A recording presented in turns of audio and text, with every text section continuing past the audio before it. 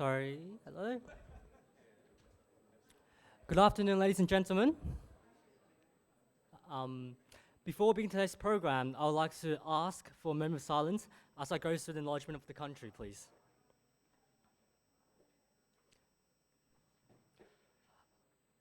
I would like to acknowledge the traditional owners of the land on which we gather today, the people of the Kulin Nation, and pay my respects to elders past and present.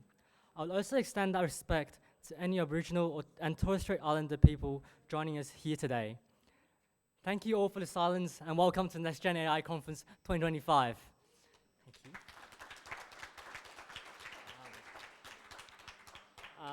My name is Tim and I'm your host for today. A quick intro of myself. I used to be a student here at Uni Melb, but I'm currently studying at Cambridge in the UK. And it's my absolute honor to be back home in Melbourne this winter, co-hosting the NextGen AI event with the wonderful local communities, including AI Development Group Uni Melb, Melbourne Venture Club, MLAI, CEA Melbourne, and Cambridge EdTech, which I am representing.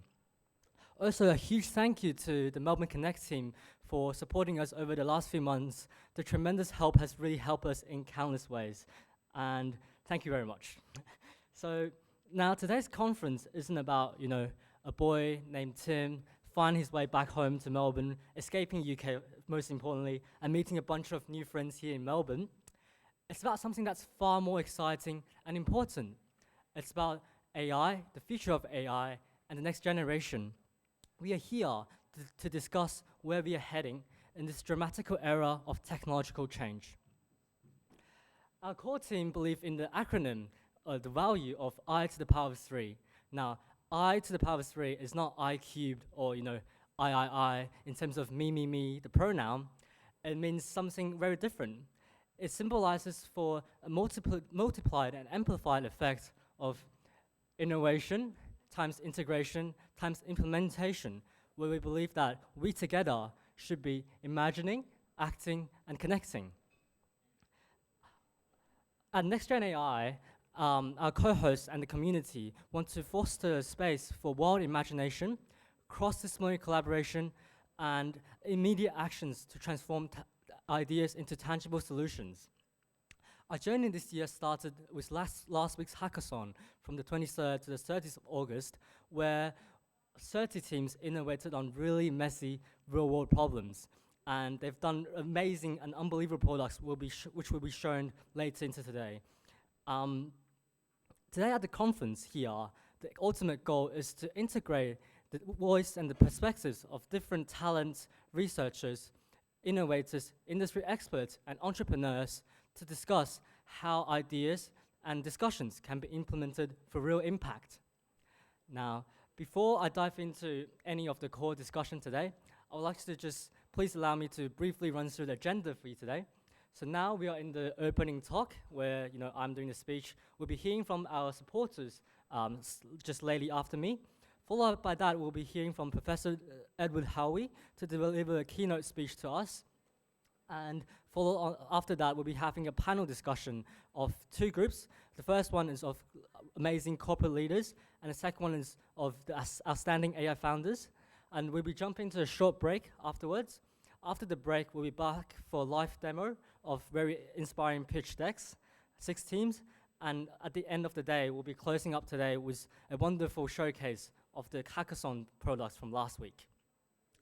Now, that's enough from me for now. I'd like to pass on to my co-host, Dr. Daisy Liu from AI Development Group to introduce the supporters and collaborators of the NextGen AI event. Thank you very much. Thanks, team, for the opening. Okay, thank you. I want to introduce a little bit about the co-host and also our amazing partners and supporters for this conference happening. First of all, this is a annual conference for AI Development Group. It's a AI PhD student club at Uni Melbourne. We just, not a long history, just today is the second year. I'm the first president and founder of this team, and this year our president is Yiling. He's very busy to help us for the registration now. And next year our president is gonna be Yan. If anyone want to collaborate with us, you can find Yiling for this year and Yan for next year. This year we have amazing co-hosts to help us to make this happen. It's a really long event from a one-week hackathon, let the hackathon winners to focusing on improving their products and then move to the conference today. We have like the panel discussion, AI startup pitch, and hackathon demo. For like Melbourne Venture Club, they're gonna take care of the pitch session, a startup pitch for 6 amazing AI startup founders to give us like the presentation. And for ML AI community, it's a big community in Melbourne, combined like over 1,000 AI startup founders. They help us to gather all the participants for the hackathon and also publish the event online. For SIA, it's a young community in Melbourne, gather like young people for lots of different events. SIA helps us to organize all the hackathon, like the agenda or the like the host of the 1 week event. And for EduTech, you already know team, right? He's gonna take care of our panel discussion. And also thanks for Melbourne Connect to support the venue and all the registration part. We also have amazing collaborators to make this happen. You can say like some of them are communities, local communities, some are like students club, all helps us a lot. And we also have amazing like partners to support the hackathon winners prize. You know, like when you want to make people compete, you need to give some awards to push them, right? We also have like the pitch prize sponsors to help us. These are like AKs and Solomon Digital Hub, all gonna support us for some like accelerator, like coaching sessions or meeting room support. There are also some amazing partners make this conference happen. We have GR Academy and AKs, Heidi Health, Boson Ventures, Melbourne Yard. And I will also introduce our 2 main sponsors. One is Fabulation and the other is NextGen AI. First, I'm gonna introduce the Simon from Fabulation to give us a short talk about what they are doing now. Thank you, Simon.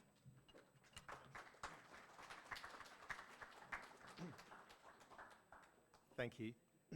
Seems strange to be here as a sponsor, especially considering we're pitching later on. That gives you an indication of just how fast Fabulation is moving at the moment. We are a... Oh, you're putting my slide up. Thank you. We are a blockchain and AI combined platform. And we are working to build a fairer, freer, and faster creative economy. For those of you that want to know a bit more detail about that, I will take you into that during my pitch and will wow you with some wonderful information about what we do. But in this session, what I want to do is just to congratulate all of you on the work that you're doing with AI. We see the impact that AI is having on our lives. Just 12 months ago, I don't think I'd ever used ChatGPT. Now I can't do anything without it. The extent that it's moving into our lives is just incredible. Good luck to all of the things that you're doing. Good luck in your careers in AI, and we, and I'm sure lots of other companies will be supporting you as well. There's one thing that I would say as a creative, so I'm a professional writer. There's one thing I would say, and that is bear in mind who you're solving these problems for. We see at the moment that there are huge issues in the publishing industry with AI companies that are taking things that they do not have the right to use, writers' stories, works, etc., etc. Think about what the world is going to look like in 3 to 4 years' time. Do we want to be in a position where AI is doing all the writing, all the drawing, all the creative stuff for us, and the humans are cleaning the toilets? Because that's not a world that I want to live in.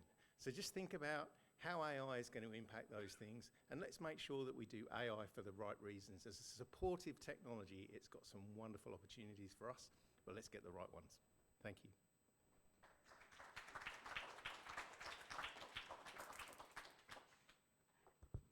Thanks, Simon, for the awesome talk.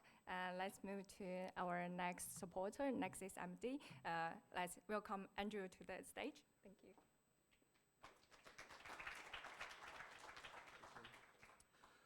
thank you very much. And on behalf of Nexus MD, we're very proud to be involved in this project and to be able to help shape the future of AI in terms of everyone here that's contributing to the AI transformation. One thing we want to talk about is that Nexus believes very much in healthcare. We've spent the last 10, 15 years going through a digital transformation, but we're not finished yet, because what was built to define the digital transformation is not going to take us into the future, not from a sustainable perspective anyway. Now, one of the things I'd like to just sort of frame is that whenever we talk about healthcare and AI, the industry and government is very quick to label AI as just ambient scribes.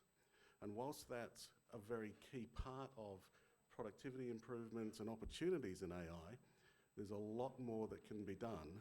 And we strongly believe that the key development and work done by everyone here will be contributing towards that.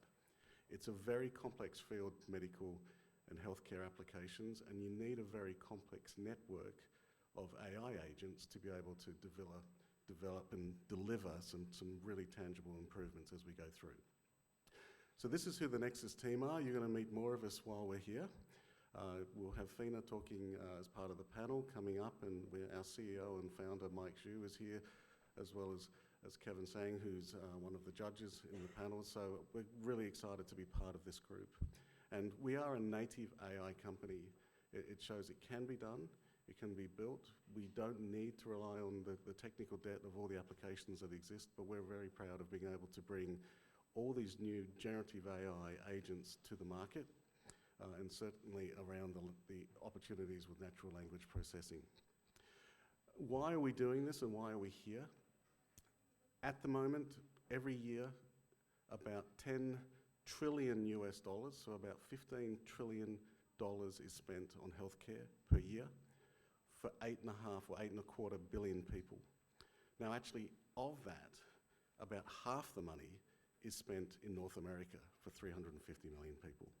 So somewhere along the way, either a lot of money is being wasted on too few people, or a lot of people are not getting access to the healthcare that they need. And part of the United Nations Sustainability Program is to deliver sustainable healthcare to the population in the world. And this is very critical, because we know that if you look at the way the world is so far, there's still a lot of the world has not gone through that digital transformation. If we look in India as an example, everyone in India has a mobile phone, but the majority of Indian hospitals are still working on paper. And that's not unusual, because if you go into a private hospital in Australia, nearly every private hospital in Australia is still using paper for their clinical notes. So how do we switch that off? You can't just switch that off. We have to find ways of being able to move forward. Now, the idea of EMRs and healthcare SaaS applications was very critical, but it's not a future step. And one of the things that we do at Nexus is find ways of building technology that exists with the environments that exist so far, but also ways where if you're not digital, how to bring you into the future. So if we look at a paper chart and a paper note by a physician, there are millions of these sitting in files and archives or printed paper lots in Australia, doing nothing. It's wasted healthcare evidence that can help provide information for a better future. So let's use AI to bring it into a digital capability. Let's read every medical note that's been written and printed out there and bring it into the files so that we can actually have all the historical information that's created the evidence that we've structured all our business off today. So healthcare data, through AI, we can create paper notes into being structured key information notes and information for decision support and the ability to make much better informed decisions around how we cater for all the people around the world when it comes to AI and healthcare. So if you'd like to be with us, we're hiring, we're growing and we're expanding. You'll learn more from Fina today, but if you'd like to learn more, come and see us and have a chat at lunch, at the break I should say, we've just had lunch. But looking forward to the rest of the day, and thank you very much for allowing us to be a sponsor for this event.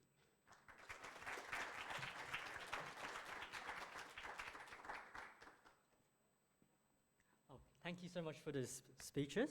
And, it's wonderful to hear from you. And one of the commonalities or keywords, similar keywords I kind of extracted from your speeches is, complex problems and changes in today's world. And, today's biggest point of today's discussion is to discuss it from multiple perspectives. And now we are hearing from a keynote speech from the voice of the academics. Ladies and gentlemen, it's my absolute pleasure to welcome someone without whom today's event would simply not happen. Professor Ed Howey is the Executive Director of Melbourne Connect. And from the very beginning of this program, he has been very supportive to us, from helping us to secure this wonderful venue we are standing in today, to spreading the words, promoting our event, and now standing here to share some of his insights. His guidance and generosity have had made NextGen AI events into reality. So please join me in welcoming Professor Ed Howey, please. Thank you.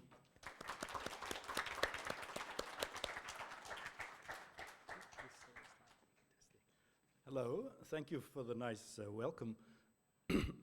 It's a great pleasure to be here and to see so many people. There's more spaces up here if you want to come and sit. There's lots more seats up there. So, I'm half of me is the Executive Director of Melbourne Connect, and the other half of me is a computer science professor. And all my life, I've been working on AI, on language models. I was working with since 2013 when they first came into NLP. My area is NLP. So my heart is there, and that's what I'd like to talk about today. But if you give me permission, I'd just like to do one little slide on what is Melbourne Connect. Why are we here? What is this place?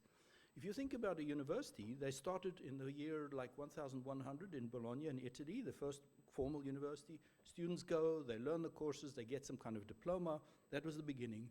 And 400 or 500 years later, there was a group of people who were the professors who decided, I don't like teaching, I just want to do research. And they spun out this sort of almost like monasteries, little areas where they just do the research, and that became sort of the beginning of the research side of the university, where people sit and they just think about stuff. And those two functions are very different, right? The teaching function is courses and exams and stuff, and the research function is funding and IP licensing and all that kind of thing, right? That sort of research area. But over the years, since the Industrial Revolution, society has discovered, hey, look, there's a bunch of clever people there, and they can do things for me, and they can train my people. So society came and increasingly looked at universities and said, teach my people and answer my problems. Help, bring your research, bring your expertise. Melbourne Connect is one of these delivery places. There's about 140 places like that around the world that are sort of like this. This place cost $500 million to build. There's about 50, 55 companies or pieces of companies here.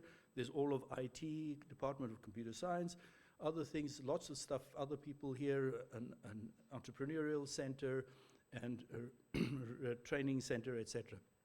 So all of that, the function is to try to bring the two sides of the world together. And this event, this NextGen event, is exactly in the focus point of what we're trying to do here in Melbourne Connect. So welcome, and then I hope I can share some ideas about where AI is going next, because we're talking about next generation.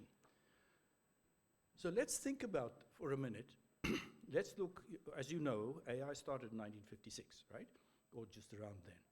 But lately, with ChatGPT and generative AI, that's the AI that can actually generate, not just sit there with a big knowledge base, it accelerated since November 2022 when ChatGPT 3.5 came out, and it has bloomed and just taken over the world. Now, if you look at this, you might say, well, where are things going? They go so quickly. Where do we end? What must we do as an academic, as a company, as a government? What's the shape of this thing? So what I think is happening is there are three major directions. Number one direction is making LLMs usable, just so that you can say, I have this thing and I want to be able to use it. What must I be able to do? Well, I have to build smaller LLMs because these big things, the world in which there's just like 2 big LLMs or 5 big LLMs, that would be a terrible world. Today, we live in a world where there's one Google and maybe 3 or 4 other search engines, and that's your choice. That's a disaster, thank you. That's a disaster. I predict, I think, what's going to happen within 5 to 6 years, we're going to have hundreds of small LLMs. If you think of the history of computer science, in the beginning there was like 5, 6 big computers and the whole world went to them. Today everybody has a laptop and a tablet. You have 2 futures. You can have one or a few big machines everybody's using and then they own you, right? Or you can have thousands of little machines and you can do your own. I think, given what I'm seeing, that LLM land is going into the second one, where there's going to be lots of them, smaller ones, that every company, every university will have their own, every hospital and so on, down to a certain size. There's a question of how you build it, how you train it, what kind of data you bring in, what's the platform you start with, etc. So that's all part of making these things usable. You have to figure out how to do prompts, and I want to tell you a little bit about how you actually use this thing to make the prompts useful, as opposed to just writing 2, 3 sentences. You don't know if it's a good prompt or a bad prompt. You don't know how to evaluate that stuff. You have to worry about your energy cost, your water cost, etc. So I'll touch on these points a little bit. The second major direction is, okay, let's say you got your LLM and is running for you. Now it's actually got to make money for you. It's got to be useful. You want to make it actually do something. How do you do that? How do you take an LLM and tune it to your domain, right? How do you make it actually respond to your circumstances as they change? How do you not steal other people's stuff and land into lawsuits because you're stealing their IP, etc., right? How do you do all that kind of stuff? There's a whole bunch of interesting work, integrating multiple media, integrating time and change over time, that is in this space. The third space, if you think about it, is we still don't really know how they work. There's no expert in the whole world who could actually sit and say, you give me an LLM, you tell me what you want to change, I'll do brain surgery and the thing will be different in the future. Nobody I know, because I have projects working on exactly this point, not even Anthropic, which is where all the brains is today, not even Anthropic can tell you exactly how their LLM reaches the results it does, how the inference goes. That's a big problem for us, because it means LLMs cannot explain adequately what they're doing. And when they make a mistake, and as you know, they hallucinate all over the show, you can't get a good explanation that you can go in front of a judge and say, your LLM caused my child to die. Why? I don't know, sir. It's the training data. It doesn't work, right? You want something that, like a human, can explain why they reasoned, and then maybe the judge will be lenient. We have to figure out how these things work, how to fix them, how to make them work better, right? That's a big part of the research work. So I would like to touch on each of these 3 points and give you small examples of each of these 3, what's happening in the research world today, and how that's going to be transitioning out into the real world through startups, through companies like this, exactly in the form of hackathons. You guys, you hackathon guys, are the guys who carry these ideas and work with them and make them real. This is one of the most important things that we can do today, and I want to congratulate and thank the hackathon organizers, you guys here, for actually making it happen. You're the guys who make the focus happen that the companies can pick up. Okay, let's look at making AI usable. It started off as a gimmick. Sure, yeah, you can do all these little things. And there was the old chatbot named Eliza, you might have heard of it, in 1977 from Weizenbaum, from MIT, all the way through to ChatGPT. And today, this is the picture. Look at that thing, right? There, where the big arrow, the bottom arrow is, there, that little box F, that's the LLM. And underneath of it, you have all the chips and NVIDIA's coming in, and all the servers and all the big stuff, and AWS and all these platforms. They don't build anything, they just build the environment. On top of them, you have all these instruction applications and all these sort of frameworks that you put in, and then all the verticals on top of that there with the second arrow is that just says, oh, you want to do biomedicine? Oh, you want to do this? Oh, you want to do that? All the companies come in and do that top thing. Look how this infrastructure is growing. When do you think it started growing? More or less 3 years ago. This is amazing, this growth, right? But you have to understand that this stuff doesn't just happen for nothing. There's money inside. So if you can actually make box F better, and you can actually program it better with your prompt, or you can actually make it explain what it's doing better, you can actually have an effect on through the whole thing, right? So you've got to figure out where you fit, how you actually best fit in this ecosystem, and how you actually make things work for the benefit for everybody. Now, people say, well, AI is using all this energy. And we just had a talk in the AI at Melbourne colloquium about 2 hours ago. John Whittle, the chief of Data 61 from CSIRO, he had some graphs where he said, oh, it's using all this energy. I actually think that's wrong. I've done some of my own analysis of this and studies, and if you look at this kind of curve, which is what you get from the Global Innovation Index, the publication from the whole global study from 2024, last year, the speed of chips and compute is going up a lot. The power usage is staying relatively constant for that speed, and the efficiency is therefore going up a little. If you look at the individual cost of things, in March 23, to run GPT cost about $50 US dollars per million tokens. Today, August, last month, it cost about 14 cents, US cents, per million tokens. That's 2 orders of magnitude difference. There's no reason to believe it's going to stop there. Things are getting cheaper to run, partly because the chips are getting faster, partly because people are better at optimizing what they're doing and not making so many mistakes and things like that. There's a whole bunch of reasons, but it does mean that the cost of running your tokens through the machine is less. 2 orders of magnitude in 3 years, 2 years. That's a lot, right? If you look at the marginal energy cost for one standard prompt of an LLM, it's about 0.0003 kilowatt hours. That's the same as using about 10 seconds of a download of streaming Netflix, or as one Google search was in 2008. That's not a hell of a lot of energy. Now, there's lots of people in the world using all this. Yeah, that's big energy from the whole footprint, but there's lots of people doing a lot of things in the world. This marginal, for the effect you get, I would argue, is actually quite cheap, and it's getting cheaper. People say the water usage is terrible. Well, the water use, according to this study, and you can see all the URLs up there, which is where the studies come from, for one standard prompt is from a few drops to a small thing of water to cool down the GPUs and so on. And that's also getting cheaper as the chips are getting more efficient. So I don't believe, I make a prediction here, that in 5 years' time, energy usage and water usage is going to be a big deal for LLMs. So when people say, don't do it because blah, blah, blah, I think that's a mistake. Okay? That's just, you can quote me, right? So that's just one thing. If you look at performance versus cost, on the x-axis, you have the cost per million tokens on a log scale, right? And on the y-axis, you have performance. How good are these things? And how do you measure performance? Well, they have this is one of many tests, GPQA. It's very hard multiple choice problems. And a non-expert, if you have a PhD, non-expert, you get about 34% correct on this test. If you have a PhD, you're up there in the sort of yellow range. Look at all the lines. Look how these machines get better and better and better. Many of them are doing better than a PhD is doing today, right? And look at the cost per million tokens. We're in the cost of $1 per million tokens, $5 per million tokens, right? For a million tokens, a lot of tokens. So it's getting cheaper and cheaper and getting better and better.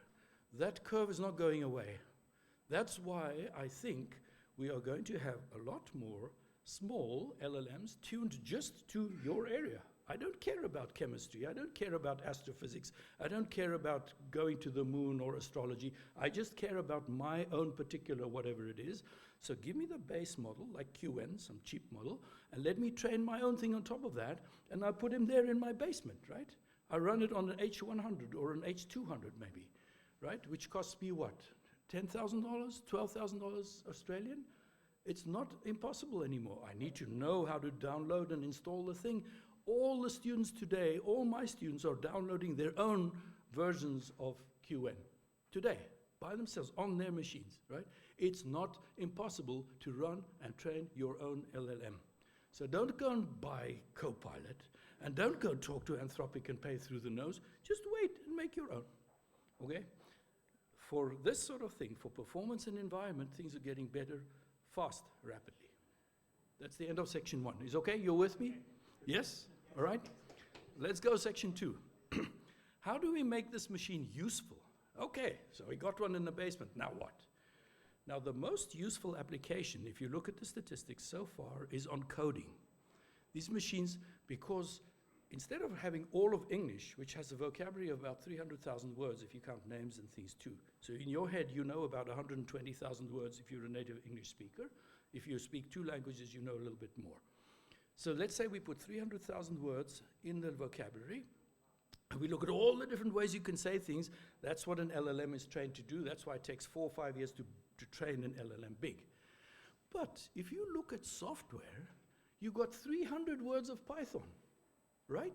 3 orders of magnitude less, or 4 orders of magnitude less. And how many constructs are there in Python? 50? It's a simple syntax, a simple lexicon. You can train an LLM even with much less training data to speak perfect Python. And thank God, but in the Python, in the code you download from Hugging Face and everywhere, there's English because the authors write comments for you. So you can actually get the English comment associated with the Python structure. So you can begin to say, oh, okay, if I type my prompt in English, I can pull out my little pieces of Python code and put them together in code. That's how coding works. Vibe coding in Python or something else. Of course, it's not 100% correct. Nobody guarantees correctness. That's why you still need the programmer. That's why we will not be out of a job, whatever people say. You still have to fix the mistakes and the hallucination. But this is what's busy happening in the coding world. ANZ, they invited me 2 years ago. They have a group of about 13 people who check for cybersecurity break-ins. They get about 11 or 12 attacks every week. People trying to do fake attacks, fake password and things like this. They have these people who sit and check month by month, how do we fix the problems that sneak through?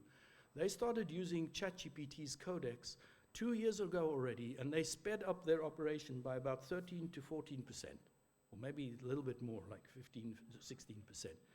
Because they just give the problem to the machine, it writes the first draft of the code, they fix it, they check it, and they just go faster. They can handle more. This is what coding is what Anthropic puts its money in. Sam Altman, bless his heart, I don't like OpenAI, I don't like Sam Altman. They have no way of monetizing their business. It's like the early days of Google. They don't know how to make money. They charge you, what, 50 cents and $50 or whatever a month. They don't make the money, right?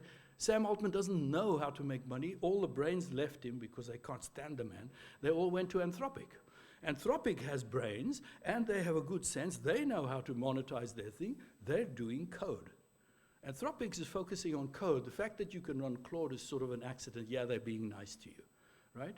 This new big company, Thinking Machines, where she's got the CEO there has the biggest investment that's ever happened in the world. They're not saying what they're doing. They say, oh, we will do responsible, blah, blah, blah.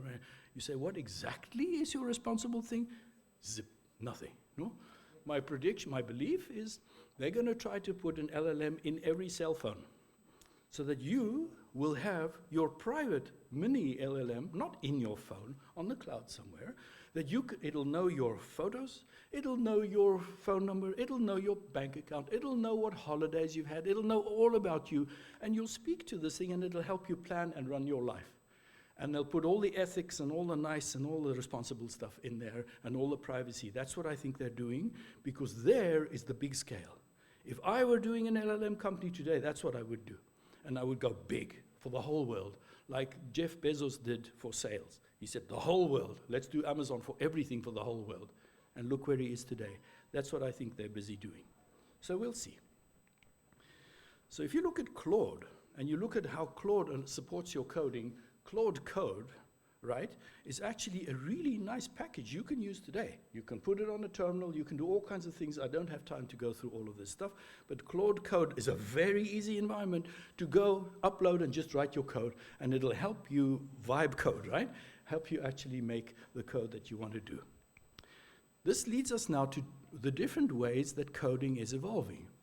In the old days, that is 5 years ago, you learned to program.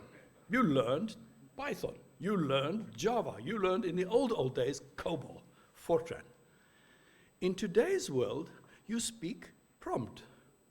You write prompts, right? You don't have to learn, you have to learn. I'll show you how you write proper prompts in a second, right? What's happening and what I'm seeing and what my postdoc is doing, what everybody's doing is you write 2 modes. When you want to write something that is structured, deterministic, careful, you write Python. You write your Python program. When you want to write something that is related to English or images and sort of vibe-ish and stuff, you jump into prompt space. So you do your prompt thing, the machine gives you back the results, you suck it into your Python side, you check it up, you sometimes jump out, and you do two modes of coding. You have a bimodal coding environment, which is part English, quasi-English prompt, and part traditional programming language. Now say, well, what's the environment? Well, here's an environment. LangGraph, for instance, gives you that environment. There's other ones where you have a nice short-term storage space, you have the RAG store, you have all this, you can speak two languages in there. I think that's what's going to happen to make programming easier for us. At some point you say, I have to do structured stuff, I stay Python. I have to do unstructured stuff, I go prompt. I have to marry them together, I do this one and this one, because all my applications are going to be multimedia and all this stuff. I live in this world. How hard is that? We're busy evolving that. That started maybe a year and a half ago, 18 months ago. I think that's going to be big business now. That's what I'm teaching my students now in some of the courses we have. Now let's look at prompts. In the old days, that is to say 5, 6 years, 10 years ago, you used to spend a lot of time on training and fine-tuning, and you do a little bit of prompting in the bottom.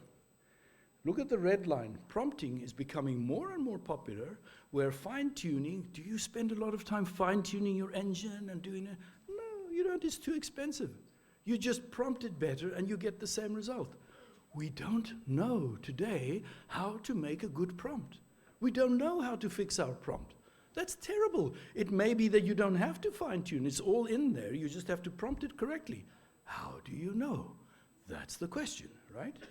So we're moving from prompt engineering to a new paradigm I think you can call prompt programming, where you're living in a quasi-non-deterministic world with a quasi-English programming language called prompt English, right?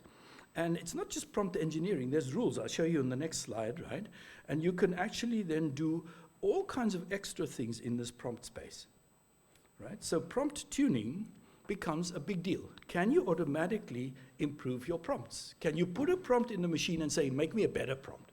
I'm not a prompt expert. Who knows what you want, dear machine? Can you actually do it?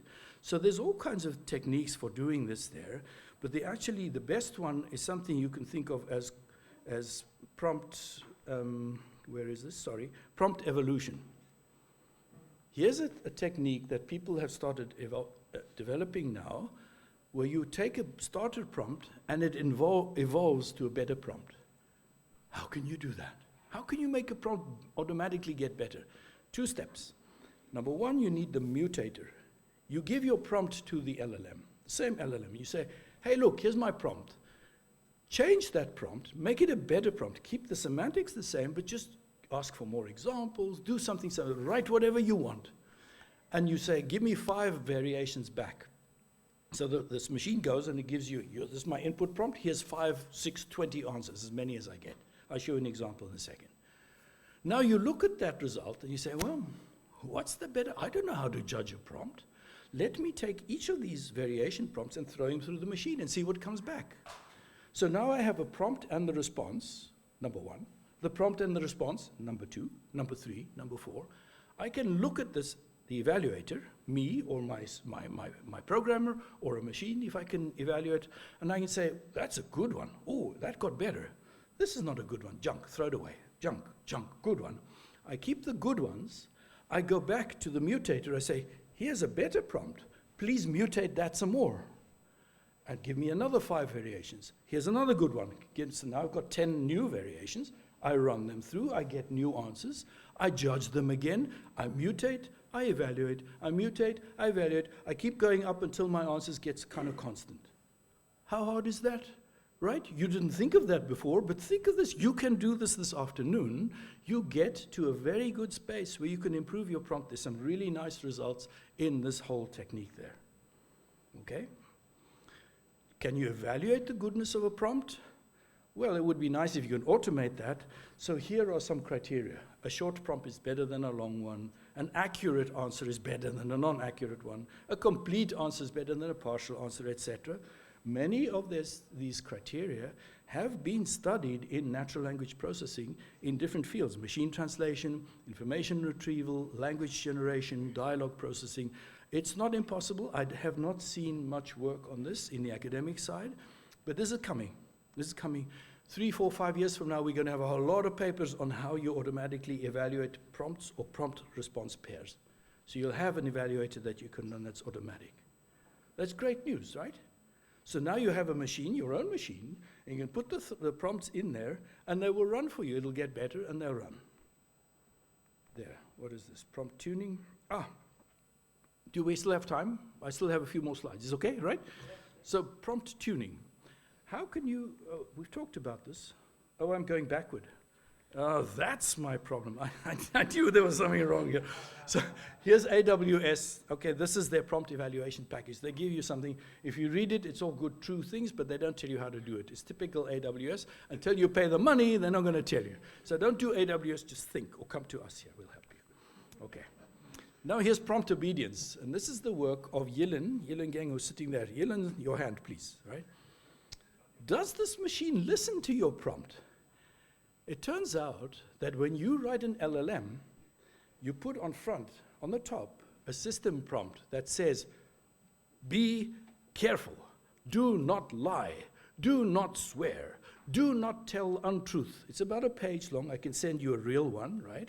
And that thing is stuck on front of every prompt that you give in because it's reminding the machine, don't lie, don't swear, don't be biased, blah, blah, blah. Do these machines actually listen, said Yilin, to these prompts? Let me do a clever experiment.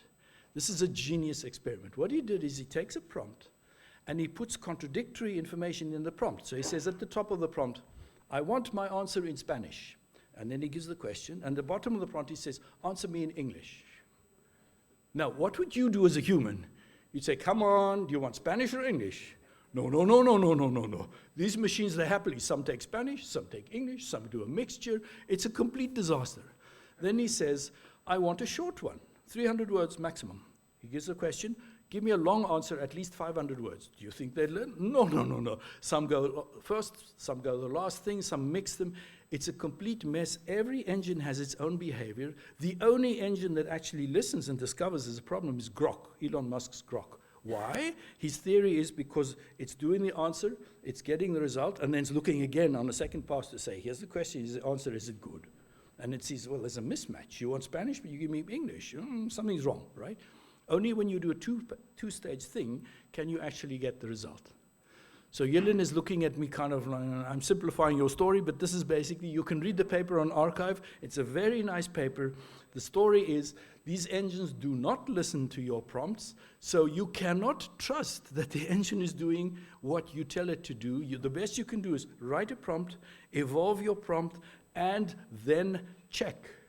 Never trust. Never trust. It's not the case that these machines are going to put us all out of business, that we won't have anything to do anymore. Society wants correctness. The only way we can guarantee correctness until we know how to do brain surgery on these machines is actually to have a human check, right? So I suspect what's going to happen is we're going to have a lot of acceleration where the LLMs are going to do a lot of the simple first draft work, but then all the work that people are doing is going to come at the end and say, let me check this bloody machine, let me make sure it's correct. If it's not correct, I need to change something. I think that's where the focus is moving. So for code development and testing, things are getting better. Let's quickly go to the third part, making AI understandable. And that's a very interesting question now.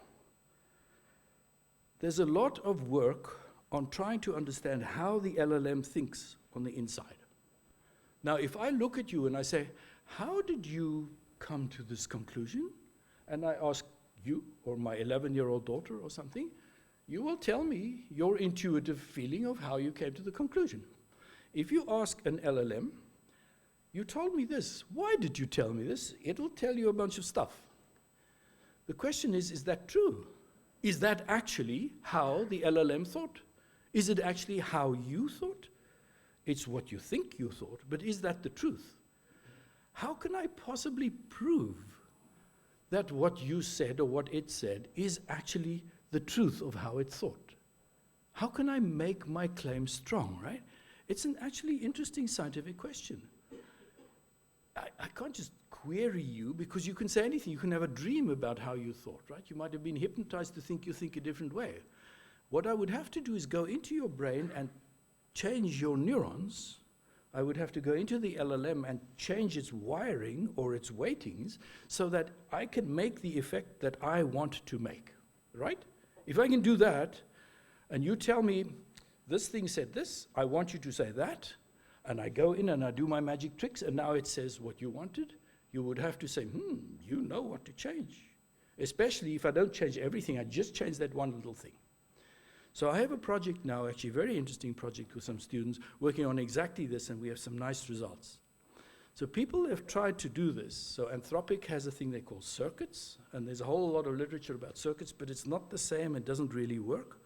There's a very nice example called the Golden Gate Bridge example that Anthropic made a year ago, where they just upweighted the Golden Gate Bridge. So anything you ask this LLM, Claude at that time, the upweighted one, it will answer Golden Gate Bridge. Where shall I go on a holiday? Go to San Francisco, because the Golden Gate Bridge is there. What job should I do? Become a painter, because you can paint the Golden Gate Bridge, right? It's upweighting Golden Gate Bridge into any answer it's generating out. We call that damage. I don't want to make everything polluted. I just want to make one little thing different. I want to remove one kind of bias. One of our experiments is to saying, how can we remove the bias on nurses?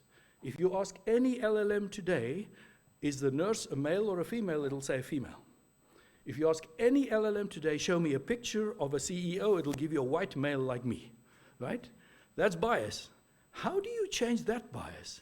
And how do you change the bias that when the nurse now becomes male, but if the nurse is pregnant, the nurse has to stay female?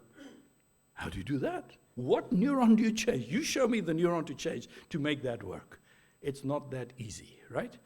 So we have this procedure we've developed to try to do the surgery, to try to prove inside exactly what little thing you must touch, and a technique called steering vector, how you steer the reasoning from one place to another, how you force it to go somewhere else. This is really, really interesting work.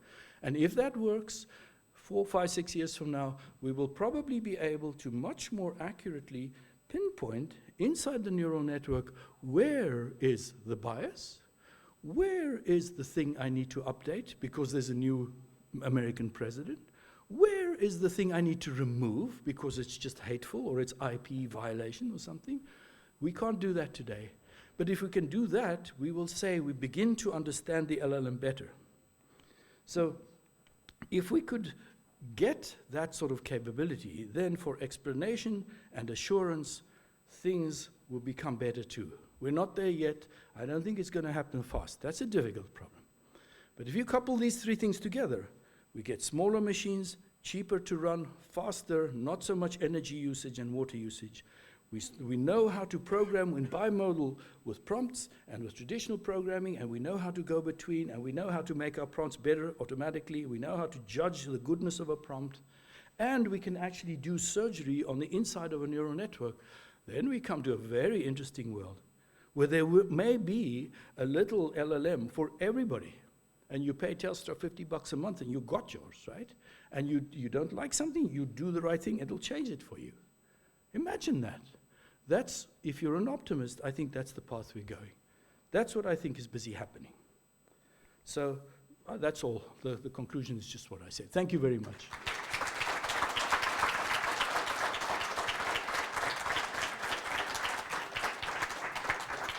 Finish? Thank you very much. Thank you, Ed, for the amazing talk. And, you know, it's very interesting to have a voice from the academics to show what we are having right now. Oh, just let me yes, and that's the panel. So thank you so much for the talk, and it's very interesting and entertaining. And I hope the panel coming next can be as entertaining as the talk you've given to us. So for today's panel, it will be very interesting in the positioning. Right after the academics' voice, we'll be having some cool discussions with industry experts, corporate leaders, and then we'll be having AI founders on the next panel, the second one. So for this panel here, we are having originally 3 guests, but unfortunately, Kirsty from Canva couldn't join us here today. We'll have Peter from Microsoft and Ran from AI consulting group to join us in the panel discussions. And please welcome them to the stage. Thank you. Also, I'll just need my timekeeper to sit in front as well. And so just to make sure we don't go too far.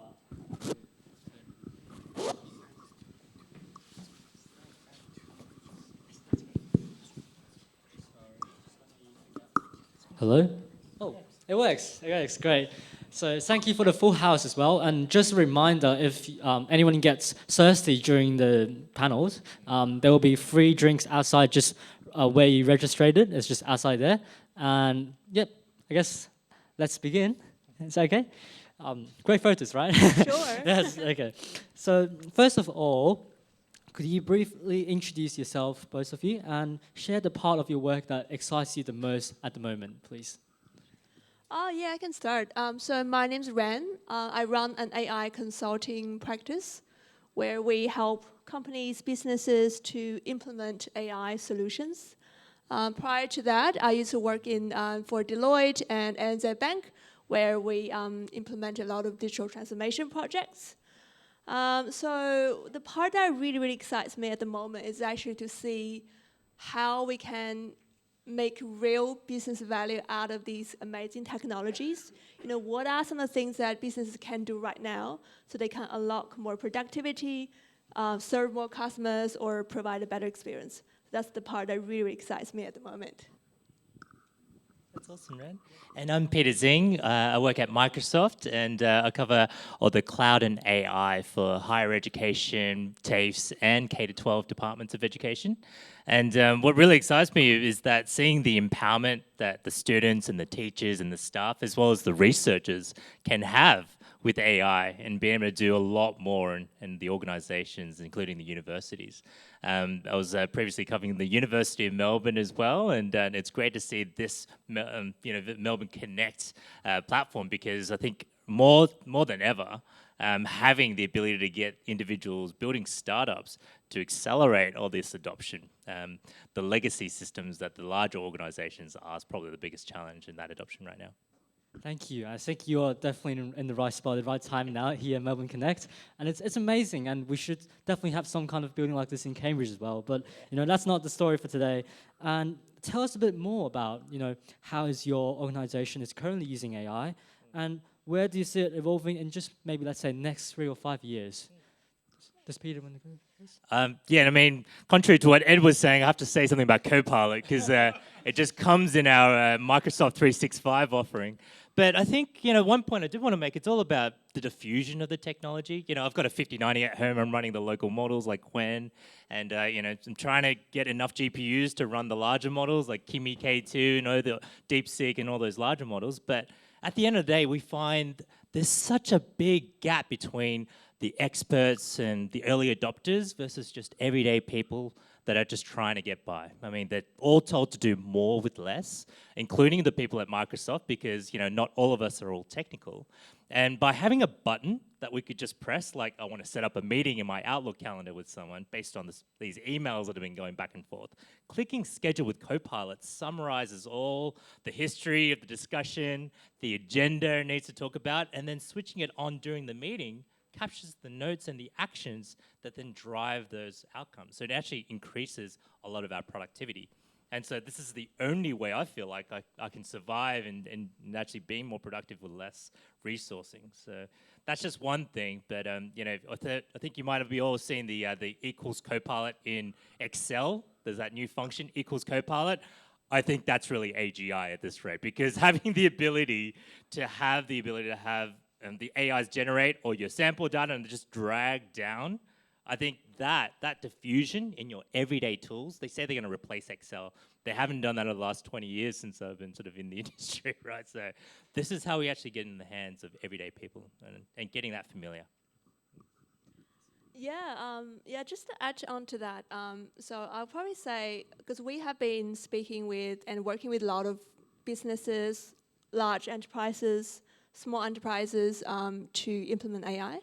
And I see there's actually 2 types of AI use. One is what we call personal productivity type of tools, like Copilot, ChatGPT, enterprise version, Gemini, all of those chatbot we say that's a personal productivity tool where employees, people can just like write emails, have meeting summaries. Definitely a lot of use of that. And in addition to that, there's another type of application we see is enterprise productivity type of tools. To give you one example is we have a client who runs a couple of restaurants in New South Wales. And they have a phone number, and they got someone always need to answer the phone call. If there's a restaurant booking, maybe someone lost their hat, right? Or especially in a busy time where they're busy serving their customers, but they also need to manage the phone call because they don't want to miss a booking. And what we did is we helped them to develop a AI agent that can answer 100% of their phone calls, which means that anyone at any time call the restaurant, the AI can pick it up, answer questions, and make a booking, confirm like how many baby seats you need, do you need a window seat, etc. So AI can actually take over that entire process, so they can remove human 100% out of the loop. And that means they never miss a booking, number one, so they never miss a business. And secondly, it also means that they can free up the people so they can serve their, focus on people in the restaurant. They can serve them better. And lastly, also interesting is that what we found is out of all the phone calls that AI receive, 50% of them are not related to a booking. They're just random calls. That means, like maybe they have a car park, for example. Yeah, so that means, there's AI can handle all of that. So it free people from, have to answer those random calls. And lastly, there's also another interesting benefit we see, which was not expected. Because previously, when someone called the restaurant and want to say, I want a table for 10 people at this time, but they don't have that capacity, so they would say no and hang up. But now, because we have AI having all of those phone calls, it can analyze, it can pick out, okay, on Friday, you tend to have really large bookings at this time. Maybe you can rearrange your restaurant so you can actually cater for those large bookings at this time. So that's some additional data analytics and data value that you can get from having AI, taking over the process and capturing the data. So I would say that's a very typical example that we have seen where AI can add a huge value for businesses. Yes, thank you very much. Expanding your story on how AI increased productivity or work efficiency in your aspects and in your areas. But here at the university, often we emphasize the idea of critical thinking and to think it from both sides. So what are some of the potential challenges or risks in terms of or trade-offs potentially when you have this increased efficiency but large use of AI in your work? And please share accordingly to your experience as well. Thank you. Yeah, I can start. So definitely, on one hand, you have AI can do all of these amazing things, open up a lot of opportunities. But at the same time, there's a AI governance, there's a risk management that really need to come hand in hand. I remember that last year, I think it was Bunnings that got into trouble and got fined by the Privacy Commission because they have installed security cameras and using AI to identify the potential people on their a blacklist. And they were fined because, not because they cannot use facial recognition tool, but they're fined because they did not have a set of, did not carry out the privacy impact assessment. They did not have a set of, framework and tools and processes to monitor and manage the potential risks. So I would say, AI, even with Gen AI, as what we said earlier, it can always, you need a human to check the output a lot of times. So I definitely see AI, there's a huge, potential challenges, risks that it opens up, and it's really important to have a strong set of framework processes to, implement AI governance, at the same time. Yeah, definitely.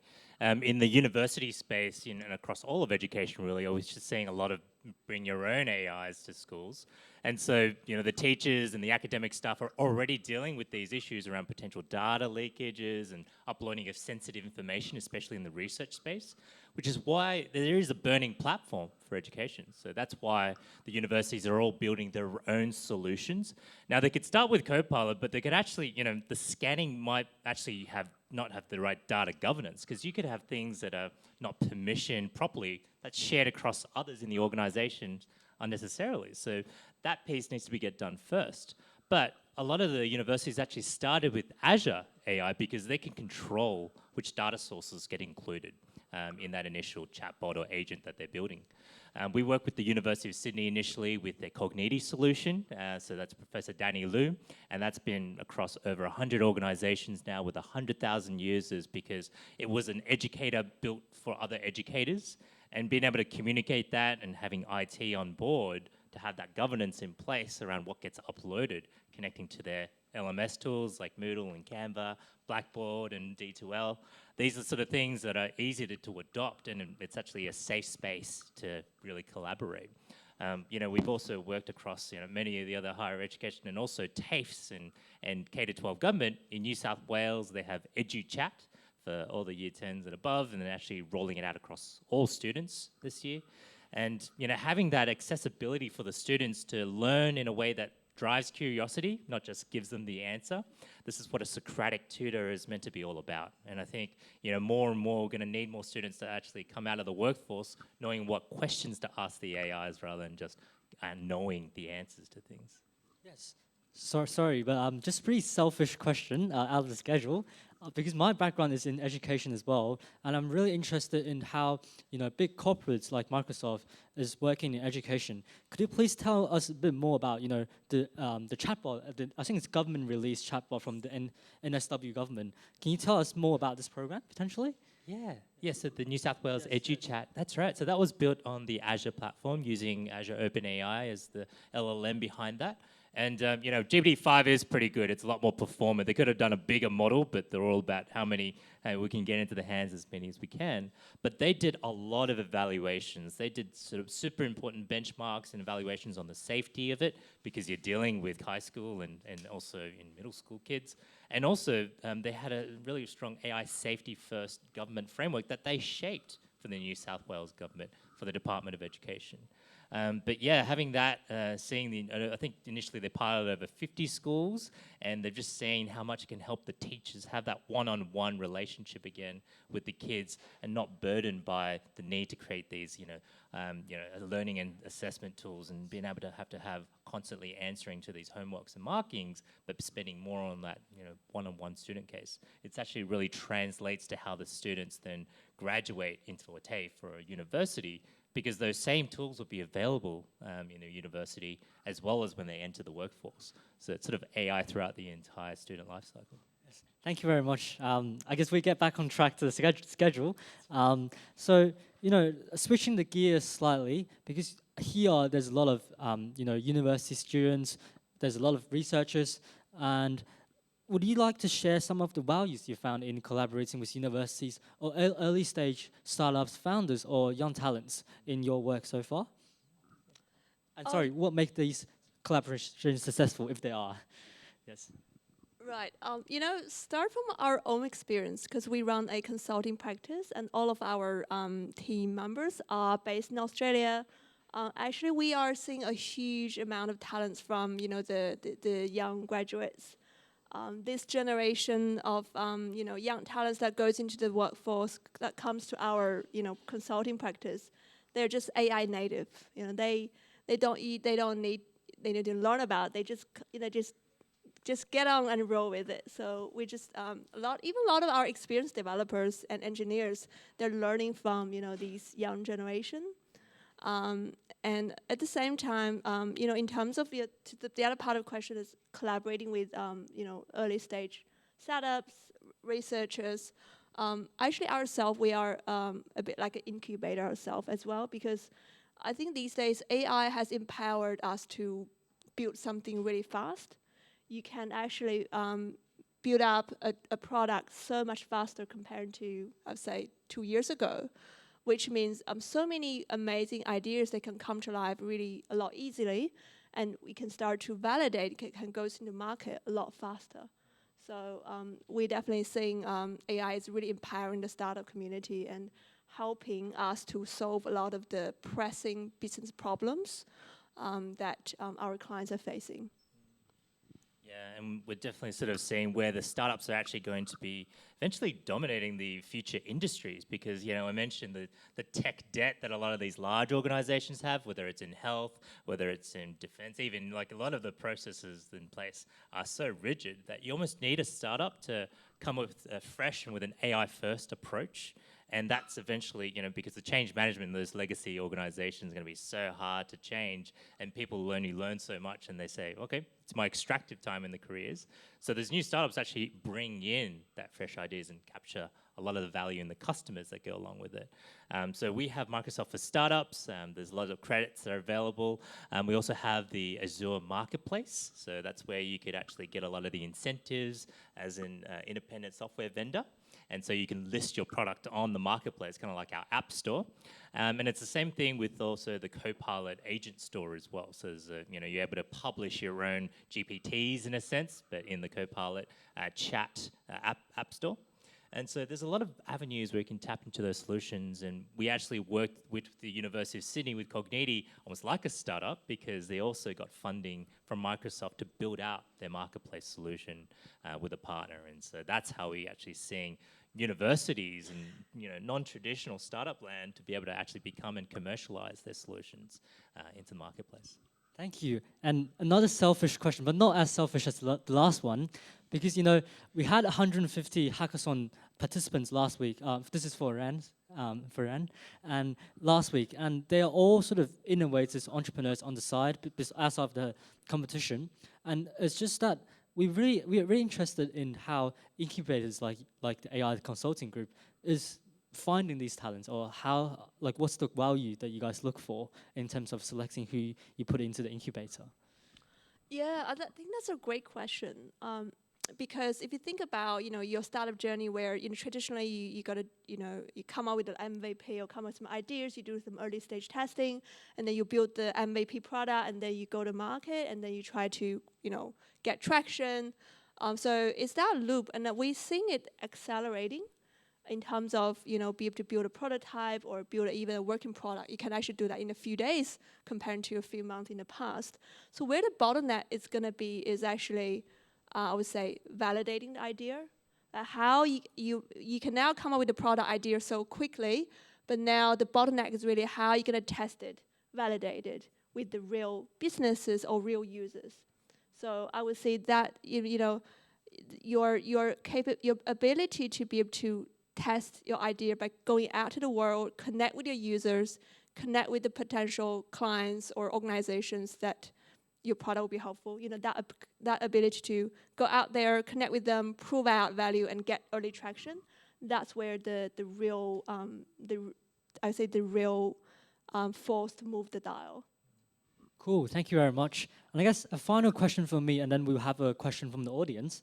So what kinds of, similar to that question, slightly different, but what kind of talent or skills, let's say if you are recruiting for your team and what you are looking for, because there's a lot of undergrad students or people looking for jobs here as well, and this is really a question for them. So what kind of talents or skills that if you are recruiting, you'd be recruiting for your team in this era? I mean, for me, what I'm seeing is that it's definitely around careers that have a curiosity and a propensity to act. And I feel like, a lot of people that, could be really good in their studies and do a lot of academic piece, but at the end of the day, when it comes to having a growth mindset and being curious around what questions to ask, I think those are the ones who will continue to stay abreast of all the latest and greatest, because AI is coming so fast. It's literally, it feels like there's a new model that's out every week. But it's also around then taking that knowledge and applying it to showcase what they can do with it. And so with Microsoft, we have GitHub, and we see actually the students that are most successful in their careers has actually already started building during the university days and also the academic days, and contributing code to existing projects to see how they work in a team with the help of AI, like GitHub Copilot, the Vibe Code, a lot of the things that we saw Ed talk about earlier, but also how they can actually prove the value that they have from their knowledge and applying into an industry. And I think industry knowledge is probably where a lot of that value will be, because you need to actually solve those business problems before sort of AI looks after everything for us, from our day-to-day lives to then also the problems that we're trying to solve here. Yeah, I totally agree with having that curiosity and growth mindset is really, really key. And I think looking at the audience here, you've all have a curious mind because you've given up your afternoon and come here and then try to learn something about AI. So that's definitely a great thing to do. Throughout my career, I've consulted with really large corporates. And I would say consistently what I've seen are people who are open-minded. They have a growth mindset. They're always willing to learn whenever there's something new come up, or whenever there's a challenge that they're facing at their job. They're always willing to open up their mind, try to learn from it, try to grow, and become, let's say 1% better every day. I think that mindset is absolutely key. Yeah. Thank you very much. So growth mindset and building something, and I can't wait to give away a spoiler. So one of our challenges from the hackathon was actually from VC. They asked us to design the participants to design a system of AI that can search for talent on places like GitHub, TikTok, Twitter, like the unusual spaces, as of LinkedIn, to find the talent. But I'll save that for later when the team comes to do the demo. But any questions from the audience for now? At the back? I'll pass you the microphone. I'll pass you the microphone.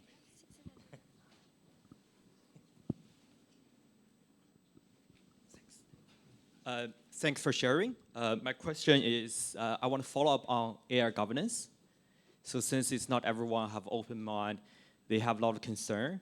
For organization, AI for business, I'm wondering if you can share more practical way, what do we consider in governance, who or which department may be involved in this AI governance framework? Thank you. Yeah, no, definitely it keeps a lot of IT people up at night.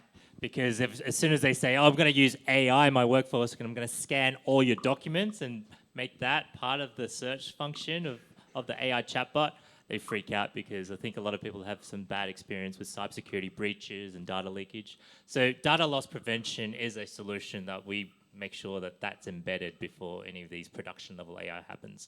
At Microsoft, we have Purview, but we also work with partners that do a lot of scanning of their documents. So think about if your OneDrive was shared with everyone here, right? You want to make sure that only those folders that you want publicly accessible is shared. And how do you know that you're sharing the right things in those folders? Well, you're going to make sure you can use AI to scan that as well, because firstly, you're not going to have the time to go through every single file to check that those are the sensitive items that you're happy to share publicly. So now AI is helping to enable the future of AI to apply in the production, to make sure they identify which ones might have personally identifiable information, your TFNs and your birth dates and things like that, as well as passwords and crypto key wallets and things like that. Be careful of those leaking those out.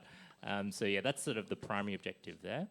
Secondly, around AI governance is then the safety component too, or how do you make sure that, from 13 plus access, that's sort of making sure that the kids are actually dealing with things that they're mature enough to be able to have in the first place. So having a central IT around making sure you know who's using your AI solutions through Enter ID is how we do it. So role-based access controls, all those sort of things that sort of traditional IT would be really familiar with, has also been applied to AI as well. And just to add on to that, so if you are looking to put together, say, a blueprint for your AI governance, I recommend a few places you can look into. One is Australian government has published a safe AI use guidelines. That is voluntary, but it was highly recommended for any businesses, organizations who want to start using AI. There's also the ethical principles that was published by Australian government. And on top of that, there's also international best practice called ISO 42001. So that's a set of international ISO standards for AI governance. It will serve as a good blueprint if you're looking to put together a framework. Thank you very much for your time and sharing your insights with us. And I guess that's the content for the first panel. And do you guys mind standing up and take a picture, potentially? I'll put the microphone on this chair.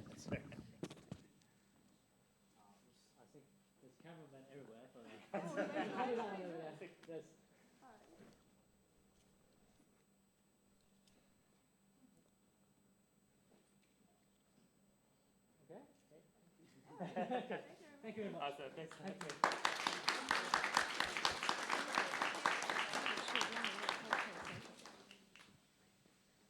Thank you very much again. And I guess just to keep the momentum up before the break, we're heading into the next panel. And I think the last panel we had heard from the industry experts in terms of corporate perspective, saying, they said a lot about startups, founders, and things like that. And now we are straight away going to hear from the founders, which includes 3 of them. So we are including Budi from Sapia, Fina from Nexus MD, and Sam from Butter. And please welcome them to the stage.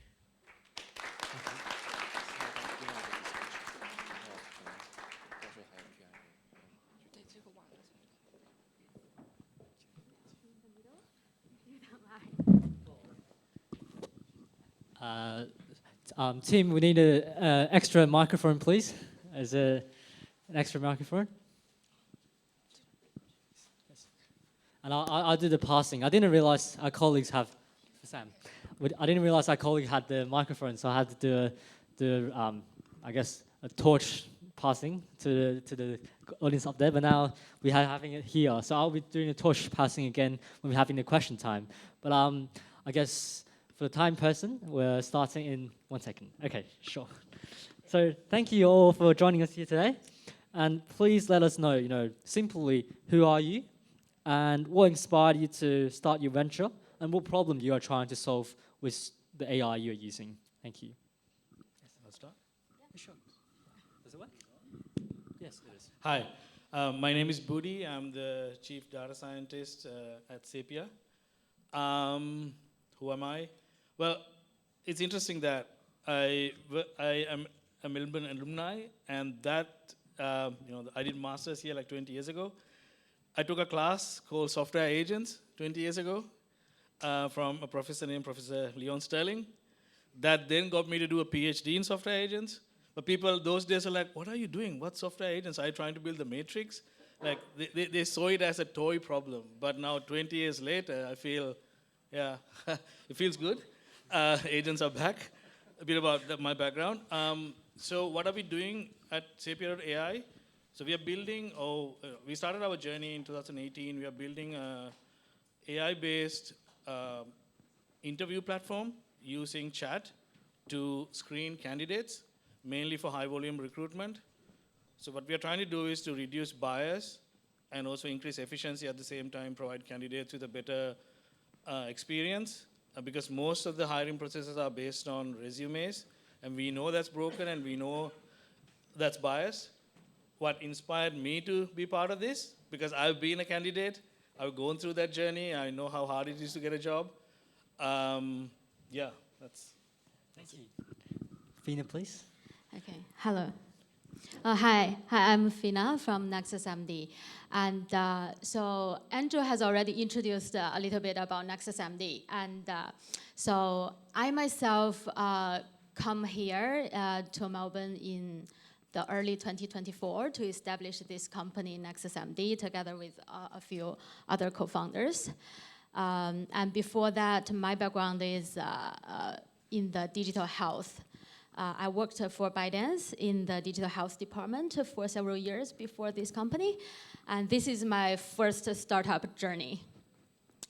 And at the beginning, actually, what inspired our founding team, I believe, is 2023.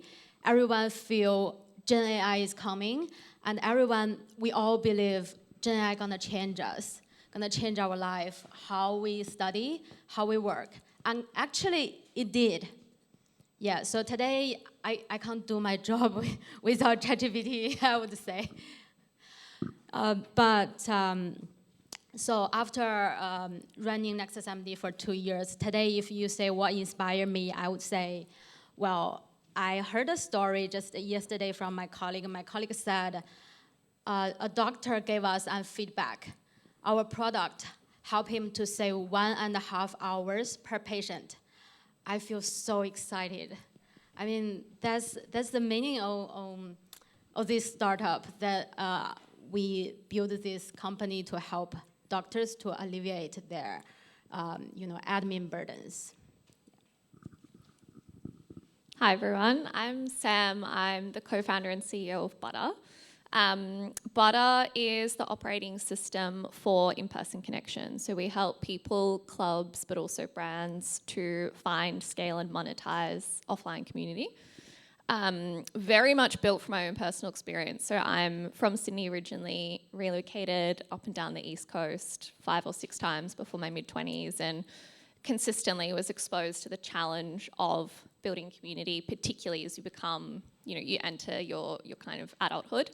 There are a lot of macro market factors that were kind of compounding this as well. And so I really have had this idea swimming since probably about 2018, I would say.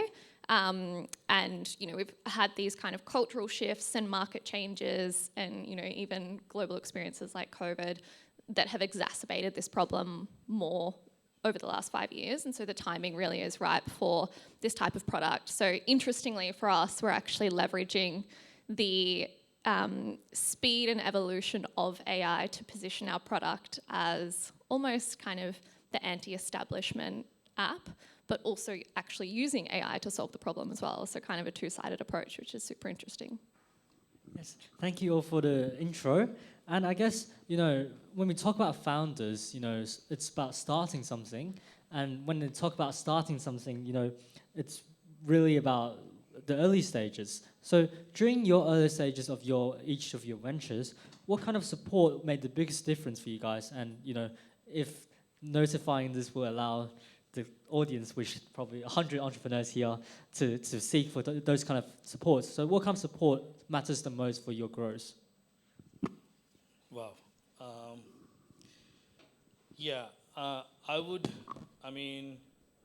Support comes in multiple ways. I would say, for us, it was the early investors, number one, who believed in what we were trying to do. Because we started in 2018, AI wasn't a big thing at the time. And our approach, any startup is trying to do something disruptive. And in what we were trying to do, it was sort of like, we didn't have anything to show at the beginning. That's how you start anyway.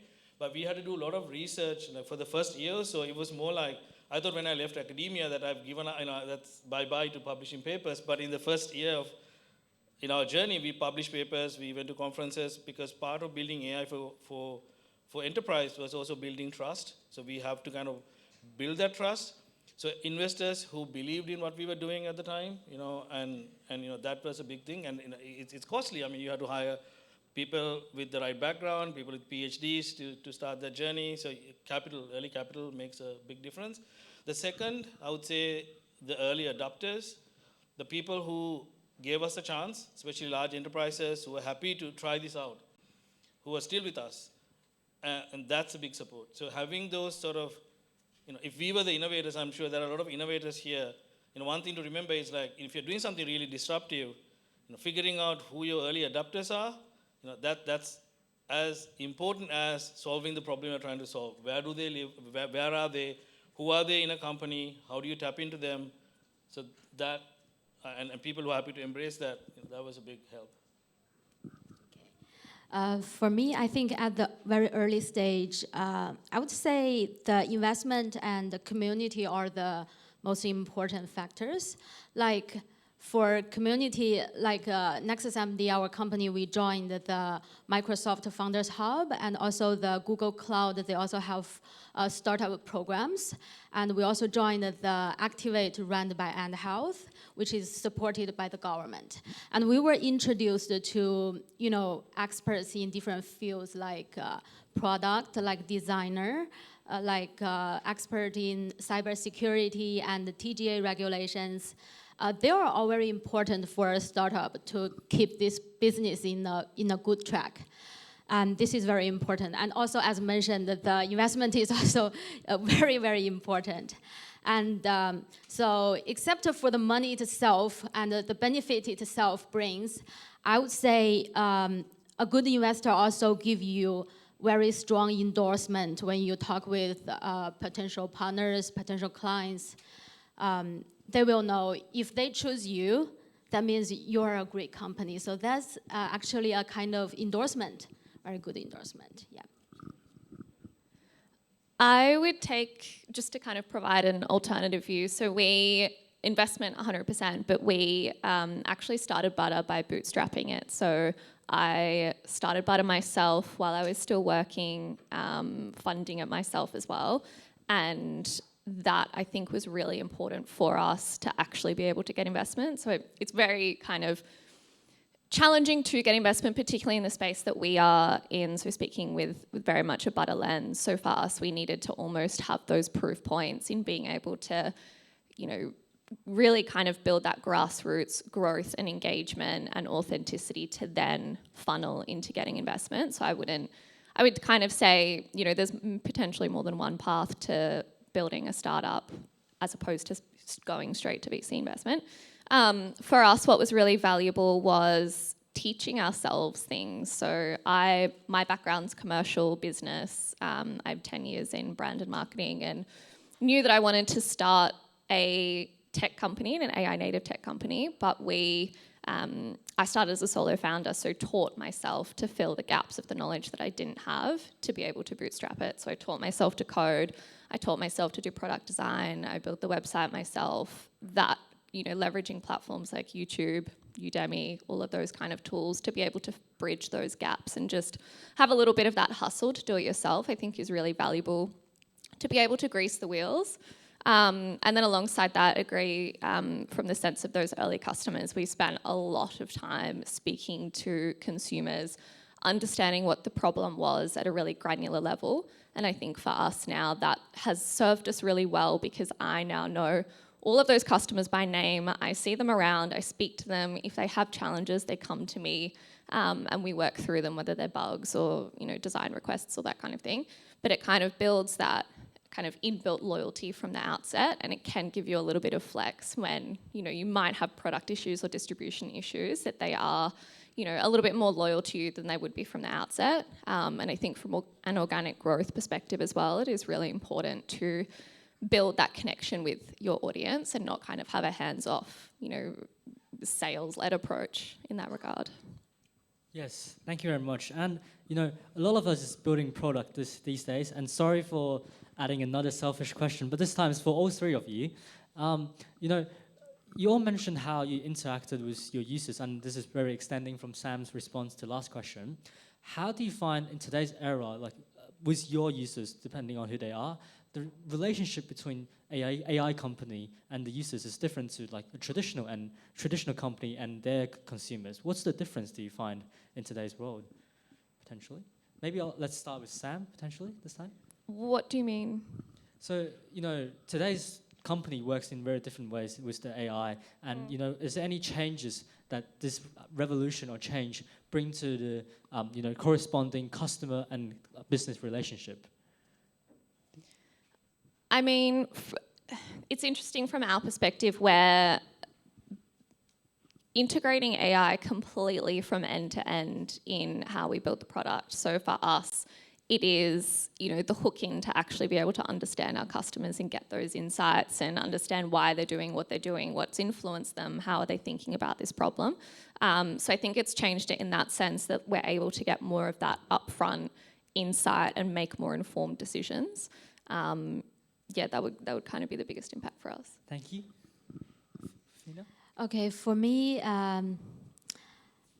I think because I also talk with our customers a lot, I think one of the differences because our customers, they are doctors and they are also standing in the very frontier. So they also know about AI and they are also very curious about AI, and they also ask me questions, can your AI do this for me? Can your AI do that for me? And so the whole journey is like the doctors are very willing to co-design the product with us. And they are very willing to share their ideas with us. And they would like to share us, I think your AI is going to be very helpful in this area. And can I introduce you to talk with them? Yeah, so they're very enthusiastic. Yeah, I would just put it as maybe pre-GPT and post-GPT. So pre-GPT as AI company, there was an uphill battle in like selling AI. So there's a whole thing. We had to educate people on AI. We had to educate them on governance. Most of them didn't have the governance framework, especially when you're using it for a use case like hiring. But post-GPT, there's more of a now suddenly maybe in the last year or so, there's a pull because I think CEOs and boards are pushing others to, hey, start using AI. Where are you using AI? So even HR teams are looking at where can I use AI? So there's more of a pull. And I think the trust, not that trust has gone away, but because they're so used to all the amazing things that all the LLM companies are doing, there's a bit of a more openness towards bringing in AI. But the expectations are high because they see what's happening in the cutting edge and they want the same in every product. Yeah, I would say, yeah. Thank you very much. I think it's because AI has been used a lot today than the past. So the standard expectations go high accordingly.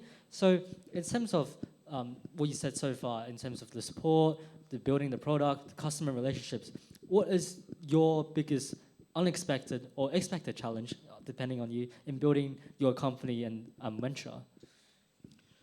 Yeah, it comes to trust. So when you think of like solving the problem through AI or building a machine learning model or getting the data, but then you realize there's much more, especially if you're selling it to an enterprise customer, much more than that AI piece, like around governance, around building trust of this AI. And ours is a two-sided platform. You have on one side the candidate, so you have to build trust with the candidate, the job candidate. Do they feel that this is the right way to screen people for that job? We call it like face validity. And then on the other side, on the employer side, they need to trust the score we provide. They need to trust the system is not biased. They need to trust that candidates are not dropping out. So all of that is beyond the AI piece. It's like looking at the holistic system. That was not a surprise, but that was one of those things we had to then spend a lot of time on.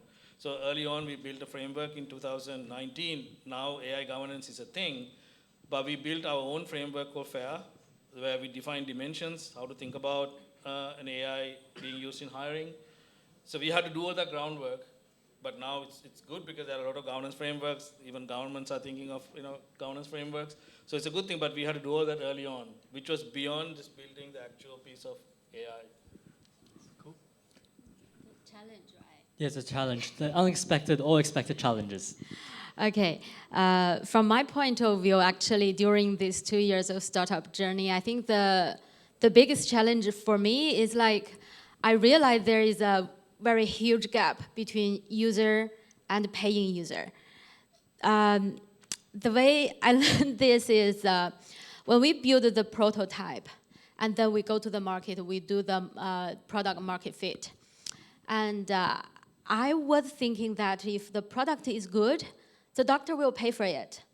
And the doctor will be willing to pay for it if it will save your time. But actually, they do think the product is good. Everybody is saying, you help me save a lot of time. I like your product very much. But if I ask another question, if I charge you $100 per month, are you considering subscribe to our service? Like 80% of doctors, they didn't say no. No, sorry, they didn't say yes. Probably they don't say no in front of my face, but they, they didn't pay me. So that's where I learned the lesson. For a startup, your product just being good is not enough. You need to be good enough that the customer willing to pay. That's where you can say, this product is, you have proved your concept. That's the point, yeah. Thank you.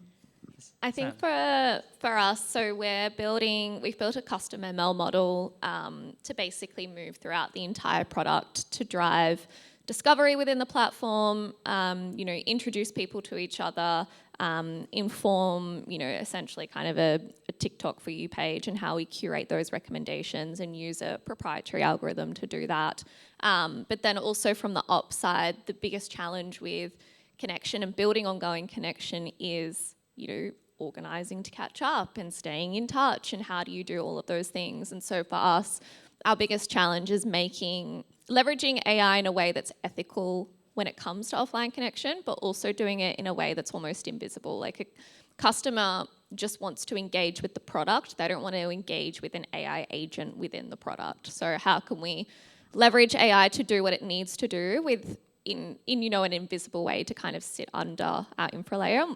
Interestingly, we thought, collecting the data points and building that, custom model was actually going to be harder, but it's not. It's actually how we embed it in a really kind of authentic, streamlined way that, doesn't replace interactions, but just, heightens them and makes them easier. Thank you very much. And I would just like to, the next question kind of extend from Fina's comment on last question. Things like not paying for your product, like people not willing to pay, is very normal on the consumer side. But for founders like you, this could be a setback. And in terms of these kind of setbacks, do you ever feel about like self-doubt or blaming it on the limited resources or anything like that? And looking back, what kind of mindset or practical steps helped you to keep moving from where you were? Okay, because it's my first startup venture, so actually probably different from the other co-founders like Kevin and Mike. They are all serial entrepreneurs. So actually in our first year in 2024, I worried a lot. I worried about what if we didn't have investment? What if nobody want to pay for us? What if we can't do our product as good enough so the customer want to pay? I worried a lot, but until today, actually, we have finished a lot of accomplishment. Like we get our seed fundings. Our product is very good, and I don't know the exact number, but probably several hundred doctors are using our product, and it's saving a lot of huge time for them, and we have our paid customers. So I actually have some learnings here. I will say there is a sentence in Chinese, 不是因为成功才坚持，而是因为坚持才成功. So in English is persistence is not a result of success, but it's a precondition of success. So if I gave up last year, I won't able to see any achievement that we have made today. So I would say if we can keep going deeper into the product, investigate more with our user, then the product will be better.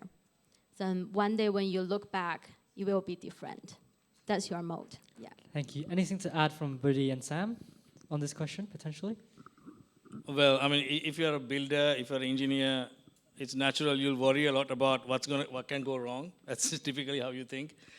And I think having a co-founder who's commercially minded, remembering that this is a commercial endeavor, not a research project, for us in our case, because it was natively AI, that helped and being very narrow and focused.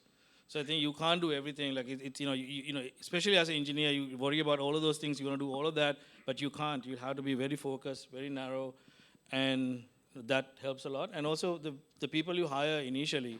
So I had this thing initially that I wanted to hire people with the founder mindset, at least who've done something similar, or maybe a previous founder.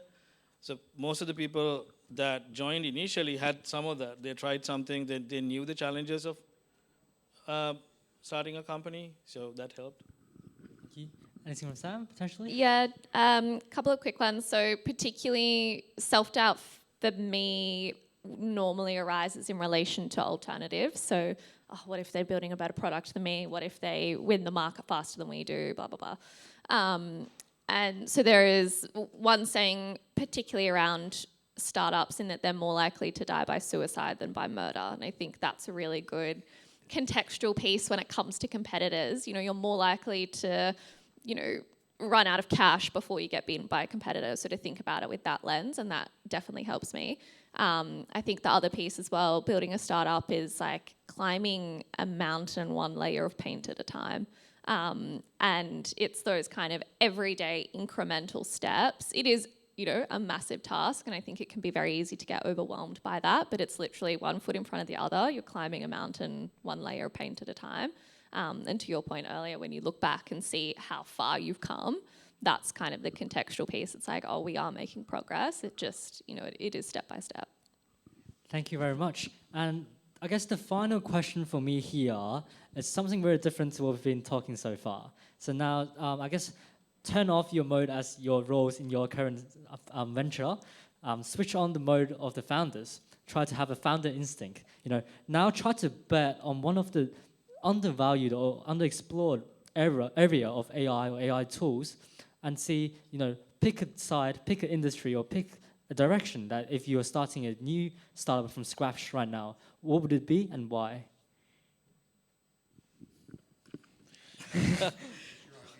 Yes. What is your ideas? Yes, we're here to listen.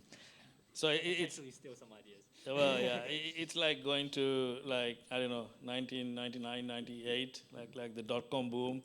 Everything was about making something web enabled.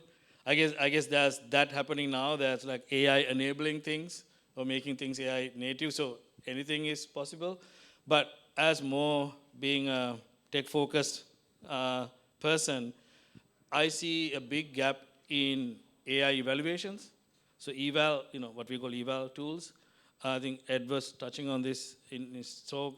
So I think that's a piece that's there, because in order to, again, build trust, you need proper evaluations. I don't think anybody's got a good solution for it. And I see a parallel between AI evaluations and how you evaluate a job candidate for a job. You know, you have a specific way you'll evaluate a programmer. You have a different way to evaluate an accountant or somebody else. How do you do that with AI? Because AIs are now also very non-deterministic general purpose systems. So how do you build an evaluation framework maybe for each domain that you can bring in, so that you can bring in AI to that specific domain? So that's a great open problem there, in my view. Any thoughts, Fina? For me, if let's say just forget about the company, what the company are currently doing, I actually think AI has great potential in mental health.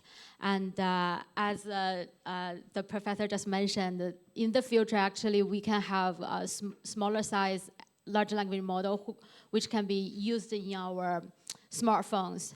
So I think probably in the future, everyone can have an AI companion robot or AI friend who lives in your phone and who can listen to all your, all the moments you want to cry, and all the moments you feel happy, you can talk with it. And that's my dream. I want to have an AI friend. I would take a different lens. I think what's super interesting at the moment is the banning of social media for under 16-year-olds in Australia. And I feel like there must be 1 million uni students right now trying to build the next alternative platform for under 16-year-olds. It, for me, just feels like a giant gap in the market. So if you want an idea, take that. But I think in that sense, we can really leverage AI to make social safe for under 16-year-olds, and how we can identify warning signs, how we can pre-screen content, how we can make that a safe space for them. And I think if someone can do that, get government on side, which is probably a bigger task than building that model itself, and facilitate that for under 16-year-olds, I think that's a massive unlock for us just as a society and as humans as a whole. Thank you very much all for the fresh idea coming out on the spot, and it's very interesting to see what you've said. Like Booty's idea kind of echoed with what Professor Ed said. Fina's idea, actually we had a hackathon challenge on exactly the same thing. So you'll be seeing the demos later. And for Sam, and I personally really agree with the social media, AI, and social health because, as I mentioned before, my background is in education, and I feel like that's a really big issue that we need to look into. But after all, I guess time is kind of up today, and thank you all very much for your time and insights for the panel. And thank you very much.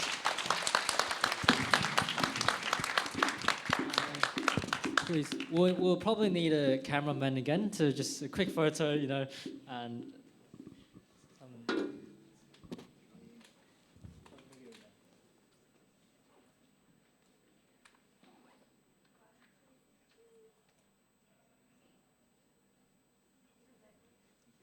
Thank you very much. Thank you very much. Thank you, Sam.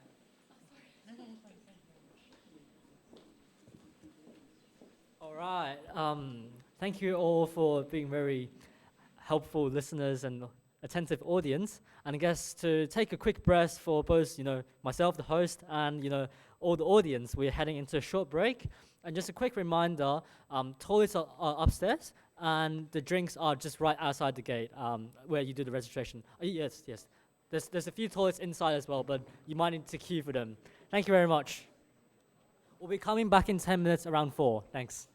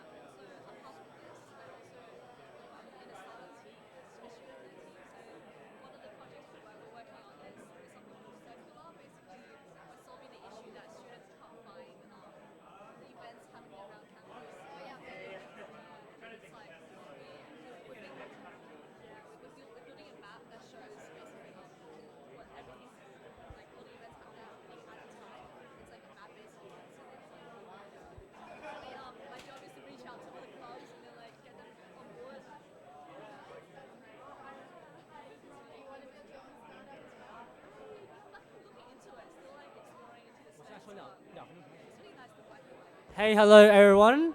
We're starting again in 2 minutes, please. Thank you very much. 2 minutes.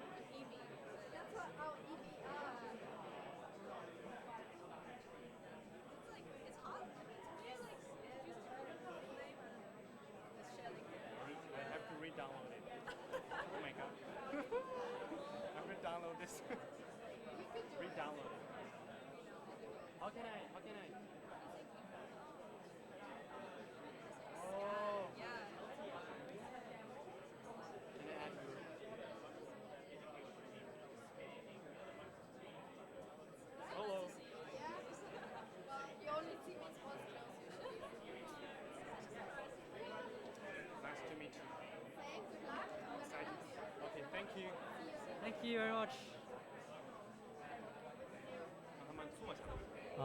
Hi everyone. We're starting very soon. No one's listening. So engaged in chatting as well.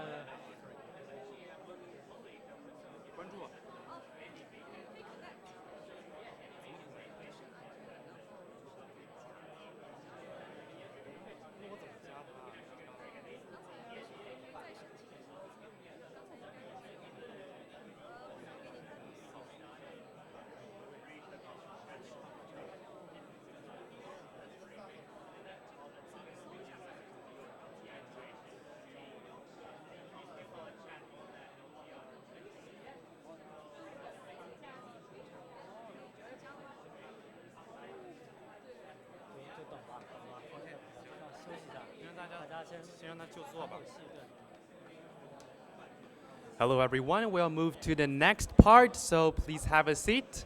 And we'll start after 1 minute. Please have a seat. Thank you so much.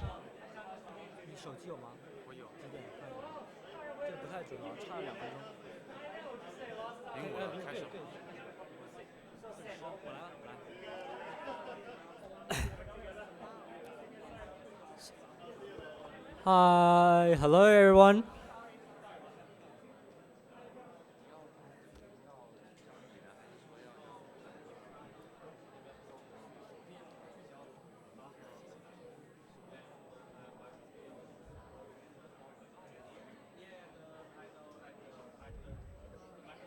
Hi everyone, we're starting right now.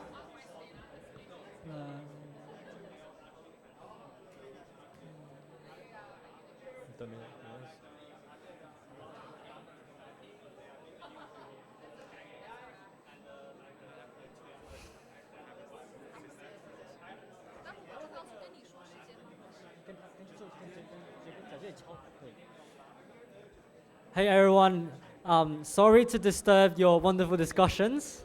We are starting very soon and kind of right now. Yes.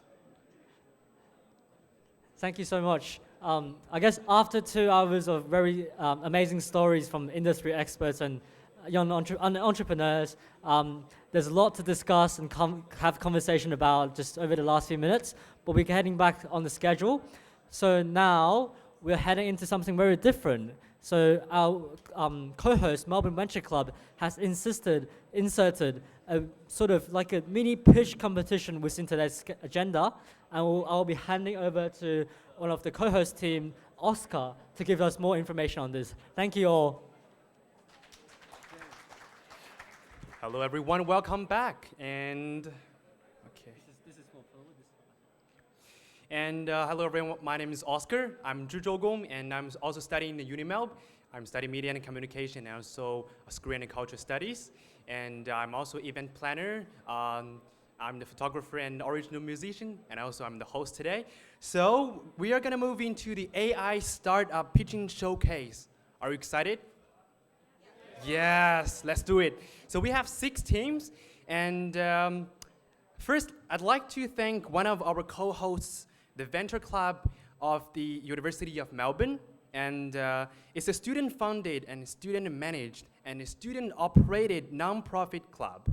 And their mission is to foster a student-led innovation ecosystem, strive to maintain strong connections and collaborations with leading universities and communities around the world. And also, we have connected over 50 universities club, for example, like Peking University's Innovation Student Association, and also European Venture Club, Harvard Venture Club. And also we organized the Gemini Star Entrepreneurship Competition, over 100 students to join us. So please join us, yeah. And also, let me just thank our incredible team from the Melbourne Venture Club. First, let me just thank the president, Aria Wang. Thank you so much. And also thanks our Chief Operating Officer, Yixuan Xu. Thank you. And also thanks our Chief Marketing Officer, Nancy Zhuang. So next, I will introduce our today's professional judges. And please let us welcome Li Lang Damian, Senior AI Ambassador from Antler. Welcome.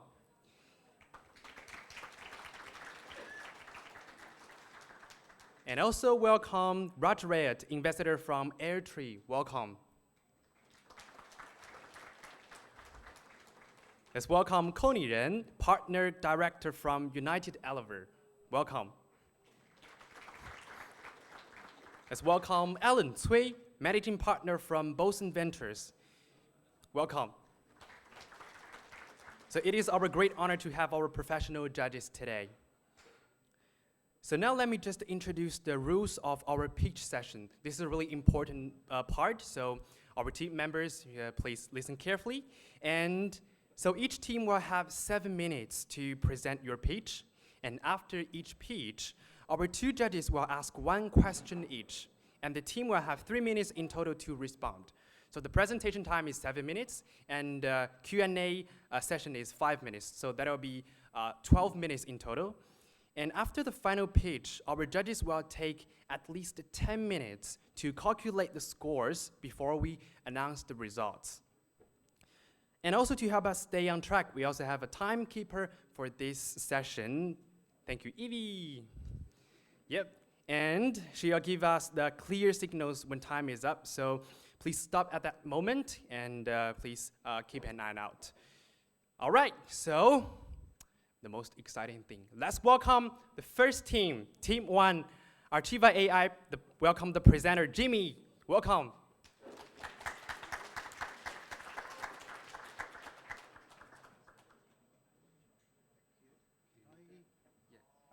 This is the next page. This is the previous page. Yeah. All right. Right. It's just on the screen, right? All right. Have you started your time yet? All right. Good afternoon, ladies and gentlemen. I have to be really quick now. So I'm Jimmy Lim, the co-founder and CEO of Archiva AI. I actually hesitated a little bit when I was invited to pitch today because of the name NextGen AI. I'm obviously last generation myself, but what I'm going to pitch today, Archiva AI is truly next generation. So Archiva AI is a fair, transparent, and truly student-centric platform powered by AI. Now, before we get started about our products, I'm going to talk a little bit about what we are dealing with. So every year, there are more than 5 million students actually study overseas, and it's projected to grow to 7 million by the year of 2030. And the amount of tuition fees involved is actually more than 320 billion US dollars, and it's forecasted to grow to more than 400 billion by the year of 2030. And it's just tuition fees that we're talking about, not calculating the living expenses, air tickets, and other stuff that is in entertainment that is involved in such investment. So it's actually quite a big investment. And I think it's actually a big impact for a 7 million family, not just the student itself. The decision actually impacted more than 7 million family in the world, around the world.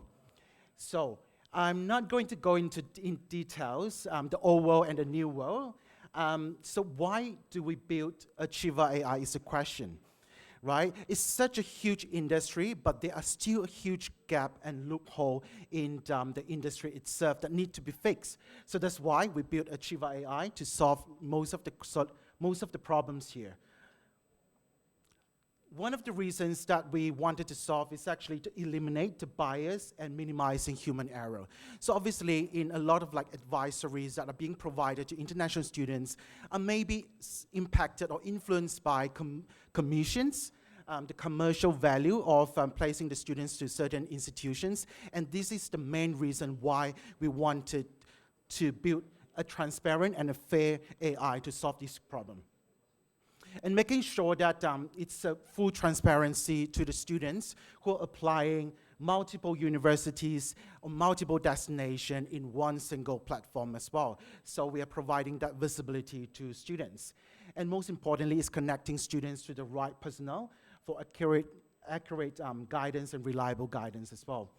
Now, most importantly, I think we would like to create a safe space for students as well. As Fina just mentioned, you wish to have an AI friend in the future. Hopefully, Achiever AI can be one of your friends or one of maybe your friend's friend in the future.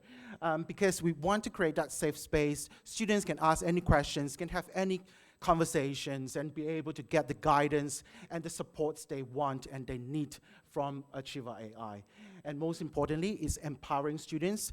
All the students using our platform will be able to rate the service provided by the education agent. So in having that said, which means that students get the power to actually improve the quality of the service that is provided to them. Now, we have actually built two products here. Achiever AI is actually a two-in-one product. We have interactive and generative AI that is student-facing, but we also have a SaaS platform that we call it a student management portal that will actually help assist students in the full process during the application. Achiever AI, the generative AI that I mentioned, it's quite similar to ChatGPT, you would say, but we are focusing only on education. Everything education related, studying overseas, or even the living environment in an overseas country, in a foreign country, is something that we have actually built a really huge database and we have input onto Achiever AI. So students actually will be able to get the reliable information from Achiever AI itself. And one of the features that I would like to highlight here is Unimatch features. So students just have to answer a couple of questions, provide a little bit of insights about themselves, and we are able to generate a study plan, a personalized study plan and recommendation to the students. And the students would then be connected to a real human for the next stage of the application. Of course, on Achiever AI, it doesn't just provide you with recommendation. We do have a document polish features where we actually help polishing the documents of the students, such as personal statements and CV or motivational letter that is required by the universities. So after they have decided to move into application process, this is where we link to our student management portal. Student management portal is where we manage all the application process, store all the information and the documentations of the students. So it's providing a safe space for the students as well. Like the documents that they uploaded is not uploaded into a cloud or the internet, but actually it's stored in a local servers that we have built here with the student management portal. Other than that, we also allowed our team members to share files, assign tasks to different team members, and also set reminders on the student management portal itself. So it also serves as a customer relationship management portal as well. I'm not going to go into the tests that we have conducted. Basically, we treat this very seriously, so we have actually conducted a lot of tests comparing ourselves to other large language models. If you do have any other questions, do feel free to ask me afterwards as well. I'm going to get into our business model. We are actually building a full cycle ecosystem here. So the students get to interact with a student advisor or an AI companion or an AI friend, as mentioned by Fina before. Then they will get into like the application process, which we link to the student management portal, and we will then distribute it to our partners and hence launch it to the education providers. And the students would be able to have the visibility of the status of the application process as well. Right, I'm going to talk about our team. Would like to do that a little bit because we went into the market as well, a little bit of tractions that we have gained in the market. And what is important is actually the team. I'm so sorry I have no time, but I welcome you to ask me any question. Thank you so much.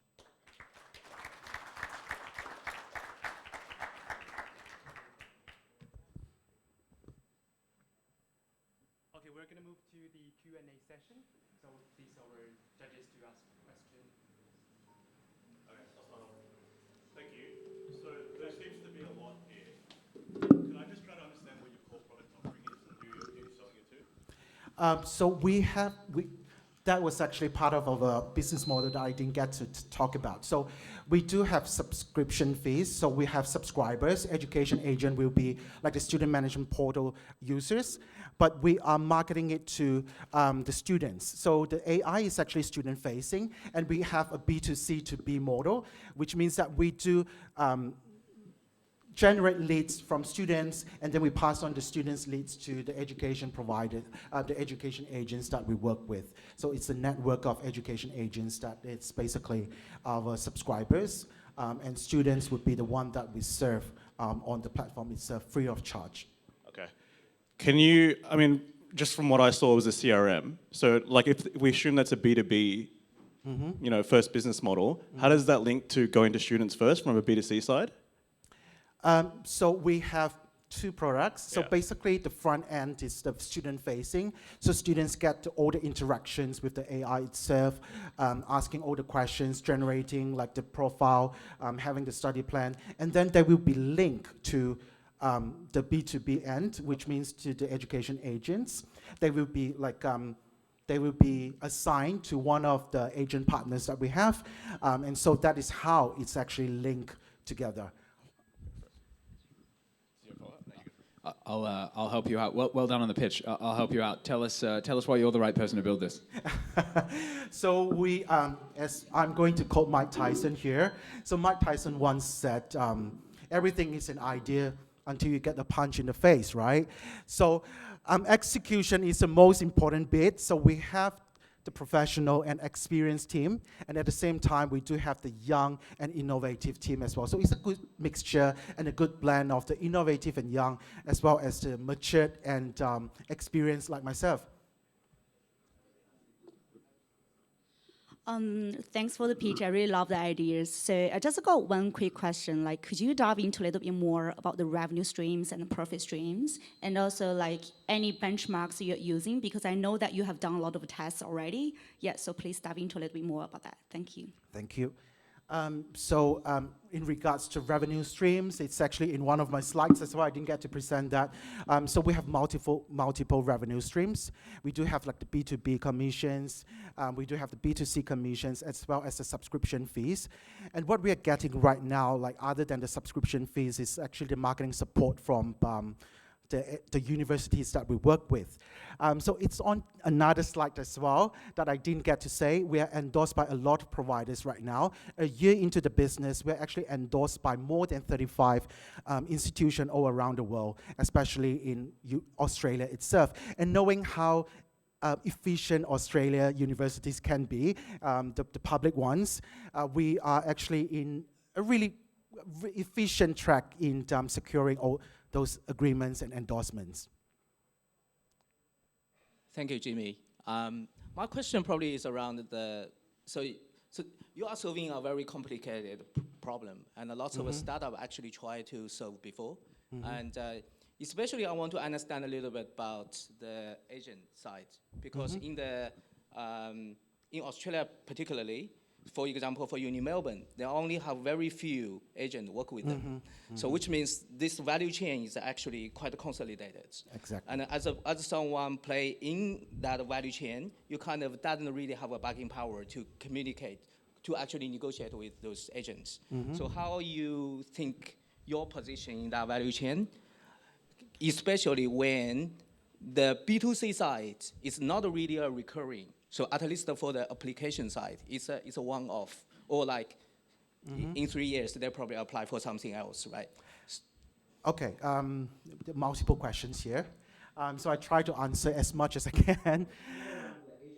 Yeah, right. So having that said, that actually position us in a pretty good position as well. As I mentioned, we are securing like the agreements.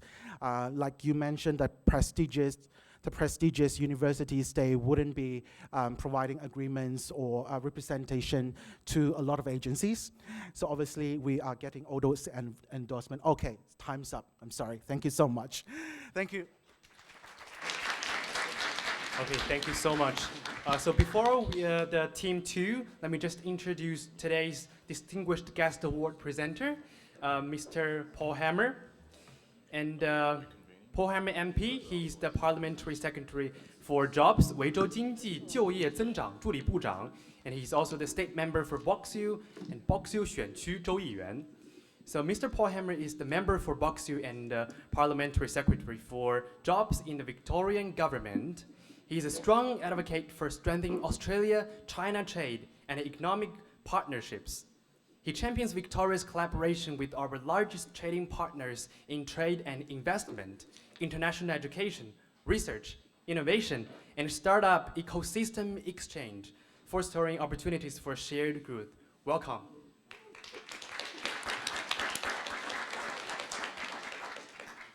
Okay, all right, so next we'll move to the team 2. And they are MadCom. Let's welcome presenter Camila. Welcome. Hi everyone, I'm Camila.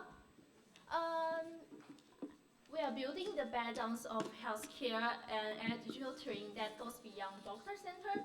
Just like TikTok matches people with right video, we match people with right health plan in real time. Today, I want to answer 3 questions. Why now, how we do, and why choose us? Okay, wait a moment. Sorry, wait a moment, and maybe we update another PowerPoint.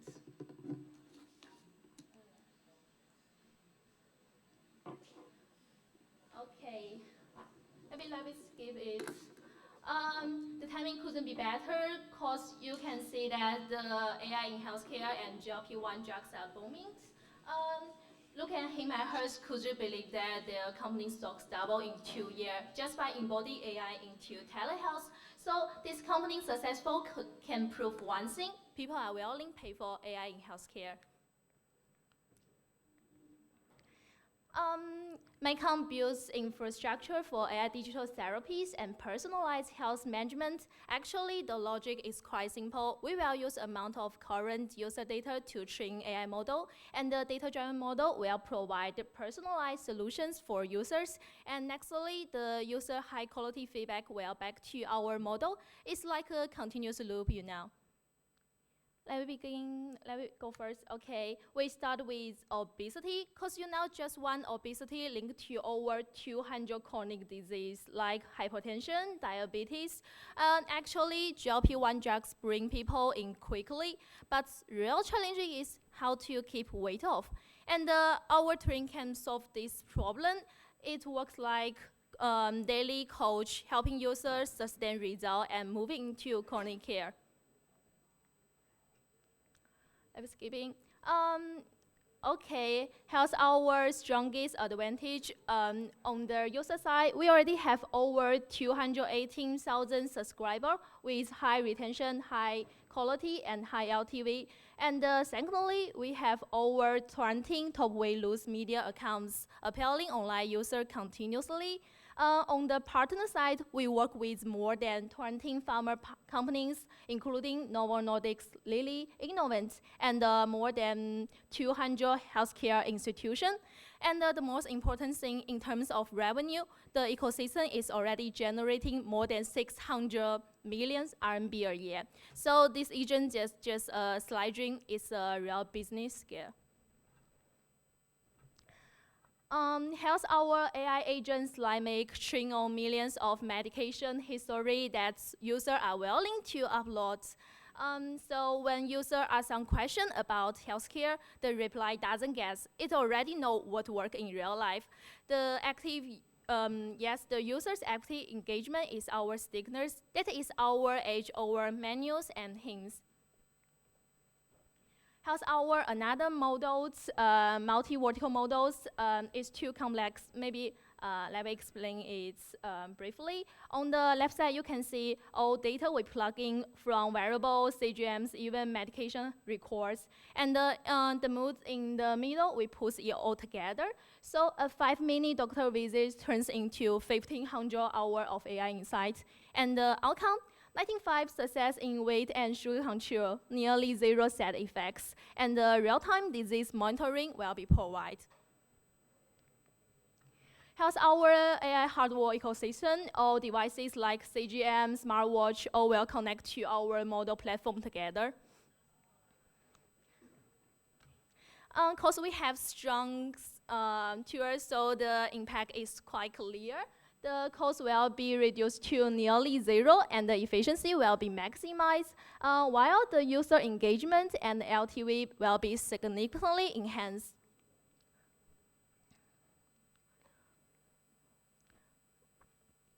Okay, let me compare traditional AI companies like OpenAI or Minimics. Although have strong model, but the data always idle, that is hard to commercialization. And on the other side, the traditional healthcare companies like Ali Health or Jingdong Health do have data, but they always generic, low engagement. That is also hard to monetization.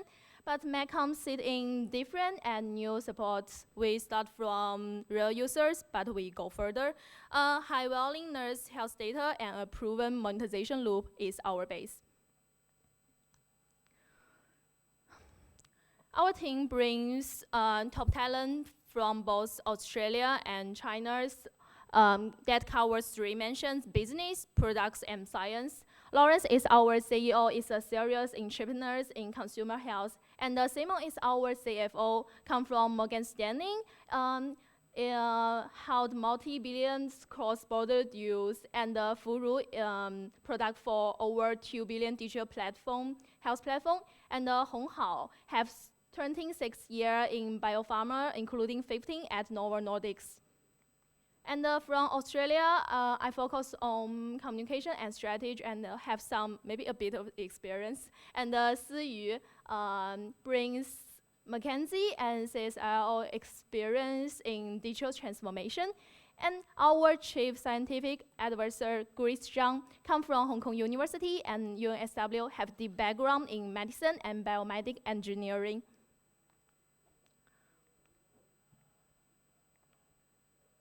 Okay, the PowerPoint has some room. Yeah, it's so pity. We start with the vision. We want to create the backgrounds to reshape how billions people access care. Today, it's no longer just a vision. It's a real business scale with proven customer base and the full supply chain and the monetization loop. The AI revolution in healthcare is certain. The only question is, would you want to build it with us? Thanks. Please go from our judges to Q&A session. Yep. Hey, thanks for that. Well done. That was a great pitch. I didn't quite understand. Could you go back to the traction slide? Did you say you're doing 600 million RMB of revenue? The revenue? Yeah, I don't. Maybe you could just give us a sense of what's the sort of stage of the business today. Like some things suggested that it's quite mature. And then I'm just trying to sort of understand, like, where is the business up to today? This is real data from the company? Yeah, this is our last year revenue. Yes, more than 600 million RMB a year. Wow. That's interesting. It seems very mature to be pitching at a like a startup competition. I'm just trying to sort of put this in the context of some of the other companies we're going to see today. Okay, do you have an ask of the audience, perhaps? Like, what are you sort of hoping to get out of today? Is this sort of really for customers, sort of fundraising? What are you trying to achieve? You mean the audience or the? Yeah. I mean, like, so it sounds like you've got a lot of traction in China. What are you doing in Australia? Like, you looking for customers, or are you trying to grow the business in Australia? What's the objective? Actually, we will dividing into ways. Firstly, we will focus on some customers like B2C, yes, and provide personalized health management for them. And secondly, we will partner with some pharma companies or pharma institutions, yes, to provide more precise data to help them get more precise targeting. Yes, actually, this content in my slides will provide, but slide have some room. It's so pity. I don't know why. Yeah. No worries. Okay. Thanks. Awesome. Thank you for the pitch.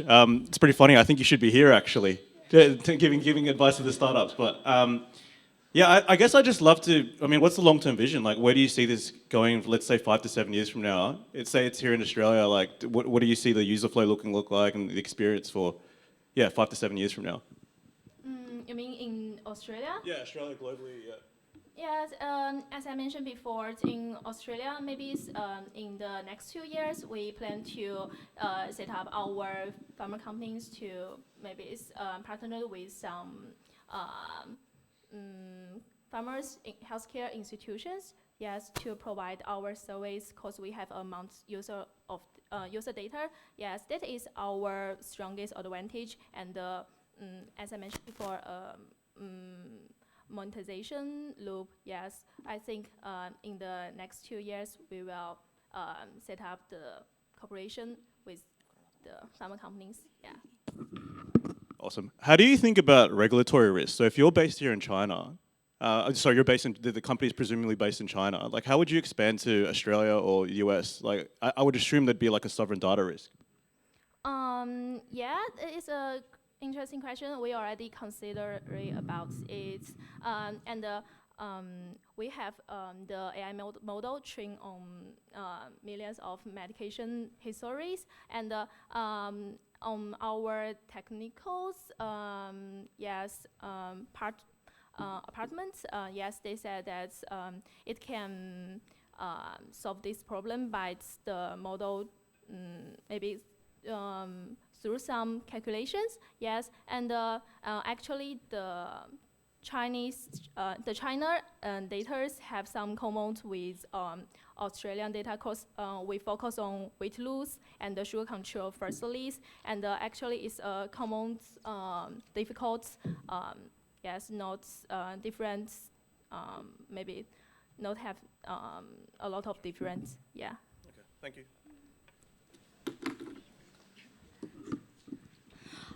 I got a question. It's like, I can see that your company, it's not like startup, it's a company already, and you're planning to tap into the US and Australian market. So have you done any actions yet, like the go-to-market strategies and, the TGA registrations because you got devices? So, and also I'm wondering, like, because I think you provide some digital, therapies. So is it like, I shouldn't say it's like a gray zone, but is it like you provide the advice, but you don't have the license?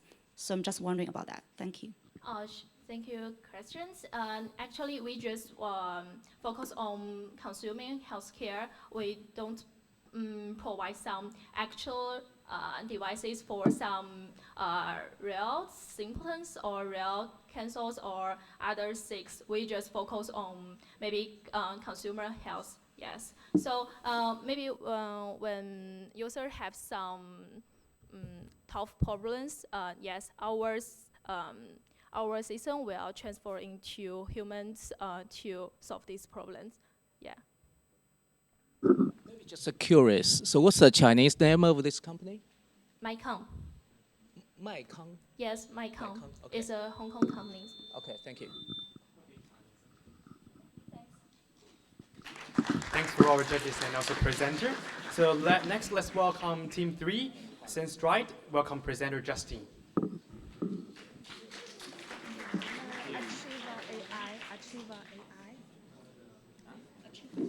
Achiever AI, the first one. Yes.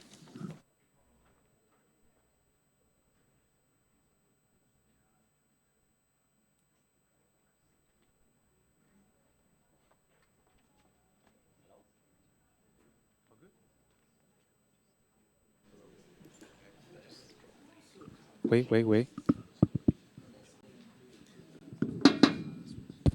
Hello? Excuse me. Hello? Yep. Awesome. Okay. Hi, everyone. My name is Justin. I'm a founder of Senstride, and I'm here today to tell you about our mission to predict, prevent, and preserve. What do I mean by this? To elaborate a bit more, we're looking to predict falls using real-time, real-life, and personal data in order to prevent falls by enabling early intervention, in order to preserve independence and quality of life as we all age. Now I'm going to stray from my pitch a little bit and start off with a question because I never get to do this sort of thing before. So I'd like a show of hands. Who knows somebody over 65? I'm looking in the front row here anyway. Okay, think of that person. Think of the person you're closest to, and put up your hand if that person has fallen in the past year, or you know that person has fallen over in the past year. Interesting. Okay, cool. So statistically, 1 in 3 of you should have your hand up. 1 in 3 older adults will fall every year. But often we don't really see the signs until something serious happens, right? For me, when I put my hand up, that's my grandmother. My grandmother fell seriously twice, ended up in hospital. The second one, she never walked again. She was in aged care for the next 3 years and passed away, unfortunately. But my grandmother isn't... Sorry, that wasn't meant to happen. My grandma isn't a unique case, right? 140,000 elderly Australians end up in hospital every year. That's 1 every 4 minutes. And the real tragedy is this. Half of these falls can be prevented with timely intervention. But our issue is that we don't know when to provide this intervention. We don't have the right data. So that's our vision. Our vision is to try to understand when an intervention is required so that we can provide these interventions in a timely manner. What does that mean? Imagine somebody's fall risk looks like this. And typically, we only do something after somebody has fallen down already, right? But the reality is, this person's likely fallen a bunch of times before and had a bunch more near misses. So what happens if we could, imagine if we could pick up a near miss here and implement an intervention, reducing the risk of these falls for long periods of time and reducing the risk of this critical injury.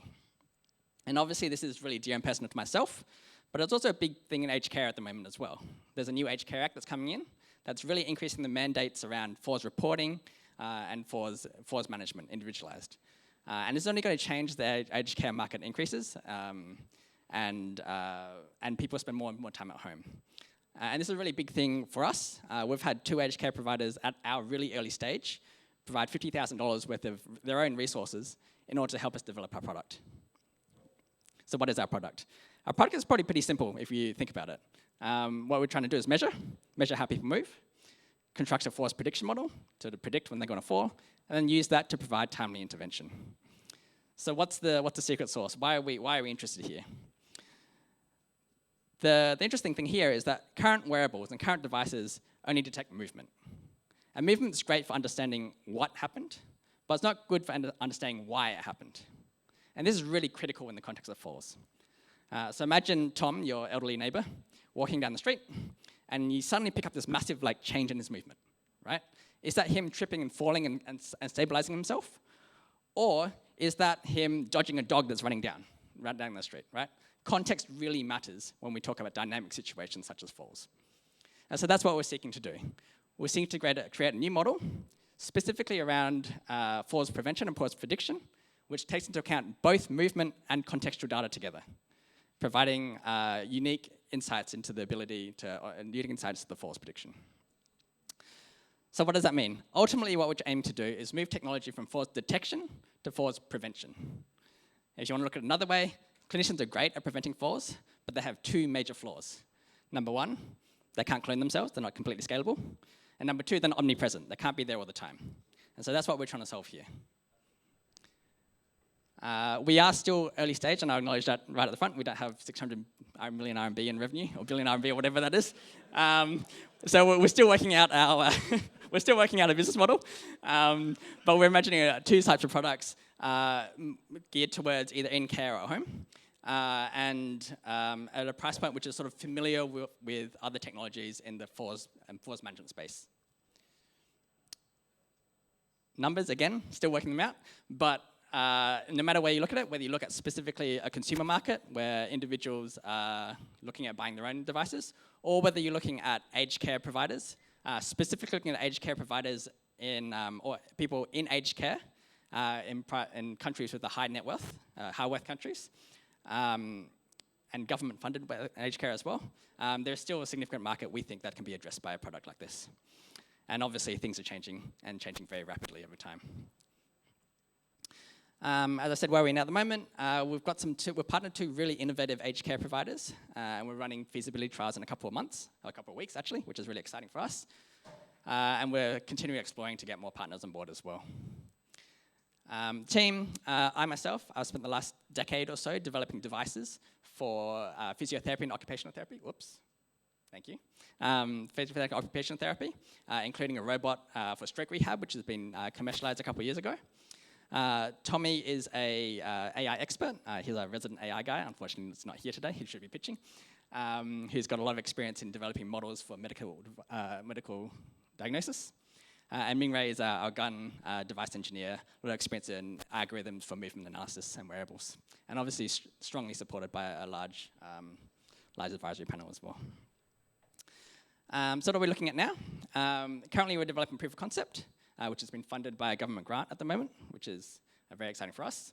We are looking to raise a pre-seed fund in the next few months, where we were looking at doing some alpha pilots, where we're really looking to understand adherence and usability of the device, allowing us to scale into a larger rollout, get regulatory approval as that's required, and really collect the data required to build the model itself.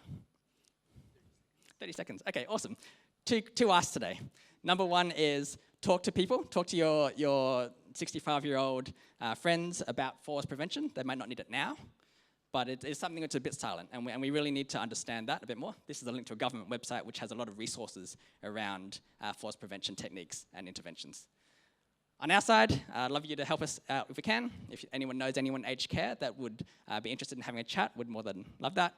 And if you're an investor that might be interested in talking with us a little bit more and understanding a bit more about the project and giving some feedback on the project, that'd be really good. Anyway, that's it, so thank you. Thank you. Please welcome. Hello.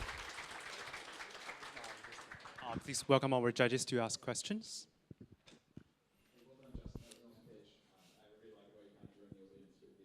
Question. I think it was a lot of hands up in the audience, so well done. Could you talk a little bit more detail about the sort of product and maybe the kind of form factor, the hardware piece, and how you envision that, and then also the kind of maybe the biometric data that you're sort of looking for to do some of these predictions? Yeah, absolutely. So the product is actually a really interesting question, and it's something that's our understanding has changed over the last little bit. We have been, if you go back to our proof of concept, our current study, what we're looking at is throwing a whole bunch of sensors over somebody's body and you're really trying to use that to identify which sensors give us good information around falls and falls predictions. We don't know, and what we've realized a little bit more is that's different for every individual. Everyone's sort of different preferences. So it could, in our case, it could be something like a pair of smart glasses. It could be a pendant. One which we're really interested in, one we're piloting at the moment, is actually a walking frame. A walking frame gives you forward access and also backward access to monitor how people are moving as well. And so it's really kind of relying on kinetic data as opposed to maybe sort of scanning for arrhythmia or something like that? Yeah, at the moment, yes, kinetic. The idea being that a fall is a physical phenomenon. And so even if there are other contributors to somebody's imbalance or somebody's lack of stability, we should be able to recognize that within the kinetic data itself. That makes sense. Probably a clarification here. So when you say prevention, at what level through the data you try to identify the disease they have, or you try to identify some things in the environment that you need to remove? Both. Really good point. So we know that fall is a result of both intrinsic and parameters, right? And so that could be things on the ground that people are more likely to trip over, or it could be somebody sort of losing strength in their ability. And so the idea is that the system is able to both identify both extrinsic and intrinsic things and then use that to inform interventions, which hopefully lead to a reduction in falls. Thank you, Jess. Well done, the pitch. I'm just wondering, like, about the financial projections, because I think maybe it's a long way for you to prove your business models and something like that. So could you tell us more about like a roadmap and also financial projections? Thank you. You're right. It's a lot. It is a bit of a roadmap. So currently, at the moment, as I said, we're funded by a government grant, which is fantastic. Longer term, we are looking for investment. I'm sorry, I actually don't know what you mean by financial protections, so I'm stalling a bit. 600 million. Okay. So let's talk about iterations. Let's talk about how we're going to get there and short term. So our plan is short term to try to roll out something which is a little bit smaller, not necessarily predicting falls to start with, but dealing a little bit more with re-ablement and really geared towards aged care and aged care providers, where they don't just care about a reduction in falls, but they care about keeping their clients happy, keeping their clients engaged, keeping clients healthy, and in that in itself builds a better community amongst the thing, but also reduces obviously the treatment costs and healthcare costs as well. So short term, we think that with the initial pilots, we'll be able to roll out something which might generate a little bit of revenue towards those goals. And this will hopefully get to this point where we can collect sufficient data in order to produce a robust model, which will enable us to make these projections. Awesome. Thank you. Good pitch. So I guess doubling on Connie, what Connie's saying around the commercial model. So walk me through it. Is it like are you starting off with sort of hardware and then you intend to do a software and licensing, or just? Yeah, that's a good question. So I think initially there will be a small hardware piece. We're trying to keep away from that as much as possible and use as much off-the-shelf stuff as we can. We're not sure yet, to be fair, which one exactly that is. But what we do think is that there will be different options for different people. And so it might be for some people, we might be able to get away with an off-the-shelf pair of glasses, which will have motion sensors and cameras and things like that. We might be able to use room-based cameras to look at context and understand how people are moving from that perspective. But yeah, ultimately, I guess the data which is generated and the things, 30 seconds, great. The data generated, the model is generated, we hope will be sort of robust across different data types and different sorts of devices. Thank you. Thanks. Oh, good. Thank you. Thanks very much, everyone. Okay, thank you so much. And now let's welcome Team 4, Fabulation, and welcome presenter Lisa. Simon. Oh, Simon, okay. I'll pretend to be Lisa. Sorry about that. Yeah. Thank you. I'll get one.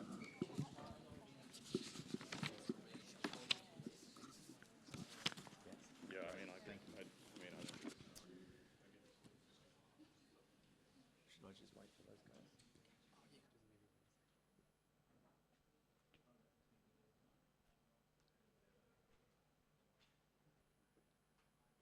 Good to go. Thanks for the opportunity. By way of introduction, I am a professional writer. Having brought 2 books to market previously, I would love to be able to stand here in front of you and tell you that I'm a novelist, but I can't do that. And the reason I can't do that is because there's no money in writing books. The stats speak for themselves. 50% of full-time writers in the US are unable to earn the minimum wage. That's a stark fact, and it's repeated everywhere in the globe. There is no money in writing. Sadly, it's not a new problem. In 1936, George Orwell wrote, there's only one way to make money at writing, and that's to marry a publisher's daughter. The world has changed. We clearly wouldn't go out with that kind of statement today.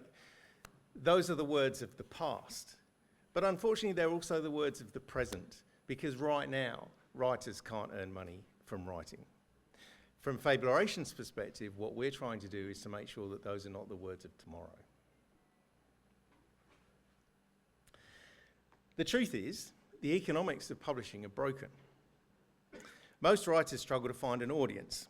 Even those who are lucky enough to be snapped up by a traditional publisher, only 6.7% of those people can sell more than 10,000 books in their first year.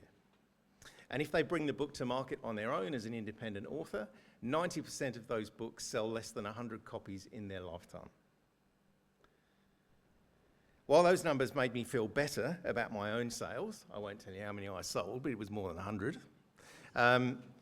they still make for pretty stark reading. Because when you think about how much an author earns from bringing a book to market, everybody takes their money out of the pile before it comes to the creator at the end, and a writer typically earns $1 out of a $10 book. Even if they sell 10,000 copies of their book, that is only $10,000. That is not enough for anybody to live. So, why is that a problem? Well, first of all, the reason that writers can't find an audience is that their books are classified in genres. Everybody know what genres are? Mystery, science fiction, fantasy. If you search for fantasy on Amazon, you will get 70,000 results. That's why you can't find an audience as a writer. If you want your work to be found, to stand out from the other 70,000 books in the crowd, then what you have to do is you have to pay to play. Considering that you can only earn $1 per book, where is the ROI in paying to play?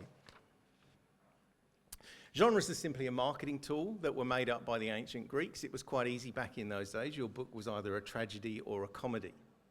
These days, there are 144 genres and subgenres, and there are 500,000 books published each year, at least 500,000 fiction books published each year. It doesn't make sense to put them into buckets where there are thousands of other competitors. As a tool, genres are no longer fit for purpose. Secondly, as I've mentioned before, writers are the last people in the queue for royalties. It made sense when everybody bought their books from bookstores that bookstores took a significant proportion of the profit because they had to pay for the bricks and mortar store that surrounded the books. But what doesn't make sense is that the online retailers like Amazon and other retailers still take the large majority of royalties at the point of sale. What they're doing is they're profiteering at the expense of creatives. Finally, from a publisher's perspective, a publisher carries all the risk of bringing a book to market. They have to take a punt on a writer. They have to decide whether they think a book is going to be worth any money, and it's up to them to either win or lose on their investment.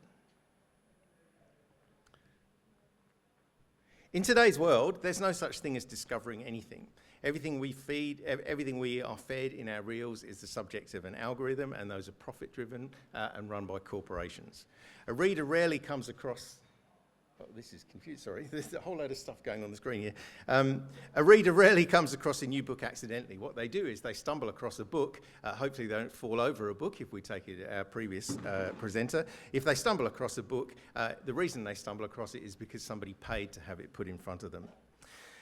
In addition, we see this in social media. Social media takes us down a rabbit hole. It feeds us the same stuff all of the time, and our children are addicted to it. I cannot get either of my two children to read a book because they are watching stuff that is being fed to them by something that has been paid to give them that information. Their perspectives, our perspectives, and our time are being stolen by corporations. Faburation is the solution. Sorry, turn the page too quickly. Faburation is the solution. It's a decentralized publishing platform that dismantles the brokenomics of publishing and builds a faster, fairer, and freer creative economy. The fairness comes from our approach to royalties. We're using blockchain technology to make it so that when there's a transaction between two people, the royalties are paid immediately, and that 95% of those royalties go to the creative. It's faster because we're using blockchain technology to distribute the royalties the moment the transaction is complete. And it's freer because our AI-powered discovery is allowing books to be searched for on a much deeper level. Instead of searching for fantasy on Faburation, you would search for exactly what you're looking for. I want to read books about university students who were studying AI and then mysteriously disappeared when they were captured by UFOs. Why can't you search for that for a book? And if a book matches it, it will come back on our platform. It's creator-led because it's decentralized and not for profit. Control of the platform, and importantly, control of the AI, will rest with the community of users.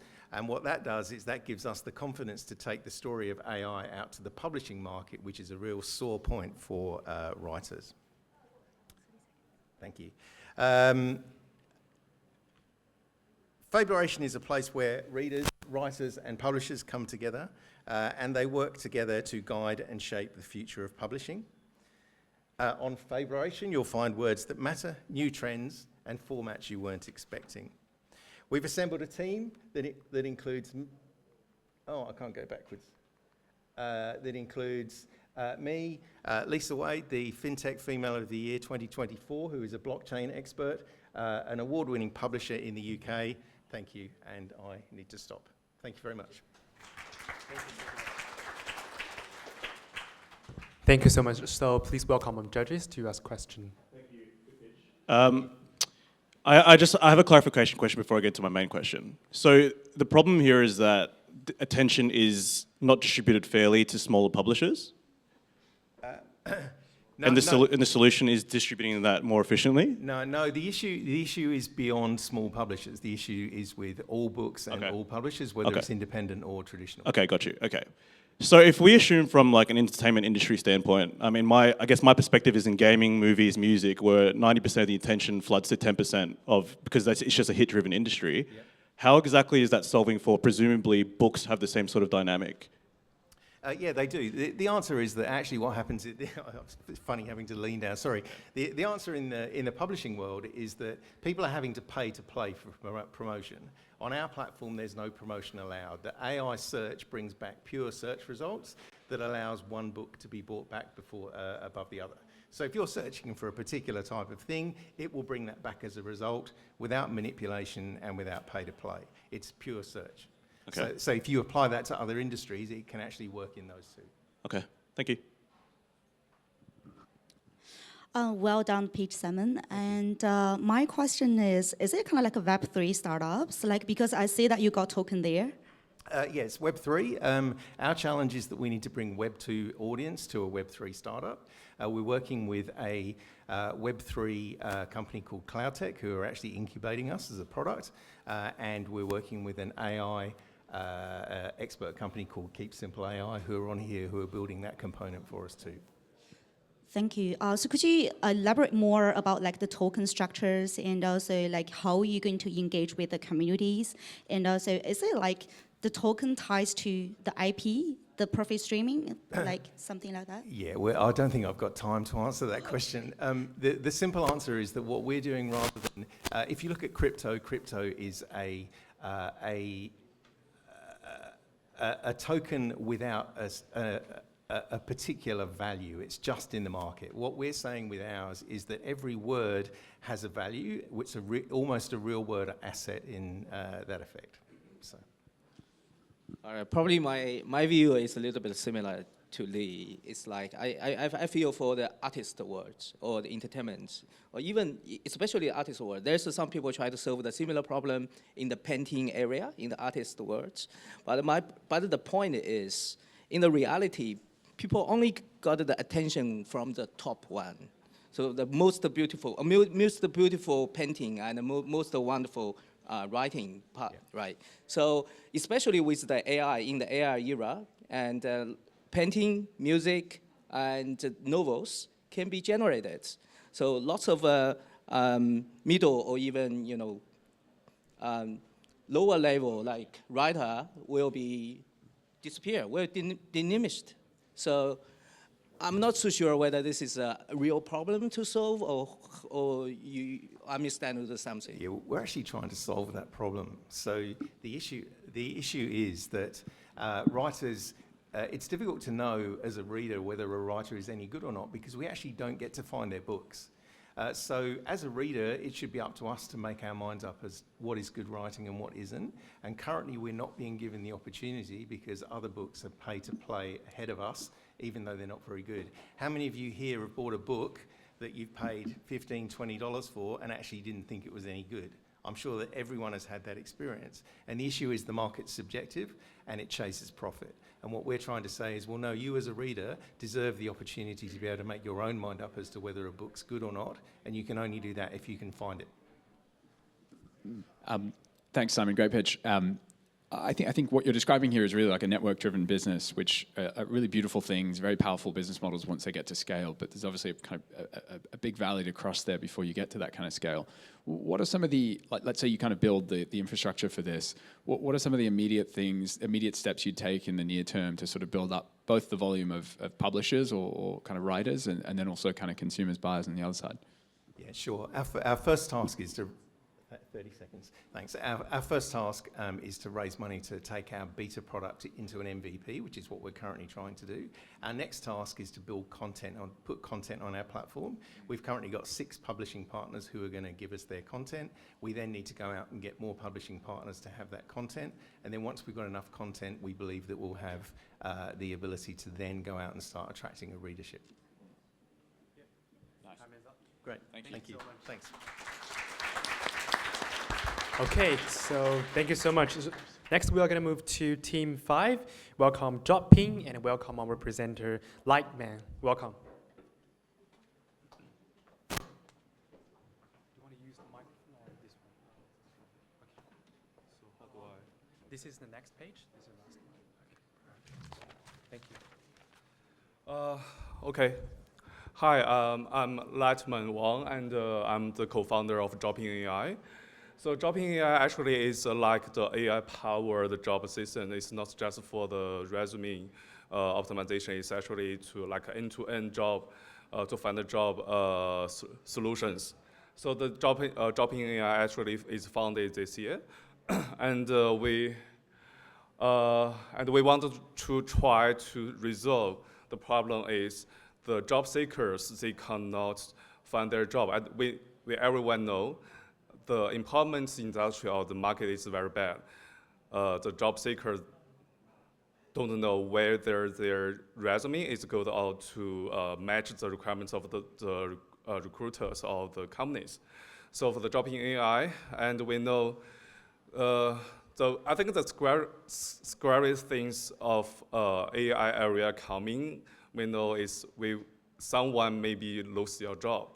And someone like for the AI coding, even the AI, the programmer maybe didn't get the job. So I think the Dropping AI will solve this problem. It's the challenge for the job seekers. So the first thing is, how do we know of the resume to meet the requirements of the companies? And we use the AI, and sometimes before we use the AI, we have to find some who are working and to ask for the help. But sometimes different people in the different level, they give the different advices. But some advices actually is only from their perspective. It's not good for the first job seekers. So like the AI, we can train the AI to help the job seekers to change their resume and to meet the requirements of the jobs. Like the second is lack of interview preparation. From my students from the academy, and we know the students, maybe they get the job, the interview, but they don't know what we should do to prepare for the interview. But in the Dropping AI, we can use the data and the data from LinkedIn and from the interview recording, and we know what's the next round of the interview. They will ask for the questions, and they can prepare their interviews. Even like in some companies, they have the 4-round interviews, but like the first is a hack round. But no one knows what's the hack round's content. Like in the Dropping AI, if you apply for the Microsoft, so they can prepare the hack rank and to do more the lead code for the interviews. So for the job seekers, it's very felt unsafe if they don't have the job, if they want to get the better job, and it's not easy to match the company's values or the cultures. So for the small company, they don't have like the HR teams. No one, like especially for the SSME, they cannot hire the HR. They cannot pay for the HR. So we build up like the co-pilot, the owner of the small business, just to ask the co-pilot, like for the restaurant, I want to recruit like three waitresses in the next week. So just ask to HR team, HR a co-pilot, and this co-pilot will to help the owner to get the candidate and to arrange the interviews for these restaurant owners. So for these like restaurant owners, they can reduce the cost of recruitment. So that's the value for the business. For the dropping AI, we put the first stage is to resolve the customs requirement. So like the first way is deep match. We can deep match the resume and the job description of the job, and to help give the suggestions how to resolve the problem. So it's like this. This is all the app. And when we can select all of the jobs and the batching and the batch to improve their resume, depends on different job description, just one click, just to like improve the resume, and AI will help to generate like if the 10 jobs, and AI will generate the 10 resumes, depends on 10 job descriptions. The second is like resume enhancer. It's more like the co-pilot. Okay, so do anyone use the cursor or any programmer? So it's like using the cursor to enhance their resume. You just in the right to try to improve their the experience or the summary, and the AI will help them to give the suggestion, and just you click accept or decline, your resume will change it. Okay. So for our team, I'm the co-founder of Dropping AI and also the founder of G Academy. My co-founder is Stan Law from the staff of McKinsey. So this is all the Dropping AI. We have two like revenue model. It's B2C separation and B2B subscription. Okay, and if anyone wants to have the investment, you can connect me. Okay.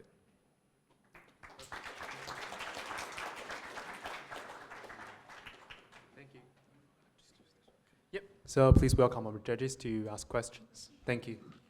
Well done. That was a great pitch. Can you go back to the milestone slide? Maybe let's just see. And I wanted to sort of ask you where you're up to in terms of, like, if you sort of put this in front of customers, what sort of feedback have you got from them? Can you give us a sense of where you're up to with the sort of development? Yeah, still in the development. It's about like 90% of the features we have finished. So we will put it in the first seed users from G Academy. So we have a very big community, and we just to put this app into this of the users and to test whether it resolve their problems. If it works, and we will to push into the global market, not just Australia, also to the global market. And what have you learned from those customer conversations around their sort of willingness to pay for something like this? Yeah, before launching this app, we have making some personal survey and to ask my students whether they would love to pay for it.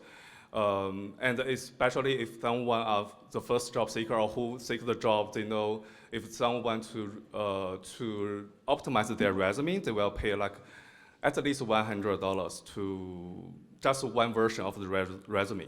But using this product only like $9 monthly, and to automatically to optimize their resume, it's very cheaper. Thank you. My question probably is around like, so this is basically, are you also building the platform? So you will, in your platform, you will have the small medium business and also have a job seeker, right? So you are not connecting to the external system, let's say LinkedIn or Seek.com. Yeah, it's more like a tool, not the platform. So it's like a resume tool to optimize the resume, cover letter, and the interview first. And after the stage one, and we will doing the marketing for the business. And because we need the users, and the users can be recommended to the business owners. Mm-hmm. Okay, so in that way, then you are basically for the user job seeker, they basically use your platform to prepare the interview and doing the polishment, and which means it probably will only used when they're looking for a job, right? So, and when you do the ARR, it seems like the $60 per person for 500 applicants. That's the 30K ARR you calculate, but that won't be ARR, isn't? Yeah, it won't be. Yeah. Okay. So it's like actually it's the old version of this pitch deck. Sure. So we didn't give the newest one. So that's why that's something problems. All right. But for the job in AI, actually we not just for the full-time job, actually for the part-time, casual, everything.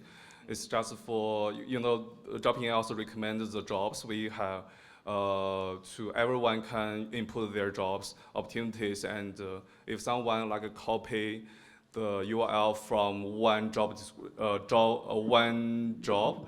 URL and to put in the job in AI and put their resume here, and the AI will to get the content from the URL and to compare your resume. So, but this job opportunity will be recorded into this system, and everyone can apply for it.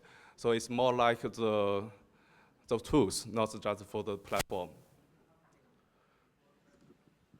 I want to continue the question, like the Alan's question. So my focus is going to be like the CAC, because like you're doing like more like helping the students or the job finders to polish their resumes. So which means like if they use like 3 or 4 months later, if they find a job, probably they're gonna walk away. So which means the retention is going to be something that I'm very curious. And also in terms of giving that, the retention probably is a little bit hard. So how are you going to manage the CAC? The cost of acquisition per person is going to be $5, especially in a long run.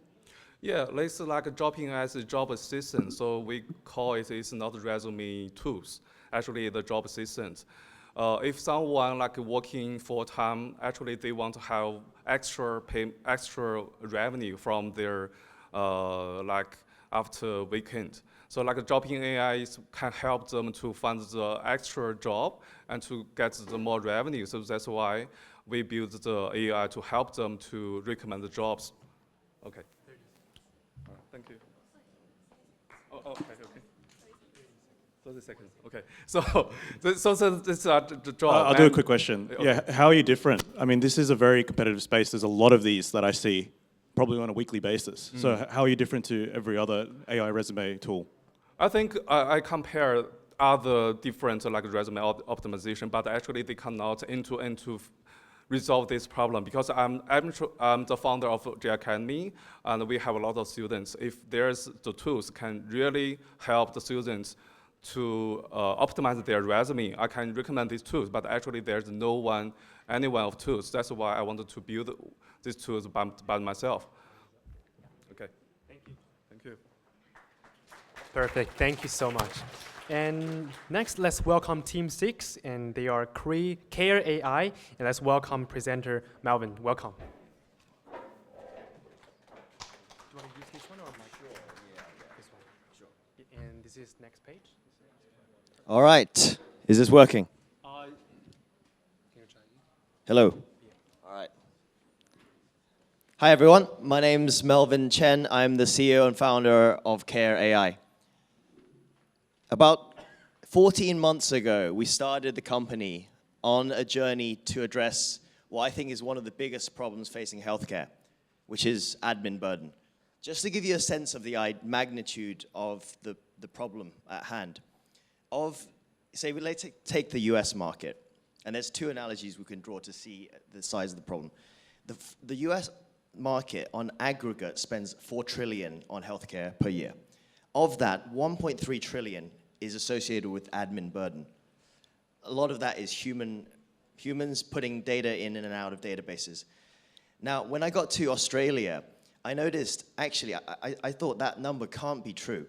But then when I looked at the primary care market, the GP market, which we now play in, I realized that actually it is the case. Because when you go to see a GP, of the billings that you pay the GP, a third of it, or maybe a little bit more, goes to the GP practice. And the GP practice, what do? They do all the admin. All the admin that enables the doctors to operate. So that's the problem that we're solving. So the real issue that causes this problem is that currently it's all human, it's all manual. So you have receptionists when you go in, and you see the receptionists, all they're busy working away. And they're working away on these tasks. And at very high cost, because you have something called minimum wage, you have to pay people for a day's work. Unfortunately, they're doing work that really they're not good at.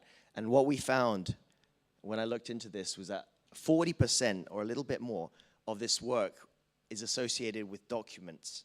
And a large portion of that is filing documents. I'm not talking about the doctors doing documents. I'm talking about just documents that come in that the doctor needs to see. Before they can see the documents that come in, say if you get sent to see a specialist, and a specialist said it comes back, then there's a layer of data entry that the receptionists have to do. So they have to sit there and enter a load of data before the document can come in. So we resolved to solve this huge pain point. We built a team of people. So I'll tell you a little bit about myself. So I've been doing startups since 2015. A lot of pain along the way, but had a couple of successes. One exit, which was an IPO on NASDAQ for 1.6 billion. I was featured in Forbes 30 under 30 list for one of my other startups. And then I've teamed up with Andy and now Ethan to build this company with a bunch of other advisors from clinical and from technology. So I have to admit, I've been building and going to market so intensely. This deck is actually 10 months old. So firstly, just recognize that. This is a 10-month-old deck. I've added 2 slides, just 2, to renew this. Thankfully, pretty much most of it, almost all of it, is still intact. So we've added a couple of actually very interesting advisors. One of the advisors that we brought on board to give us real technical depth is someone called Eric. Eric is the CTO of Harrison AI, a very well-funded company in Australia and homegrown company. So one of the slides is this. I just want to show you what the product is. This is a screenshot taken of a product webinar we did yesterday with one of the groups that we're going into. It's a group called 4Health, which is one of the largest healthcare groups in Australia. This is their receptionist demoing their product to all of the business managers. Essentially, on the left, before, when they had to get document into the practice management software, they have to manually enter 7 fields and read all of the documents. Now, we've built a product called Samantha that does that very accurately, cross-checks it with the database, and reduces the errors to almost 0, and reduces the time taken from that from, say, 6 hours a day or 4 hours a day to 20 minutes. So it's a 10 times increase in productivity and accuracy. So really it's about quality. We realize one thing that we realize, it's more about quality than just about cost saving. Quality is much more important. That's one thing that we didn't get quite right, but now we realize it's really about the quality. This is a slide from 10 months ago where we said, hey, this is last in October, November. We said, what are we going to do this year? And thankfully, we said by Q3 we get 80 sites. We're currently at 90 sites. And this is a new slide as well. This is the growth since launch. I don't know how we did this, but we've been growing. We grew at 164% week on week for the last 17 weeks. And we're now at an ARR of 450K with 0 churn. So that's really what I've been spending all the time on, is just once we hit product market fit, there's actually I should have put another video of the receptionists dancing as they were using our product. That was the really other one. They currently pay between 5K and 15K for our product, and it's based on the number of doctors. It's a huge market, as I said, it's a $1 trillion market. In Australia, I think admin in GP land can be a $200 million TAM, not a 50, 100 million. And the reason is we're substituting human labor. We're not going for the budget for software. We're going for the budget for, hey, we can now run a big practice with 3 people instead of 8, 10 people. So that's what we're going for. It's a huge market. We're growing. I think we're probably the fastest growing B2B AI company in healthcare by quite some way. We monetize extremely efficiently. And that's just our first agent. We're now releasing Veronica for voice, a lot of other agents that we're developing.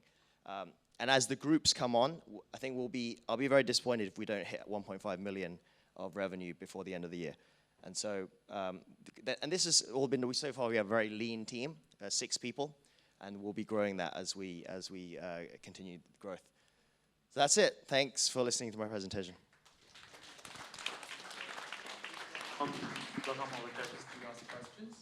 Hey, Melvin. Oh. It's dead. Oh, hey, Melvin. It's funny, to those in the room, when we think about the anti-VC portfolio, we saw Melvin in November, and he's just obviously been executing at a rapid pace, and we missed leading us around. So well done. I guess I'll just throw you a softball because you're a mate. How do you plan on increasing your ACV from, let's say it's now at 6K, how do you plan on getting from that to 20 to 30K across all the clinics in Australia? Yeah, look, we don't know exactly, but we do know there are a lot of problem statements in GP admin around how they interact with patients, how do they communicate healthcare information. So that's one big problem statement. How do you also figure out what services to provision? And so that essentially there's going to be an AI-powered CRM opportunity, there's going to be a super app opportunity, there's going to be booking voice, which I think is actually less big than other people think. There's probably some opportunities in sort of scribe land, which is currently very overhyped. But essentially there's a lot of opportunity to get towards. We may even get beyond 30. I mean, some of our customers are already paying us 15K. Thank you, Moen. So this is also a very competitive area, like the previous one. My question probably is around, so 2 questions. So firstly, what do you mean it's a competitive area? So we attended a conference. Let me finish. Let me finish that. So first, when I say competitive, means lots of people actually playing in this area. Okay. Which area are you talking about? In the GP AI automation area.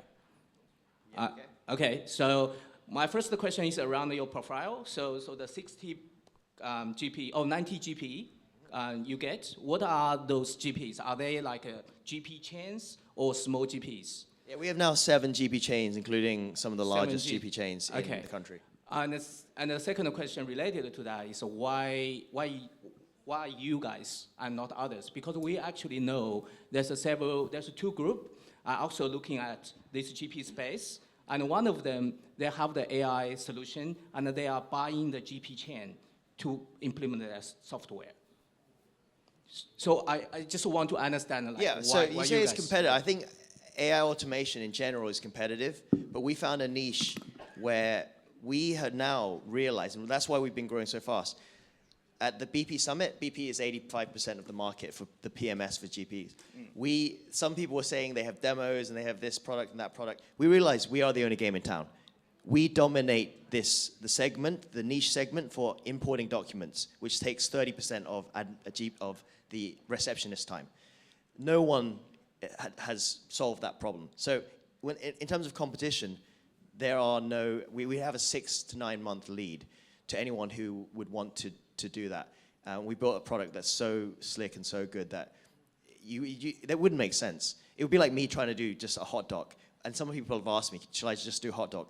Why do a red ocean play? So there currently is no competition. We're by far the best. And the reason we're the best is because I've cut out product. I have engineers that are product engineers. We have we have the best customer service by far. We have a channel for every customer with the whole team on there. And so you can't really, the way I've built the team, the culture, that's our competitive edge. Thank you. I really love your ideas, and yeah, I think you got a very beautiful tractions already. So my question is like, in terms of like the next 2 or 3 years, do you expect that you still want to dive into the GP area, or you want to, like just the GP areas in the US, maybe in Singapore, in other countries, or just maybe you can, scale for like specialists, not just the GP? Yeah, so the company that I was involved in that exited for 1.6 billion, I was head of international for that business. I was VP for international. International expansion is very difficult. You have to think it through very carefully. You can't simply just copy and paste a concept because there's a lot of localization. So that's something we have to think very carefully about. There's already a huge market, as I say, in GP land, but we recognize that there are other segments like dental, radiology, pathology. So the strategy is to go into those thoughtfully, but there's already a lot of value here. And when we go to the US, it will be in a very thoughtful way. Nice one, Melvin. Well done. I want to ask you a broader question. Do you think voice will be a feature or a category? I don't. So far, the discussions with customers is that it's quite hard to implement. It's very expensive from a COGS perspective, and the use cases we'll get there. I think we're seeing 20% of our customers really want it. We'll get there, and we are the wedge. We're the gateway to AI. If you don't have an existing AI product there, it's very hard to get in. That's why you see these companies like any of the other companies, they're really not getting traction. Okay. Thanks so much, guys. I have a demo if you want to come and see it later. Yep, thank you, our judges, and also our teams, and all of you being such a really engaged audience. So while our judges are finalizing the scores, we'd like to take a few moments to thank the amazing organizations. Thanks our co-hosts, AIDG Community, 莫大创投俱乐部, Melbourne Venture Club, SIA Melb, Cambridge AdTech, the University of Melbourne, and Melbourne Connect. And also thanks our collaborators, World Trade Center, Chinese Alumni Network, Keros, ACYPI, Australia-China Young Professionals Initiative, 中澳青年领袖联合会. And also thanks Ostroid, ERSA, and IRL by Amber. Thank you. Next, thanks our sponsors.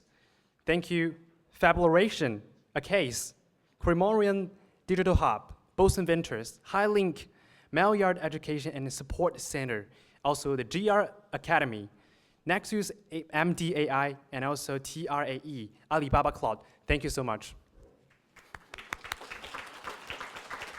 Yep, we are truly grateful for your commitment to innovation and for helping us create a platform where ideas can grow and thrive. And also thanks CDH, and they provide wonderful package for the award-winning group.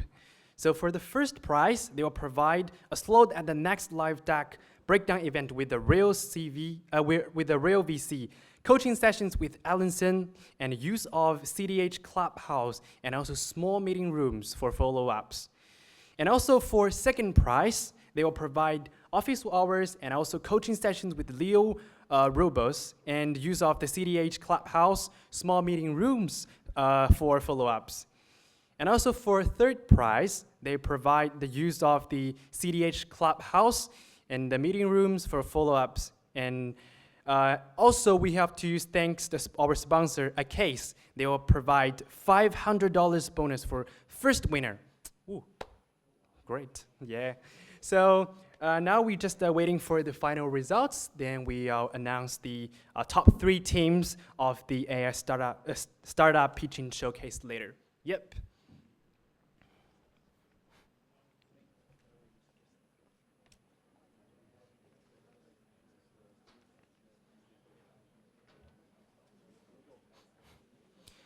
So now we're still waiting the results. I enjoyed the presentations and also our judges the questions. Do you have any other questions? And then you can maybe also communicate and chat with our team and also our judges. Thank you.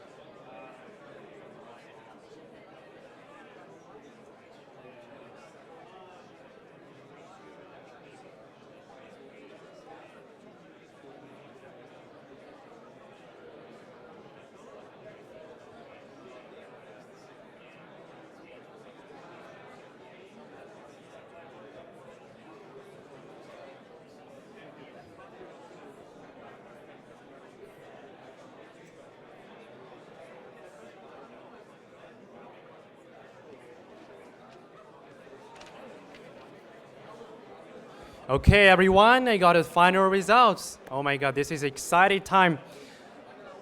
Hello, everyone. Yep, and the first I will say the third prize.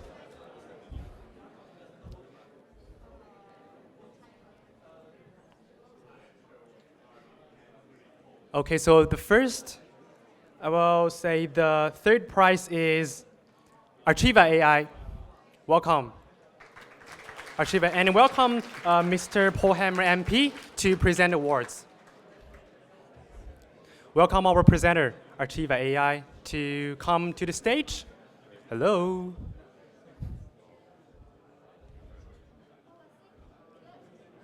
Oh, he left? Archiva AI.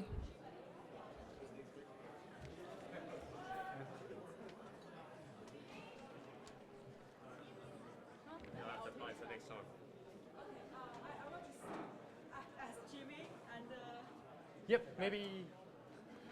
Yeah, because he's left. Yeah. We just take a photo. Okay, so we just take the photo. Okay, 3, 2, 1, cheers. Thank you. So this is the third prize, and next I will talk about the second prize is Sense Dried. Where is our presenter? Please come to the stage. Sense Dried. Perfect. Okay. Congratulations. We take a pictures. Yep. Where's camera? Okay. 3, 2, 1. Cheers. Perfect. Okay. So next is the first winner, the first prize. That will be Care AI. Welcome. Yep. And to present awards.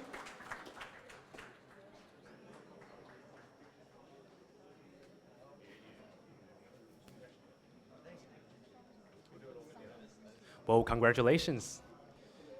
Okay, we'll take pictures. 3, 2, 1. Thank you. Thank you so much. So I just we moved to the next part, and thank you so much. I'm today's host, Oscar. Thank you.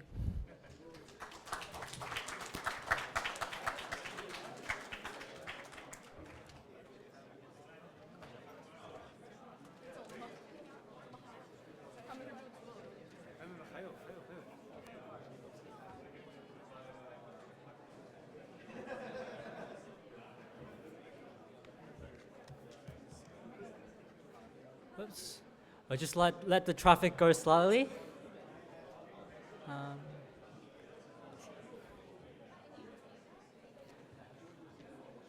Thank you all for the patience, and thank you all for watching the AI pitching competition we inserted.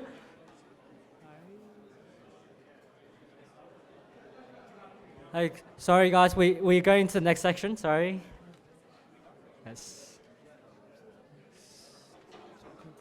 Okay, so for the next section, oops,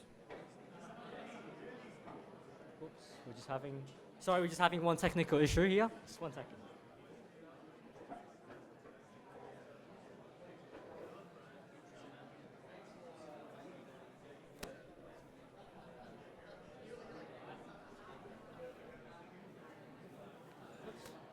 Sorry.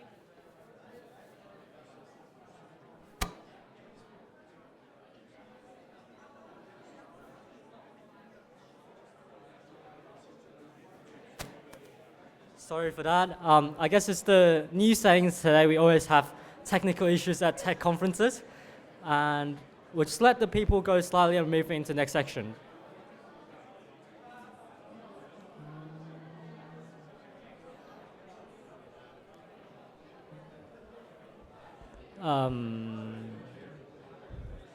Hey guys, sorry, could we please have the silence, please? We're going to the next section right now to do the hackathon showcase. So I'll introduce the hackathon to you guys first.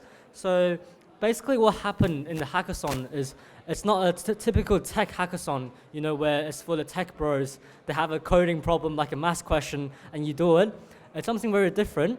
We asked for real challenges to be given from the challenge owners. And these challenge owners came from Alibaba Cloud, Antler, KRGP, Haiti Health, Heartboom AI, Nexus MD, NUVC.ai, and StarPlan. And each of them are in sort of different aspects, and all of them has presented us a very interesting challenge to go through, to run through. And thank you for their support during during the event. And this event essentially was 7 days long, where the hackathon participants hacked, made things while vibe coding, while teamwork, not just on site, but also from home. And last week, on the last Saturday, on the 30th of August, we had a very exciting demo day with the participants presenting their demos on site and the judges going through.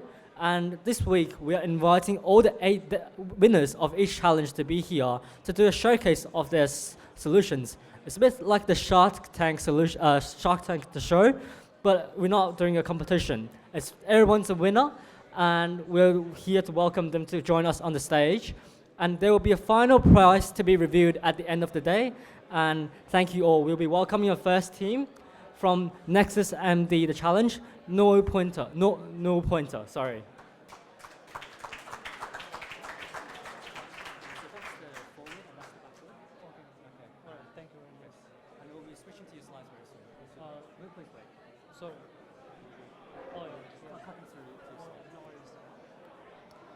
Hi everyone, this is my first time, so I'm a bit nervous. I'm not sure if it's the floor or my legs that are shaking, so I'll try my best and let's see how it goes.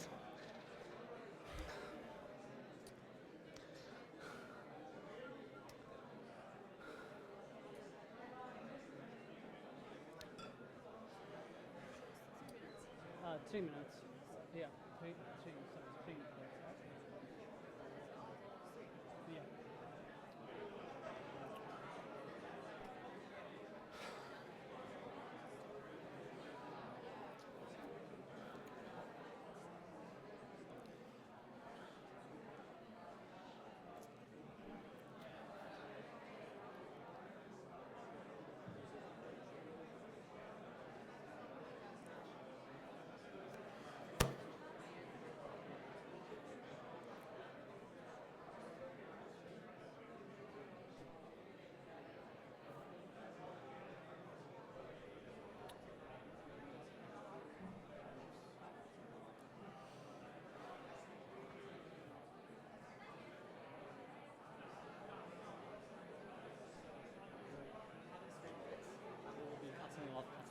Yeah. Yeah. The slide's coming, so. All right, no worry, worries. it'll be there. Okay. Yeah, so hi, I'm Kush, and Auto MBS. It's AI-powered Medicare coding assistant for Australian healthcare system. So what's MBS, first of all? So MBS in Australia, it's government's list for subsidized medical services used for, hang on. Oh yeah, sorry, yeah.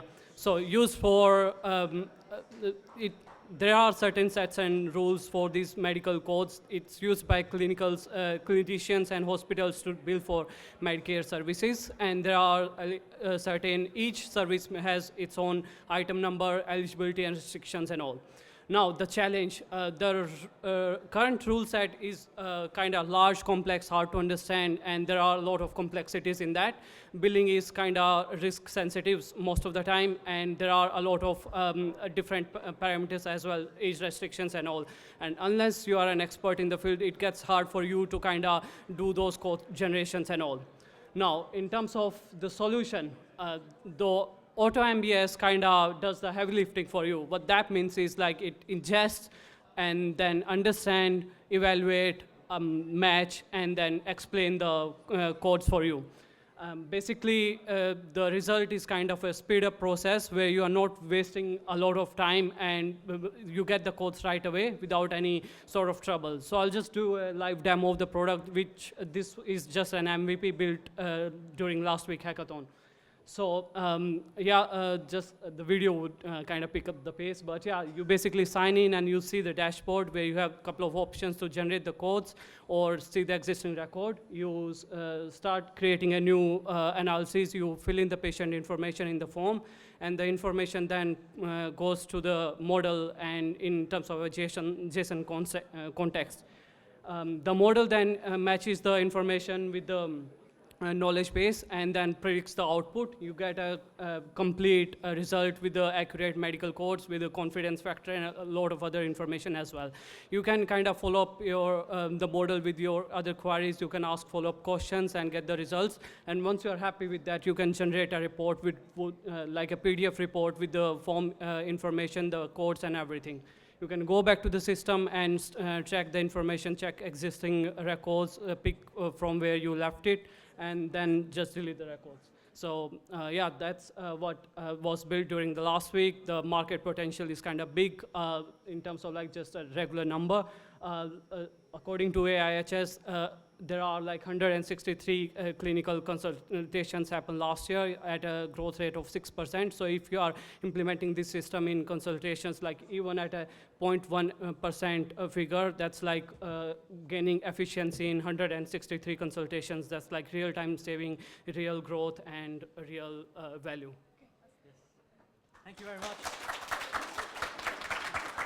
Thank you very much.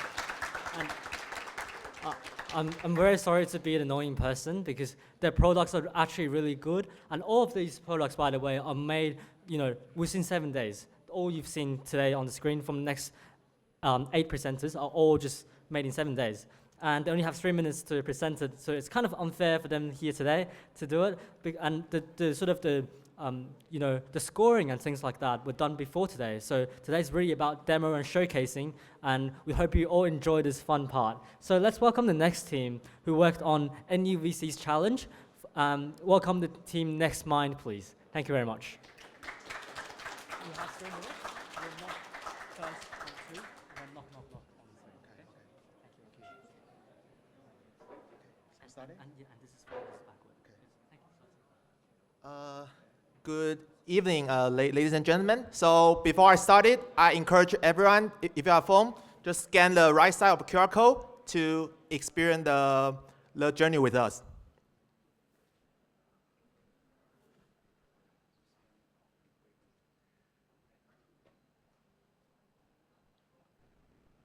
All good? All good? So yeah, let's start it. So yeah, just a brief background about the 12 to 18 years old Australia teenagers. So nearly 9%, 2.5 million of population in Australia. And then the saving is that around 2.4K from 18 to 24, and 1.1K less than 17 years old. And let's talk about the investment. So as you can see that only nearly 5% of population from 18 to 24, they have the investment experience before. So as you can see that when they come to their big ticket mileage, we found out that if they want to buy their first big house, so right now it's nearly like 36 years old. So we can see that actually it's very important for them to gain some investment and financial knowledge before they hit their milestone. So here comes our solution.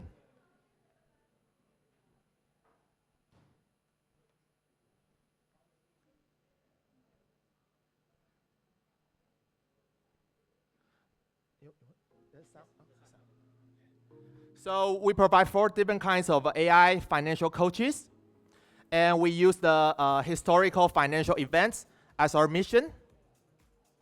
So we have the reward system that allows the user to use their experience point to redeem the coupons.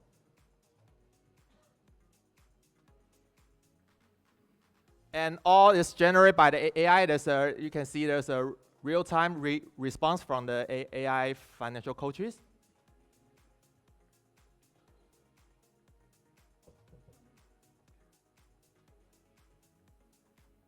And finally, we provide a stimulation investment competition for the user, so they can take their what they learn and put into practice.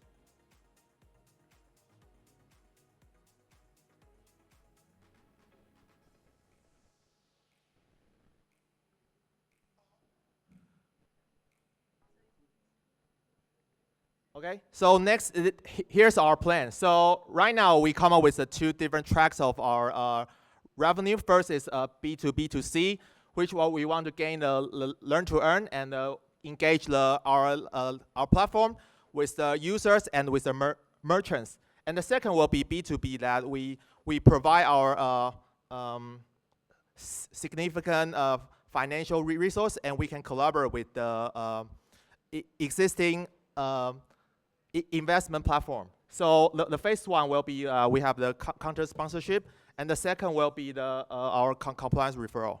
Yeah. So here's our presentation. Thanks. Thanks for listening.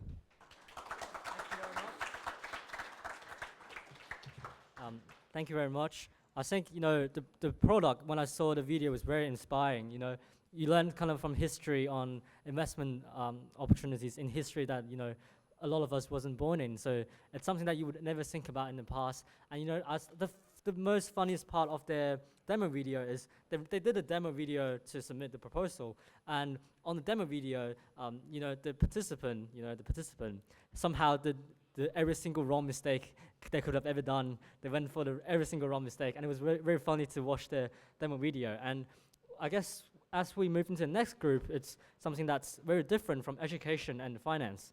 It's about healthcare again. So we are welcoming the team EcoCare, who took on the challenge of Haiti Health. Thank you very much.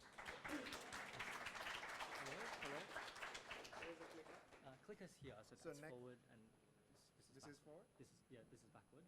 And you have 3 minutes. Hi everyone. Do you know that GPs actually in Australia spend 6 hours a week at least purely on admin? And also we have a study shows 19% of appointments actually no-shows. Think about it, if we can spend all this time on consultation, that's saving total 100K for just one GP in 1 year. I worked as a receptionist, I really know how pain that is.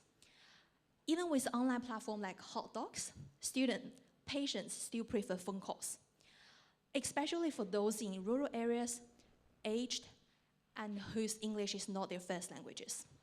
Also, meanwhile, we see follow-up calls can really increase the retention by 20%, but receptionists simply don't have the time. To solve this problem, we have built a fully automated agentic AI system that receives or makes call to patients, updates calendars and profiles in real time autonomously. So now, let me show you guys the demo. Change the screen.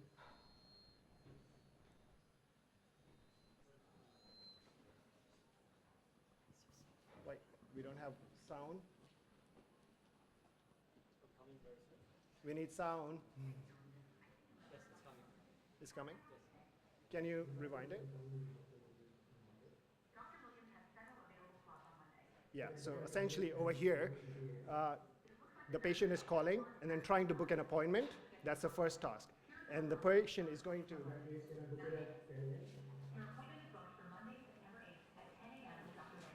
And it books appointment autonomously and then reschedules it.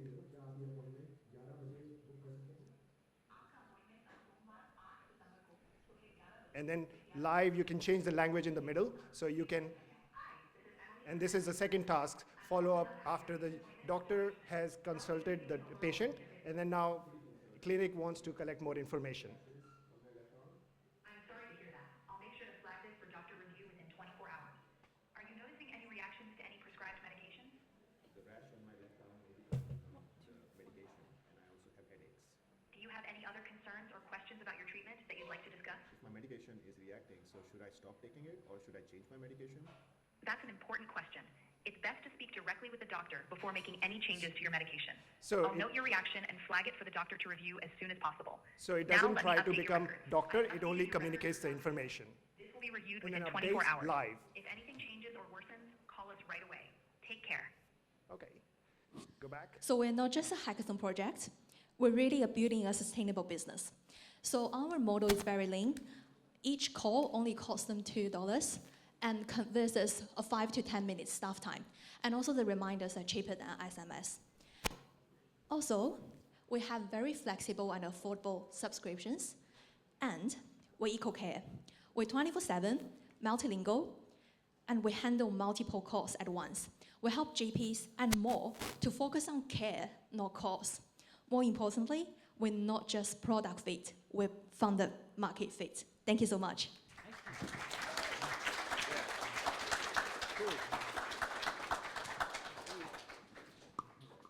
Just a quick reminder, all these things are built in 7 days, and it's amazing, as you can see, how much it's shown. And feel free to talk to the participants afterwards to see what they've done. So let's quickly move into the next team. And I remember when we had the panel earlier today with Fina, she was asking about, emotional friend of AI, something like that. And we'll be hearing from something similar right now. So let's welcome Bloom 1, who participated in the challenge Hot Bloom AI, please. Thank you very much.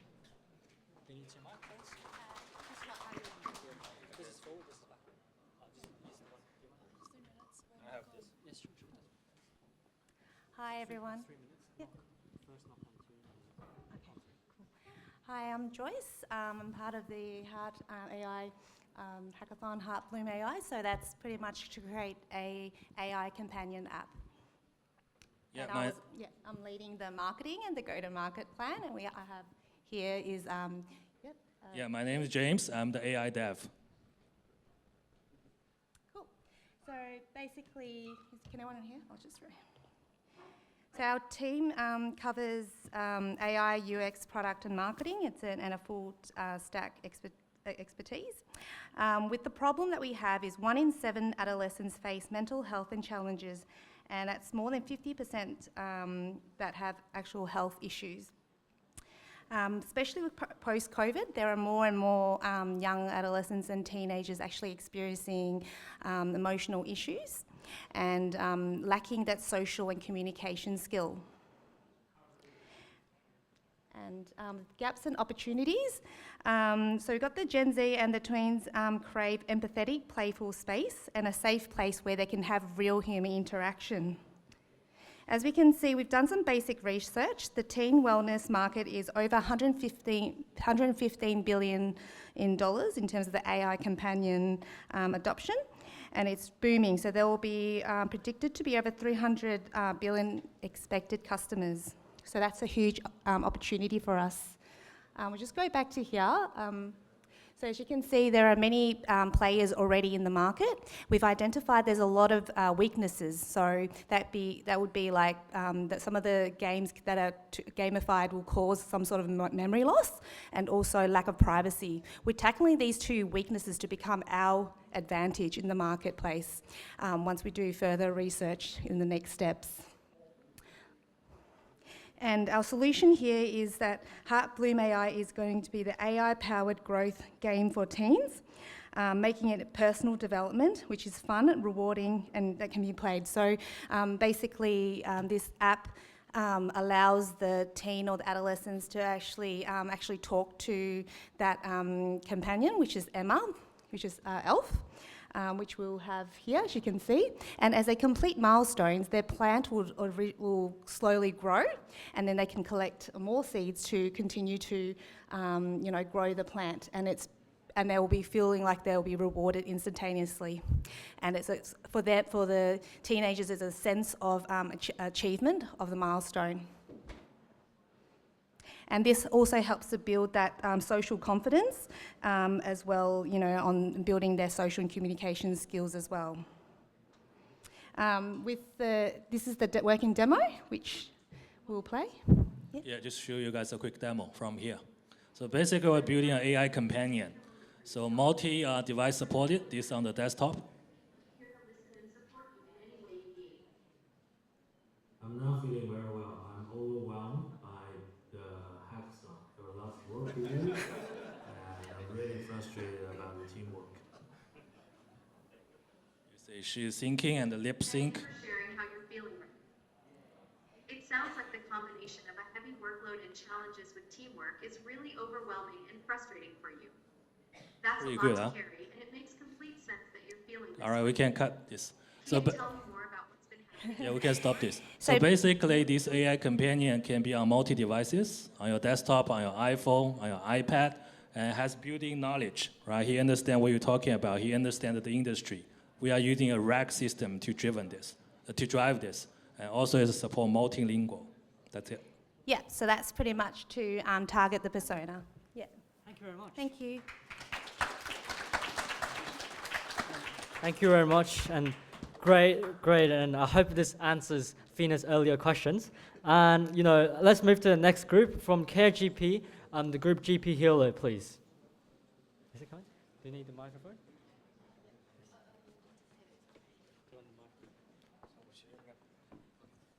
First knock for 2 minutes, for 3 minutes. Good afternoon, everyone. I'm May from GP Healer, and here's the thing. After every consultation, every GP has to pick the top Medicare billing code from over 4,500 items. And if you get it right, you are paid, and if you get it wrong, you risk compile. And this is the code. It's long and technical, and it's compact with conditions. So it means there is a lot of work for GP, and also slow down the consults, also have higher audit risk. This is the problem we set out to solve. So let's look at the demo. Hi everyone, this is our dashboard. On our dashboard, we hi everyone, this is our dashboard. On our dashboard, we summarize data on the past claims and visualize them. First, you will see all claims from the last 30 days. We also calculate a reject rate based on claims that were denied last month. You can adjust the filter range. For example, you can select the past 90 days and over 180 days, and then choose which provider you want to view. We also provide various visualizations like bar chart, line charts, and pie charts to make your data cleaner and easier to understand. We also summarize all rejected claims for audit purpose. You can click the Export Errors button to download the details information about each rejected claims. Then you can click the AI suggestion button on the sidebar, and this is our main function. You can select the patient at first and see a summary of their past information. Then you can input your clinical notes, something like this, and click the AI suggestions. Then the AI will recommend 5 MBS items based on 2 main parts. First, we use RAG to calculate semantic similarity and rank candidates. We then take the top 5 results and filter them through our rule engine. The rule engine checks each item against the clinical notes context to see if it meets all criteria or if there are any violations. Some rules may be mutually exclusive, so certain items cannot be chosen together. For example, like this one and this one. So there will be conflicts. You need to solve the conflicts at first. Also, you can click the explain to see why an item failed. For example, like in this case, it requires it should be over 45 minutes, but only took 30 minutes in our case. It will fail. But ultimately, the final decision is up to the user. If you are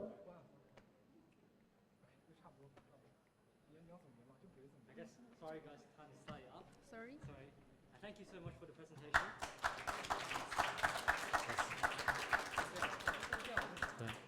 I really do need to try to practice to be more annoying as much as I can. I really don't like stopping this, but let's move forward. And the next group is very different to healthcare industry, moving away from there. We're listening from team mess with the D, you get the N tiers, and they're taking on the Antler challenge for the VCs. Do you need two mics? Yeah, yes. So one knock on 2 minutes. It's 3 minutes. Yes, 3 minutes. Yes. Easy. Oh wait, where's the? Is that clicker? So this is forward. That's forward. Yes. Easy. Oh. Yeah. Start. Hi, we are Talent Intel, helping VC spot the next founder before the world does. VC Scout on LinkedIn, quick profile reads, founder AI tags, career history. But it's built for job seekers and annoying sales reps. Real builders code on GitHub and they share on tiny Twitter threads. When the founder becomes obvious, the round is crowded and costly. VCs need an edge. Yasin, what would that solution look like? I think we can do something amazing. We can take some points. For example, 63,000 GitHub profiles. But we can also create an intelligent matrix point system, like check if they are working on an open source. Are they creating something novel? What are their last 100 commits? And Alex, touch pass. hello. How it works. Yeah. So, yeah, not only this, but extra 20 points signals that we can just get from GitHub. So from GitHub platform, we can get this enrichment data. There are multiple platforms that we can get data from. So from this many data points and data platforms, and there is so many metrics that we can apply, and that much data enrichment, we need an architecture that we can do it. And I think we can create an architecture like this. We get the best users for each platform. We match that users across all platforms, and then we create a unified profile for that user. Now we have a point system for that unified profile to see how good they are as an AI founder. After that, we have a sweet AI agent that works very well for your fallback questions, so you don't have to go to another system. Now, but why us, Antoine? Why us? We have multiple postgrad qualifications and lead the data science at a $3.5 billion fund, and we worked with a leading VC to create a proprietary scorecard using their insights from over 100,000 startups. We're going to target seed VCs. Let's just get to the good part. Play the demo. Yeah, let's see. So our demo is we got the 100 AU founders. You can ask the AI assistant, like, what's the last report they worked on? It will give you the data, and it will give you the extra tools you can work on. The AI analysis will also say 0 to 1 builder, like why you find this as an AU founder as well. You can see their GitHub profiles, the last repositories, if their commits are a fix or a bug, or are they just changing a document. So we want real development, right? Now you can get hackathons, competitions, and you can see the winners, what products they created. So it's a lot of things that I cannot talk about right now, but it's very complicated. And to top it off, we have AI news. So we want every user and every topic which is current to last 6 months. So we got data from 2023 to 2025, and we matched it with a very, very complex system, but it's called cosine similarity, and we got the best news possible. So that's us. Thank you.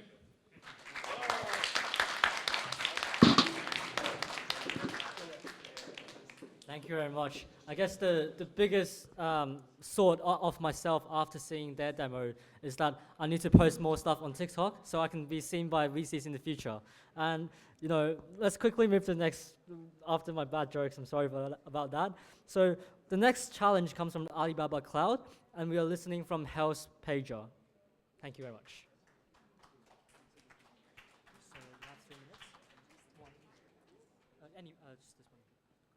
And so this is forward, this is backward. Hang on, this is forward? Yes, this is backward. You have 3 minutes. The first knock is on the second minute. And cool. Hello everyone, we are the representatives of the Alibaba Challenge, and our product's called Open Room. So we'll skip past this and get to the good stuff, but just to introduce it, we're working on a AI software that essentially makes discharge summaries quicker, faster, and safer. Skip past that too. So here's the problem. Next slide, please. Patients can't be discharged from hospital without a completed discharge summary, and writing patient discharge summaries takes up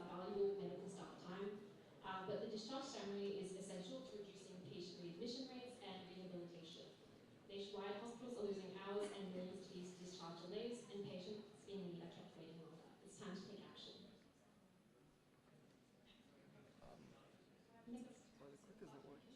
Yeah, clicker's not working. Sorry, the clicker's not working. Oh.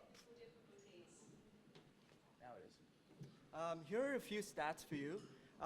The doctors usually spend about 45 minutes going back and forth, looking at the docs and writing a summary. Next slide, please. This is the cost of delay, about 3K per day for a small hospital. And the higher end is up to 62 million per month for a huge hospital. Our user base ranges from doctors to nurses to bed managers. These are the main pain points we identified. Awesome, and we'll click on through. Here's the approach to the Alibaba challenge. So we're basically getting medical docs, getting a bit of context from the medical docs so that our AI knows what the context of the case is. And then we're going to go ahead and the agent is going to produce an AI summary. And our third feature using AI is we're doing source tagging. This is to basically let the doctor know where the information is coming from and from which document exactly, so that the doctor can go back if there's something wrong. We've gone for a simplistic approach. Opera has key features of login, dashboard, patients, and summaries. Alright, so let's show you our solution. We go to the next one. Play the video. So here we go. So we're going to log in and we're going to 2 times speed it. Beautiful. So you can see we land on our dashboard. You can see immediate patient. This way? Patient actions. These are some of the key settings. You can see here we move across to patients and you can see patient activity. This is where documents, summaries all exist. You can upload documents that are used to generate said summaries.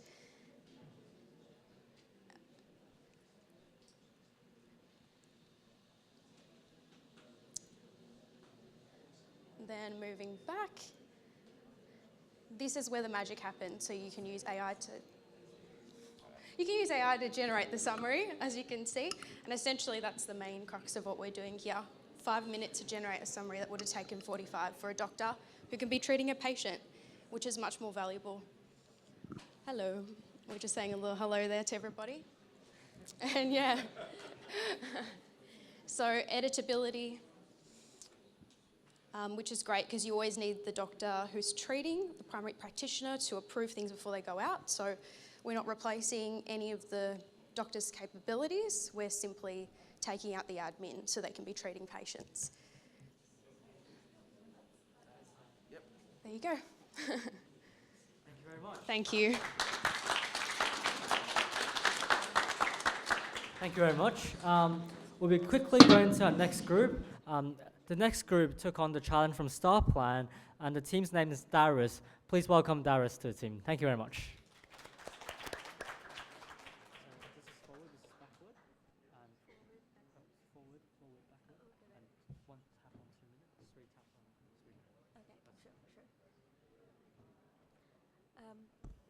Hi, I hope everyone can see me. Hi, I am Ruthi and I'm representing my team Darius. We have made ResumeMind an application that is on your phone and easy to use, an AI that builds your resume and finds your fit. So we are heading into a world where AI not only makes your resume but even screens it. So the million-dollar question here is, if both sides are AI just talking to AI, then what happens to the human in the hiring? Now, we believe that's the wrong question to ask. The right question should be, how do we use AI to make humans more human and not less? Here comes ResumeMind, an AI agent that not only that replaces the voice an AI agent that doesn't replace the voice, but instead amplifies your voice. ResumeMind handles all the mechanical work, so all the job seekers here can focus on telling their unique stories, building authentic connections, and showcasing the creativity and passion. Let's dive into ResumeMind in action, and let's go for the demo.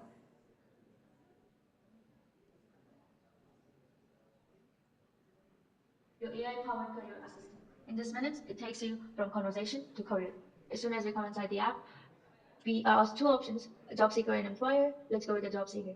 Once we go through the onboarding process, we log in to the application. We do that here through Google, and we log in and we land to the home page.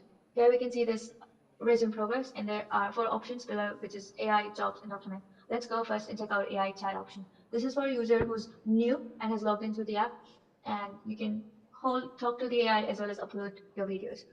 For the resume progress part, because the user is already chat with the AI assistant, here you can see their chat. Let's go ahead and first select a nice resume template for the user.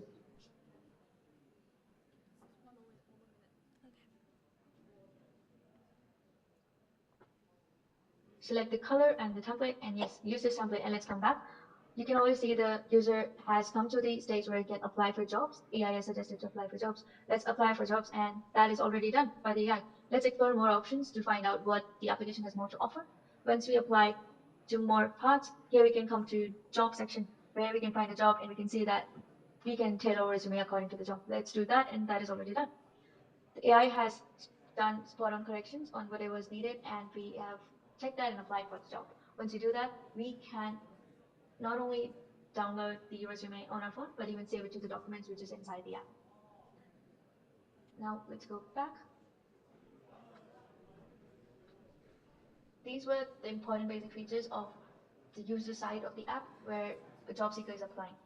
Now let's go ahead and check out the employer part of the app. Here we have worked out some features that employer might need later. This is more like a future prospect, but yeah, of course, this is something you can check it out. That will be all. Thank you so much.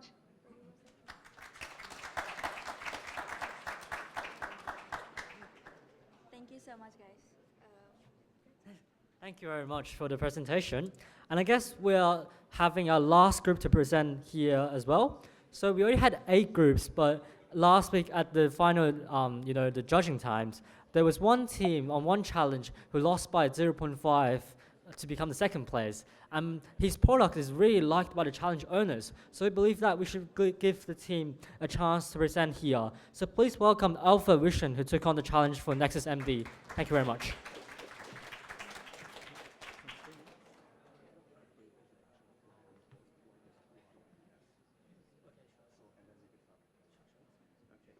Can I get a mic? Yeah.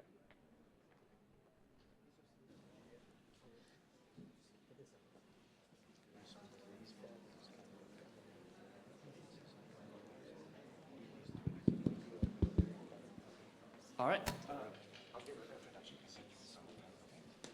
Good evening, Ed, Mike, Kevin, and my esteemed guests. So I'm going to give a bit of an introduction why there's 2 auto MBS tonight. You've probably seen one at the start of this hackathon challenge by Kush. And I'm doing the same project, and because of a gracious invitation for me to present, due to the technicality and the back end behind the hackathon products that I have, that's why I get to present here today. So for my presentation, I'm going to take you through of the technology that all our experts have talked today of what we can build in just 1 week time. Okay? Let's get ready. Okay, so I'll take us through the brief interview, problem statement, and I'll give a bit of a UI demonstration. Then I'll indulge with me as I take you through how the technology works behind the scene, and I'll wrap it up with why Auto MBS is a viable MVP. So the problem statement is that we've seen and heard MBS is such a mess, but it is how we are built by our GP consultation specialists and everybody we see here. The name of the game right now is for clinicians and their staff to remember which item codes they have to remember and place it down at your given a clinical note so that you can get billed and reimbursed. And that is not scalable, nor is it sustainable. So there must be a better way on how we can retrieve these MBS item codes for clinicians and their staffs. Enter Auto MBS. I'm not sure if I can play the demo.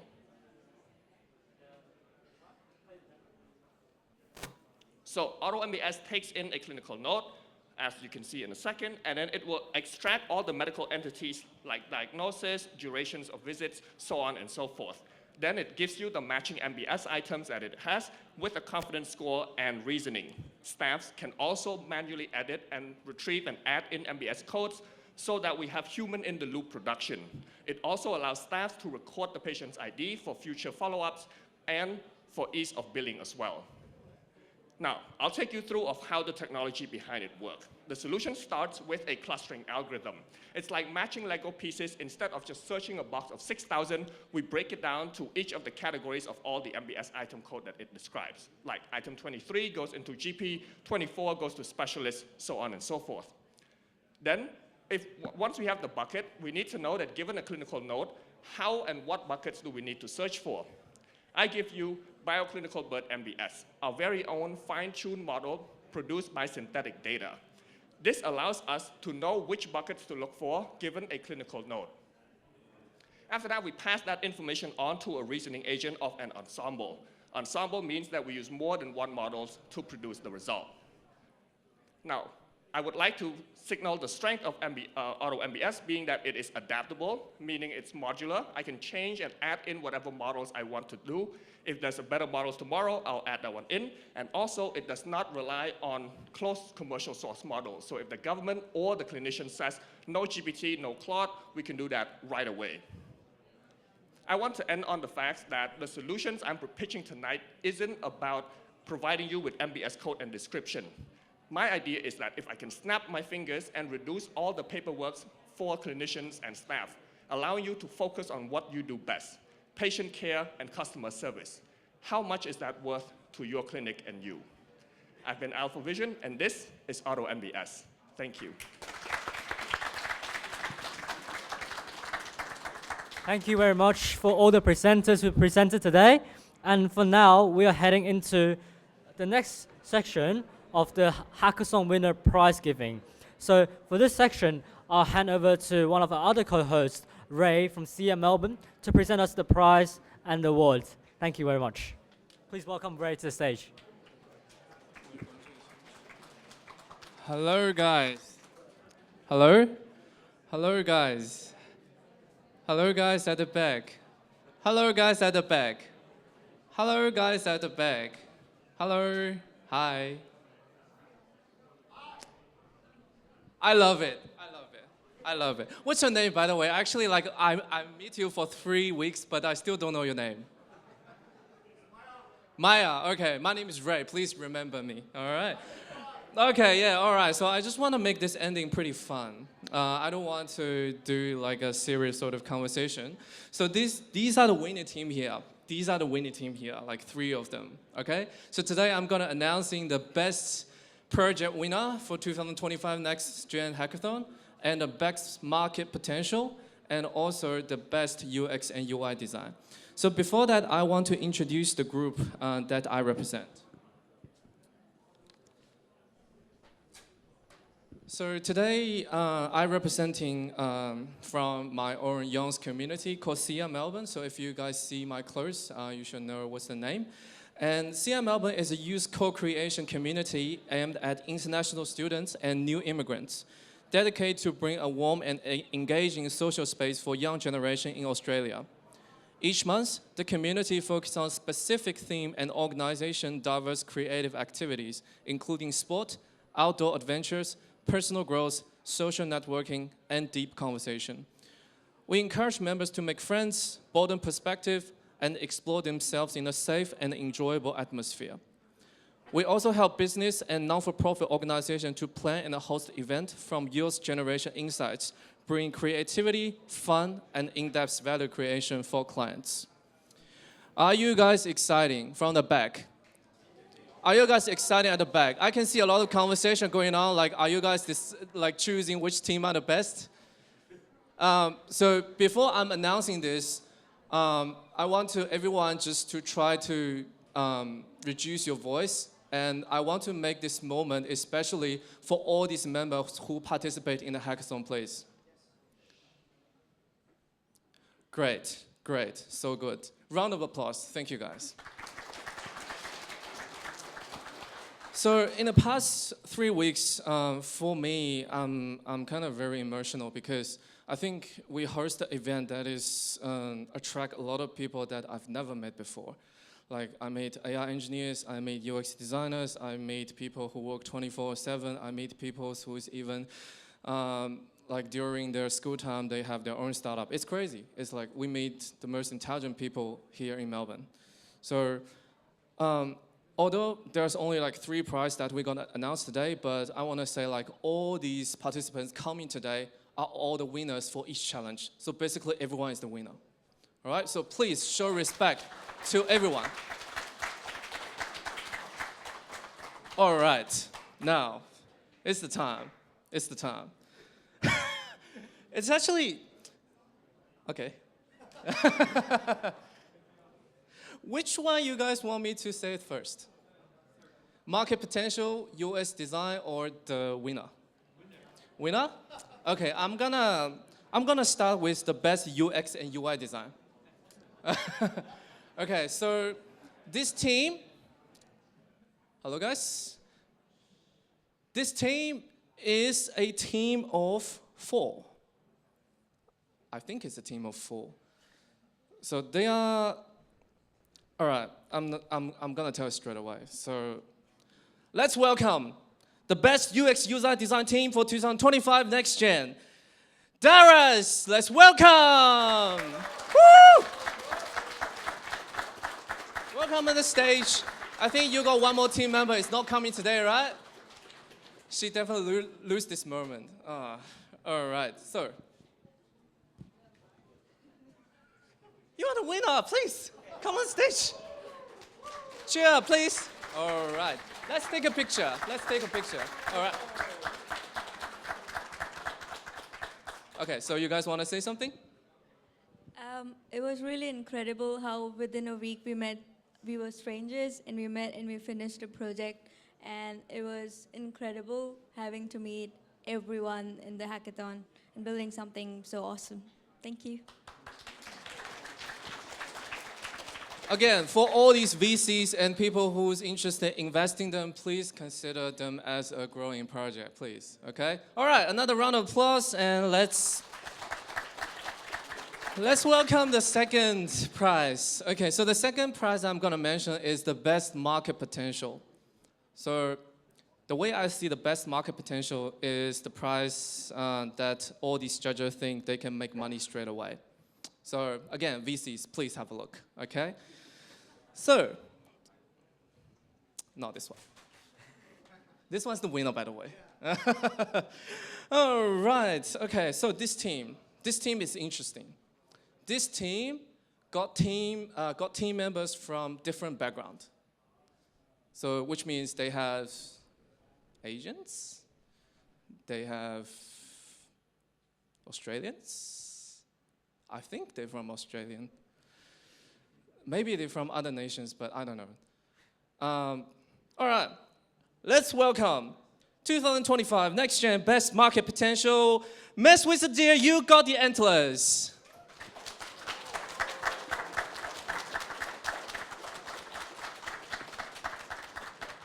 Congratulations. So let's take the picture together. All right. 1, 2, 3.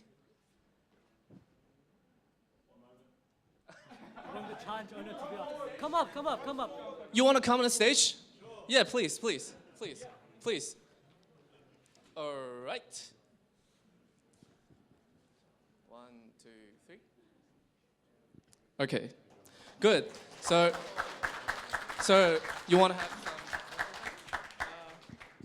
some? Thank you, the team. Like when we were saying to other people that we want to do Antler Challenge, they were like running away from us because Antler Challenge was pretty much the difficult one. But thank you, Grace and Alex, because Alex was like side in the room, and then we went to him, and he's like, "Okay, why not?" And and she was ready to do Complex Challenge, and we both work at the same workplace, and he's like, "Okay, let's do a hackathon," and I was like, "Okay, if we are teaming up, we'll win for sure." So, yeah. It was lovely meeting everyone at the event. You all did amazing things in just 1 week, so that was incredible. Thank you. All right. Thank you, guys. All right. Another emotional moment, because actually, I want to get another recognition with the team, Mess with the Deer, Mate with Antler, because you guys are actually the second nominated team for the winner. So another round of applause.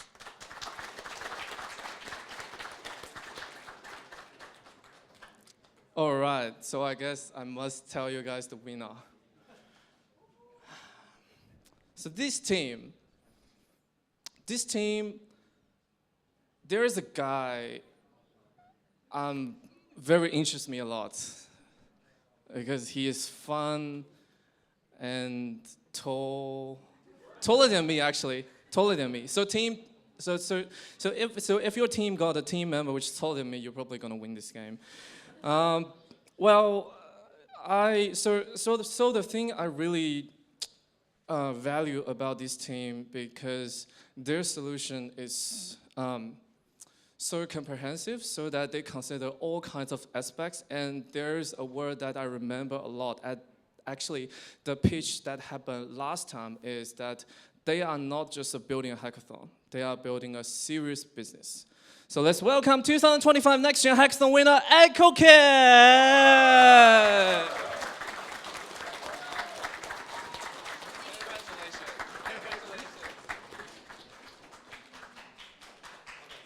So let's welcome Haiti House to just give them a prize. Yeah.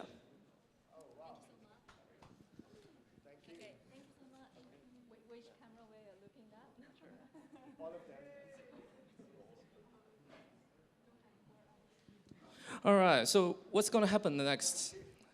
I think from the team perspective, you guys need to talk to Haiti Health because you guys are in the IP. So you know what's going to happen, right? Everything, yeah, okay. Yeah, yeah, funding, for sure. All right, so do you want to have some sort of recommendations for the team solutions or everything? I don't really have any recommendations. I think you did a really fantastic job. Our brief was very unique in that it was 2 parts and no one else had a brief like this, where you had to actually pretend like you're a startup, do your own user discovery, and actually find opportunities and gap in the market. Then you apply it with agentic AI using voice and calls, which is exactly what you did. And so I think I'm very proud of what you achieved, and you should be proud of yourself too. And so everyone give them a big round of applause. All right. And again, the guy who's taller than me is him. And yeah. All right, so who's the team leader who's gonna speak up? Yeah. Okay, so we can. You wanna go first? I wanna go first. You go first. Okay, cool. We're just gonna say that again. We're not just see this as a hackathon. We're really serious as potentially see it as a business. As you probably already see in the demo, we are end-to-end working system, agentic AI solution for clinic booking, not just taking inbound calls, but also outbound calls. And also we're not just for GPs, all the allied health, radiologists, audiologists, like whatever they need patients booking involvement. We're here to have a chat. If you want to see a live demo or you want to have any questions, just come to us have a chat. Thank you. Yep. Thank you. Well, she spoke everything that I wanted to speak. I don't know what to speak anymore. Okay, we did a good job. We actually did, so we actually did a really great job, but not as individuals, but as a team. We actually all came together and we were very particular even from the start that who we want to partner up with. We actually had to do a little bit of speed dating kind of scenario. It was quite awkward and weird, but then we found the perfect team that we actually built the system, and we were very synchronized from the very beginning. And I think we agreed, and one of the things that I loved about the team was respect for each other. I think everybody respected each other's ideas, and they were very open about these ideas. And then that's how we had little less of a friction while we built this system, and then we were able to take it from 0 to 100 in a matter of days, actually. It was not even a week, just few days, to be honest. Yeah, also we all have a 9 to 5 day job, so that's really built after work. Exactly, this was built after work. I worked 2 jobs, and this is became a 3rd job after the work, so kind of like a Neo. And I'm looking for work. Yes. Actually, I'm really great to meet all of these teammates. We're from very different backgrounds. We have Ziggy. She has really good marketing and business eyesight, and she worked as a receptionist before, so she brought us a lot of help on this one. And our Mayank, he is very great, and he has he has his own startup. Is he? No, I work at a startup. I wish. Right, next step. And he also teaches in UNIMELB, and Richard also teaches in UNIMELB, and that's a lot of good backgrounds. And also we have our Diana, and she is like really, really good teammate as well.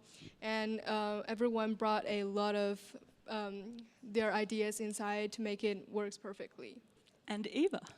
Oh, our one of our AI engineers. Yeah, my background is also like a little bit connected to UNIMELB. I graduated from UNIMELB and I worked as an AI engineer.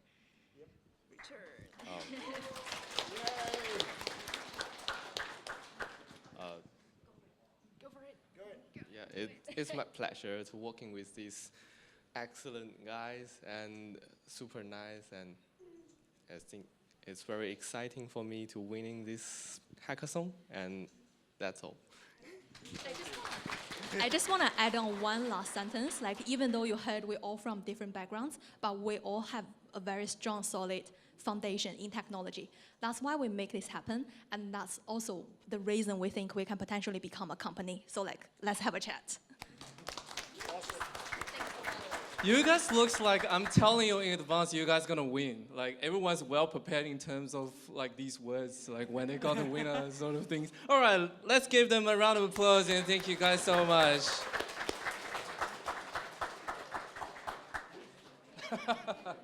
All right. Okay, so now let's just hand our mic to team as well. So, yeah. Thank you very much for the being the audience for the awards, and congratulations to the teams that have won the awards. Round of applause, please, again.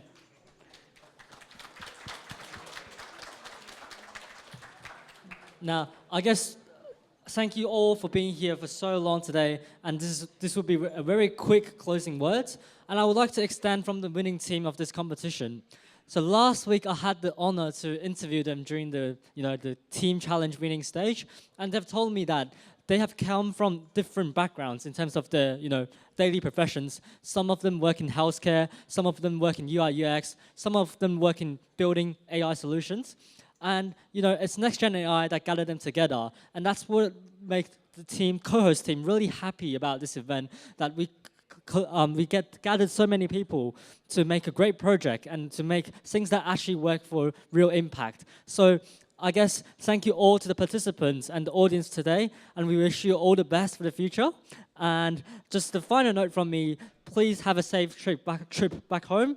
And if anyone wants to take photos, there will be a photo station at the start, at like the registration gate. And thank you all so much for today. Thank you very much. And see you guys again for the future. So here's the QR code, LinkedIn. Yes, thank you very much. Sorry. Feel free to scan the QR code to follow more events on the AI Next Gen page from LinkedIn. Thank you very much. Thank you all.